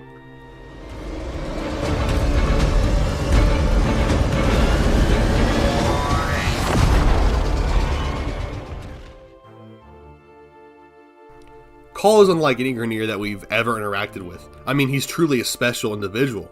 Most of the Grineer we encountered have some sort of loyalty to their brothers, but none to the extent Kahl does. I mean, could you imagine Vor or Vay Hek risking their lives to protect Grineer? I mean, Vay Hek and Kela downright enjoy sending them to their deaths. Kela has an arena dedicated to slaughtering Grineer defectors, and we all remember Vay Hek sending countless soldiers to their deaths fighting enemies that they have no business going against. Shit, look at someone like Dr. Tengus. That guy is downright evil. And it doesn't even matter if someone's Grineer or not, he'll torture the shit out of them and make abominations like Ghouls. Truly, Sargas Ruk and Regor are the only named Grineer that show a lot of compassion for their comrades. But even then, there's limits to their loyalty. If a Grineer refused to fight or didn't like killing, Ruk would dispose of them. And Thaym was only really loyal to his 2 men, of which he considered his own children. I mean, Regor did die trying to avenge his 2 men, so perhaps he's the only other Grineer we know of that holds as much compassion for their family as Kahl does. But anyway, the point is, save maybe Regor with his 2 men, no Grineer is going out of their way to constantly save others, especially non-Grineers, which Kahl also saves. I mean, essentially anyone that isn't trying to kill him, Kahl considers a brother or sister. He's by far the nicest and most friendly character in all of Warframe. It's extremely admirable and impressive in all honesty, especially coming from a Grineer, which is a group of people not generally associated with those qualities. I mean, don't forget, Kahl was literally willing to blow himself up in order to save his brothers when he was fighting in the plains of Eidolon. Of course, this also brings up Kahl's bravery and loyalty. I mean, you can have lots of compassion, but be too cowardly to do something, which is not a problem that Kahl suffers from. I mean, who would rush and attack enemies that should be far stronger than you in an attempt to save your brothers? I mean, a lot of you might be saying you would, but truly think about it. It would be like if you were unarmed and by yourself, and you had to fight through 3 fully manned tanks just to get to your brothers. Now, unless you have a death wish, I don't imagine any of you would be doing that. Now, you could think of some other plan to save your family, but Kahl says fuck that, and just fights through enemies and emerges victorious through literally impossible odds. Now, bravery is less of a unique trait when it comes to Grineer, though. I mean, Vor, Ruk, and Regor all faced off against that tank as well when they went up against the Tenno, but still, it is an admirable trait. Besides all of those things, Kahl is obviously pretty intelligent, socially, and when he's solving problems in the moment. As I already talked about in length earlier, Kahl's initial conversation with Kaylee shows pretty clearly that he understands the tones of a conversation and how to get what he wants through diplomacy, even though hearing his broken speech pattern wouldn't make you think so. When it comes to like hands-on intelligence, Kahl isn't so bad either. I mean, he's able to quickly deduce solutions to situations on the fly, like when he got past the gate on the sentient prison complex by blowing it up. Now, just blowing it up might not seem like a super difficult or complex solution, but it meant that Kahl observed his follower, looked at their equipment, and then immediately thought of what his follower had when faced with the issue. It wasn't the most complex situation, but it required quick thinking on your feet and thinking beyond just your own abilities and thinking of what your allies have access to as well, which is a sign of a good leader. So it makes sense that he'd run a garrison, as we'll talk about in the next section. Based on just what we've talked about in this section, we have more than enough evidence to show that Kahl is compassionate, loyal, brave, intelligent, and shows all of the signs of a well-liked and good leader. So now, let's go ahead and move on to talking about what he leads. After escaping his prison, Kahl traveled all the way home to Earth with the Tenno. Essentially, right next to where the Tenno stay, Kahl set up his garrison, a base camp where all people negatively affected by Narmir Vels are free to stay. From this garrison, Kahl leads all sorts of missions. Well, actually, not all sorts of missions. 3 different missions: junk runs, prison breaks, and sabotages. Anyway, the point is that Kahl is now leading the fight against Narmir himself, essentially creating a base of operation on Earth to build up his forces and attempt to eliminate the influence of Narmir. Kahl is a leader of men, and an effective one at that. Or I guess I should say leader of men and women, but I think the quote or saying or whatever just mentions men. How sexist, guys. I personally love women lots. In fact, if you're a woman, go ahead and drop your phone number below, along with your social security, bank account information, and well, you know what, never mind. Actually, just email it to me. Thanks. I love women, guys. Anyway, there isn't anything too important I want to say about Kahl's garrison besides the fact it exists. It just kind of shows the natural progression of his character and further demonstrates how he wants to help and lead others. I mean, Kahl even got an Orcan like Kela to like him, someone who originally disliked him and viewed him as lesser. This guy is literally insane. Put him alone in a room with Ballas for a few years and see what happens. Well, I mean, he would be dead, but assume Ballas couldn't kill him and just had to talk to him. Well, actually, he'd probably kill Ballas then in that scenario because of the Narmir Vels thing. Okay, dumb scenario, but you guys get the point. Everybody fucking likes this guy after meeting him because he's just legit a good-natured person. To be completely honest, I expected there to be a little bit more lore to talk about when it comes to Kahl. I was honestly fully expecting this to be a 30-minute video with a 4,000 word script like I had for Ballas and Councilor Vay Hek. But I didn't, and it's because I don't think we realize how little Kahl is actually involved in. Getting to play him makes it feel like he's way more relevant than he actually is.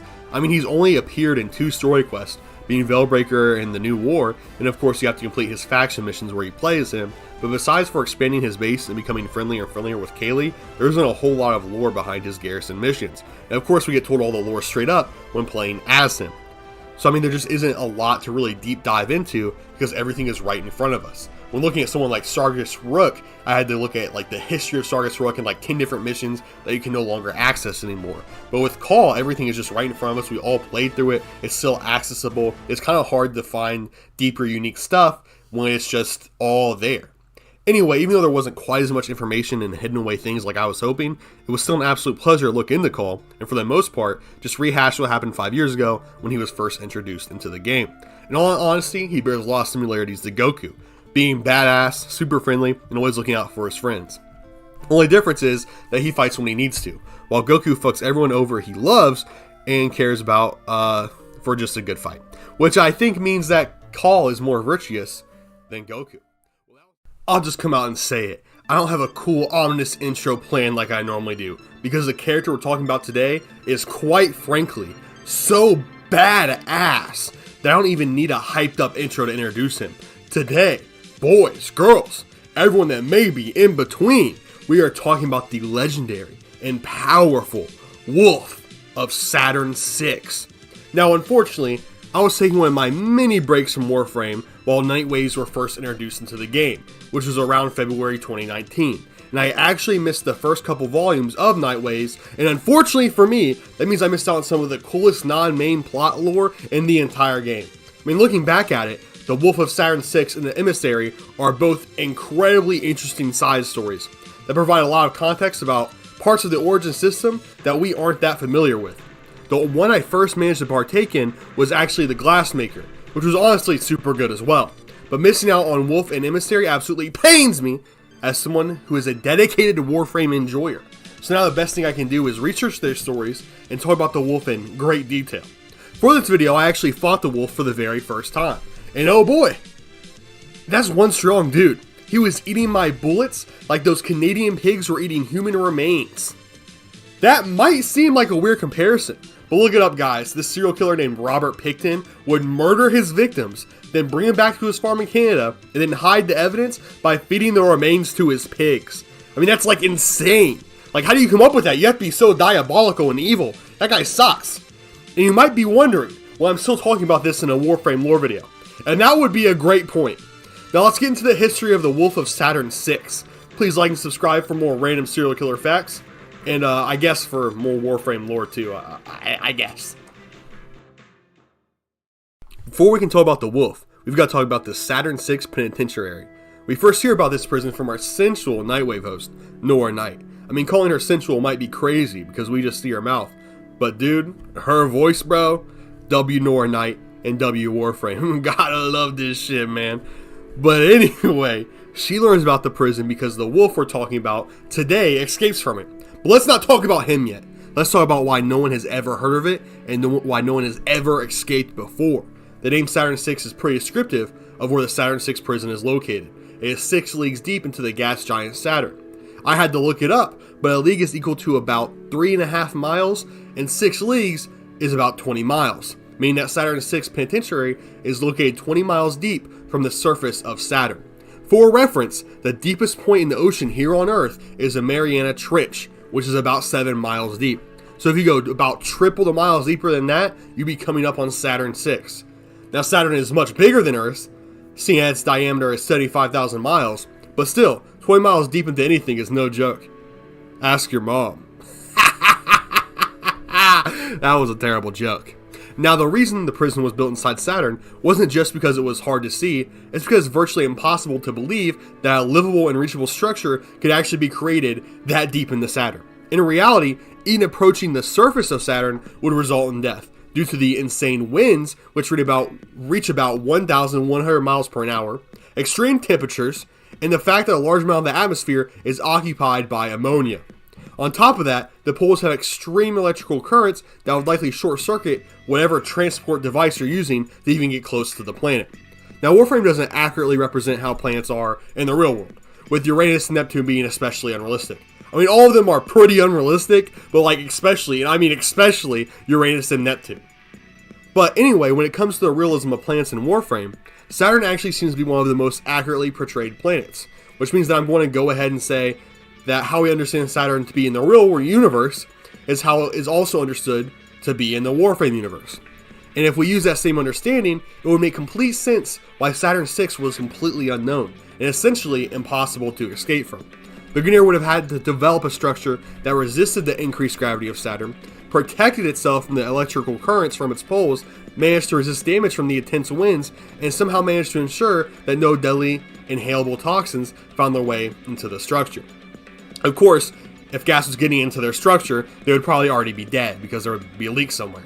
So, not only would maintaining a prison in Saturn be extremely difficult, it would also be incredibly difficult to travel to and find due to the fact it likely never remained in one spot for long, and how difficult it would be to actually fly a ship into Saturn, inside of Saturn. Of course, those are also the same reasons it would be nearly impossible to escape. The last remaining comment I have about this is that the Saturn 6 prison isn't really that relevant to anyone. I mean, the Corpus wouldn't care much about a prison inside Saturn, and in all honesty, neither would the Tenno. The only group of people who might be looking for a Grineer pit prison is a still Meridian, and they already have their hands full with their own issues. So is there really that much of a surprise that no one's ever heard of it? It's incredibly well hidden, and it's not really worth searching for in the first place. The only reason that anyone might search for the prison is because the prisoners work on explosives and other weapons while imprisoned, doing prison league. But I mean, there's a lot more larger production Grineer facilities you would come looking for before Saturn 6. Anyway, that's me just nerding out like crazy and getting way too deep into the actual logic behind Saturn 6, so I do apologize for that. Let's actually talk about the lore you guys probably came for now. I just wanted to nerd out there. I thought it was just so cool to have a prison hidden inside Saturn. That's just Warframe's cool, man. Much like the Grustrag 3, the Wolf of Saturn 6 wasn't always called the Wolf of Saturn 6. In fact, we actually don't know what his name was. But I suppose your name never really matters until you do something with it. And Wolf was the name chosen for him when he decided to do something. Much like how you guys know me by Cook, at this point, it is the name I'm most known by in the world. But of course, not my real name. I know I only have 2,000 subscribers, but I don't know 2,000 people in my normal day-to-day life. So in the same sense, Cook is the most important name that I go by because it's the name I'm most recognized by. Anyway, the Wolf wasn't always some badass who fought his way out of Saturn 6. He was actually the exact opposite of that, and if anything was considered a complete model prisoner that actually had favor with the Warden. This continued for some time, the Wolf living a mostly positive prisoner life, which is somewhat hard to believe that Grineer prisoners could have good lives based on how cruel they are, but the Wolf managed it somehow. At one point, Wolf began howling at night in his prison cell, and it's not really known why, perhaps in despair or desperation maybe. I would say that we can confidently determine why the wolf started howling, however we just don't know the emotion associated with the howls. Since the wolf was so well liked by the warden Garn, I believe that Garn informed, or perhaps let it slip, that he was actually dealing with the corpus, or at least one corpus in particular, the infamous Alad V. This deal they had going on was that Alad V was granting Garn great riches beyond what a typical prison warden would ever receive, in exchange for Grineer prisoners that Alad V would then experiment on. I believe it's the most agreed upon theory that the wolf figured that out, and the howls in desperation were for his lost brothers and sisters, and furthermore, like I said, I believe he was personally informed by Garn himself, whether by mistake or on purpose, due to how well they got along allegedly. Anyway, being experimented on by Alad V is a fate far worse than death. Honestly, I can't imagine a worse fate at all happening to anyone. That sick fuck always has some vile sick shit up his sleeve. Bro is an absolute monster. Anyway, knowing that his prison brothers were being experimented on obviously caused great distress in the wolf, and it's eventually what led to him to break out of Saturn Six. I'm not actually sure how he broke out, because I imagine he didn't have any weapons or armor available to him. In the introduction, he's wearing large, powerful armor, but I seriously doubt they allowed him to be wearing Lieutenant Lech Kril level armor while in prison. That would be straight up like fucking stupid. However, regardless of how he escaped, he managed to escape and somehow commandeered a ship to fly off from Saturn Six. However, escaping Saturn Six wasn't enough for him, and he went back and began attacking Jupiter, killing the corpus that were experimenting on his brothers. He even went so far as to hack corpus technology and leave messages demanding that Garn be brought to him. I imagine it didn't matter if Garn was dead or alive when it got brought to him, because in the end I'm sure that Wolf would make sure he's dead regardless. Before getting to Garn though, the Wolf went back to Saturn 6 to break out more of his prison buddies. Now he had already broke some out with him when he first escaped, so when he came back for seconds he came with a force. While he didn't find Garn, he did increase the size of his pack, and they were now known as the Saturn 6 Fugitives. And their goal was to slay Garn and end the diabolical dealings between him and the Corpus. However, before the Wolf of Wall Street was able to track down Garn and dispatch him, the Corpus sent him a message with details informing him where Garn was located. Because of this Corpus assistance, Garn was found and put down by the Wolf. However, what the Wolf didn't realize was that the Corpus had set a trap, and him and all of his pack were captured by Alad V and then experimented on, just like their brothers had been. Alad V was desperate for new test subjects, and while Alad V isn't necessarily a very moral guy, he would still rather test his experimental technology on Grineer instead of his own Corpus soldiers. What a good boss! And the technology he was testing for the Amalgam project was beyond experimental. In fact, it was beyond anything that Alad V has ever tested or used before. I think it's important to get into this story so we have a greater understanding of why this whole situation had ever developed and the deal between Garn and Alad V had been created. Alad V was down on his luck after the Zanuka project and the whole becoming infested thing, because it turns out becoming a literal monster is not good for your reputation. And the entire Corpus board was in a sense moving on from him, and he was incredibly desperate for a chance to prove his worth again, especially with how quickly Nef Anu was rising through the ranks. Out of nowhere, a great opportunity approached him by an old business partner of his named Regis. Regis was seen as a dumber guy by Alad V, but he was very wealthy, and he brought an alleged piece of old war tech to present to Alad V. Alad V acknowledged that this piece of tech seemed to be based from Tau and not the old war, but Regis was dumb, so how would he know anyway? And it was irrelevant to him because of the potential that the object presented. Who cared where it came from, right? Who cares? It's awesome. It's a powerful object. Who cares about where it comes from, right, Alad V? Right, Alad V? You don't care where it comes from? Anyway, this caused Alad to quickly write up a contract with Regis, one that heavily benefited him and honestly screwed Regis. To Alad V's surprise, Regis immediately signed the contract without question. However, Alad just summed up, it's just Regis being dumb, right? It's surprising he didn't even read the contract, but whatever, Regis is an idiot, right, Alad? Regis is just stupid, right, Alad? Anyway, after a board meeting with Regis, Alad V began to question his business partner. His ideas he presented seemed insane, and he wasn't acting like Regis. He seemed more driven and more intelligent with, delusional ideals. After the meeting concluded, Alad swore that he saw something inhuman Enriquez's eyes and behind his smile. Like the face he was wearing was a mask, and there was a true monster underneath. Al went home and destroyed the contract, but it was too late. The monster had revealed itself. It was a mimic, a sentient able to warp its body to look like others, and now it had a hold of Al-Advi, his labs, and his knowledge. Al did whatever he could, and sent his entire military force after the sentients that were now essentially holding him and his city hostage. The Ropolists slaughtered his soldiers, and showed that Al-Advi and his corpus were no match for the sentient powers. At the threat of his own life and the destruction of the city he ran on Jupiter, Al conceded to the sentients and began production on amalgams, a cross between sentients and biological peoples. This is the reason that Al needed the Grineer prisoners for testing, because he was creating an army for the sentients, and that's what happened to the wolf. He was infused with sentient juices. I don't know why that term was used by Nora Knight. Very questionable pick of words there. But anyway, after getting infused with all kinds of sentient juices, he became a slave to the sentient war machine. Who wrote this? I didn't say sentient juices. Nora Knight in Warframe said that, guys. I did not come up with that. That is ridiculous. Anyway, let's move on to the final. Like, what the fuck? Also, it is important to point out that the wolf did actually break, control of Al-Advi, but, we'll get into that in the next section.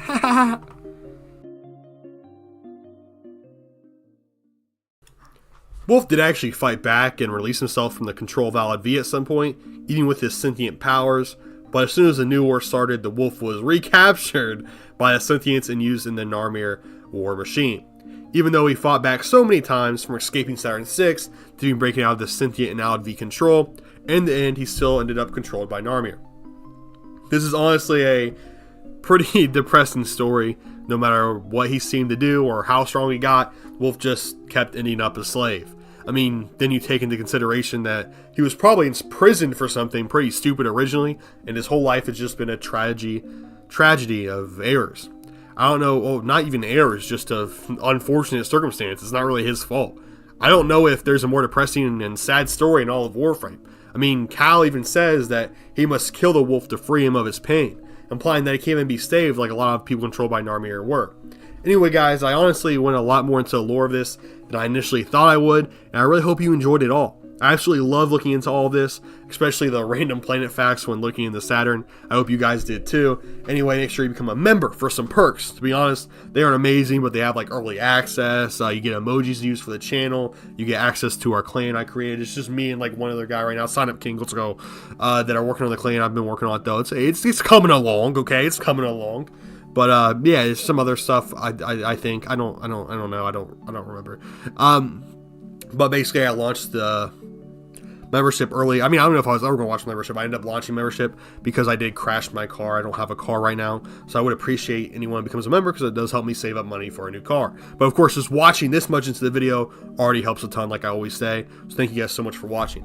And of course, a humongous, ginormous, massive, ultra large, double decker with extra chips shout out to my two members right now, Jay and Sign Up King 5000. Thank you guys for becoming members. I really do appreciate it. Love you guys. Thanks you for the support. Finally, I appreciate everyone so much, not just Jay and Sign Up King, but they do get an extra bit of appreciation. But if you guys enjoy the video, please like and subscribe. Stay blessed, guys. Stay safe, guys. There's a lot of crazy things going on in the world right now, so everyone just please stay safe. And yeah, I hope to see you in the next one. Oh, and don't forget to comment. Let's boost it in the algorithm, boys. Bye.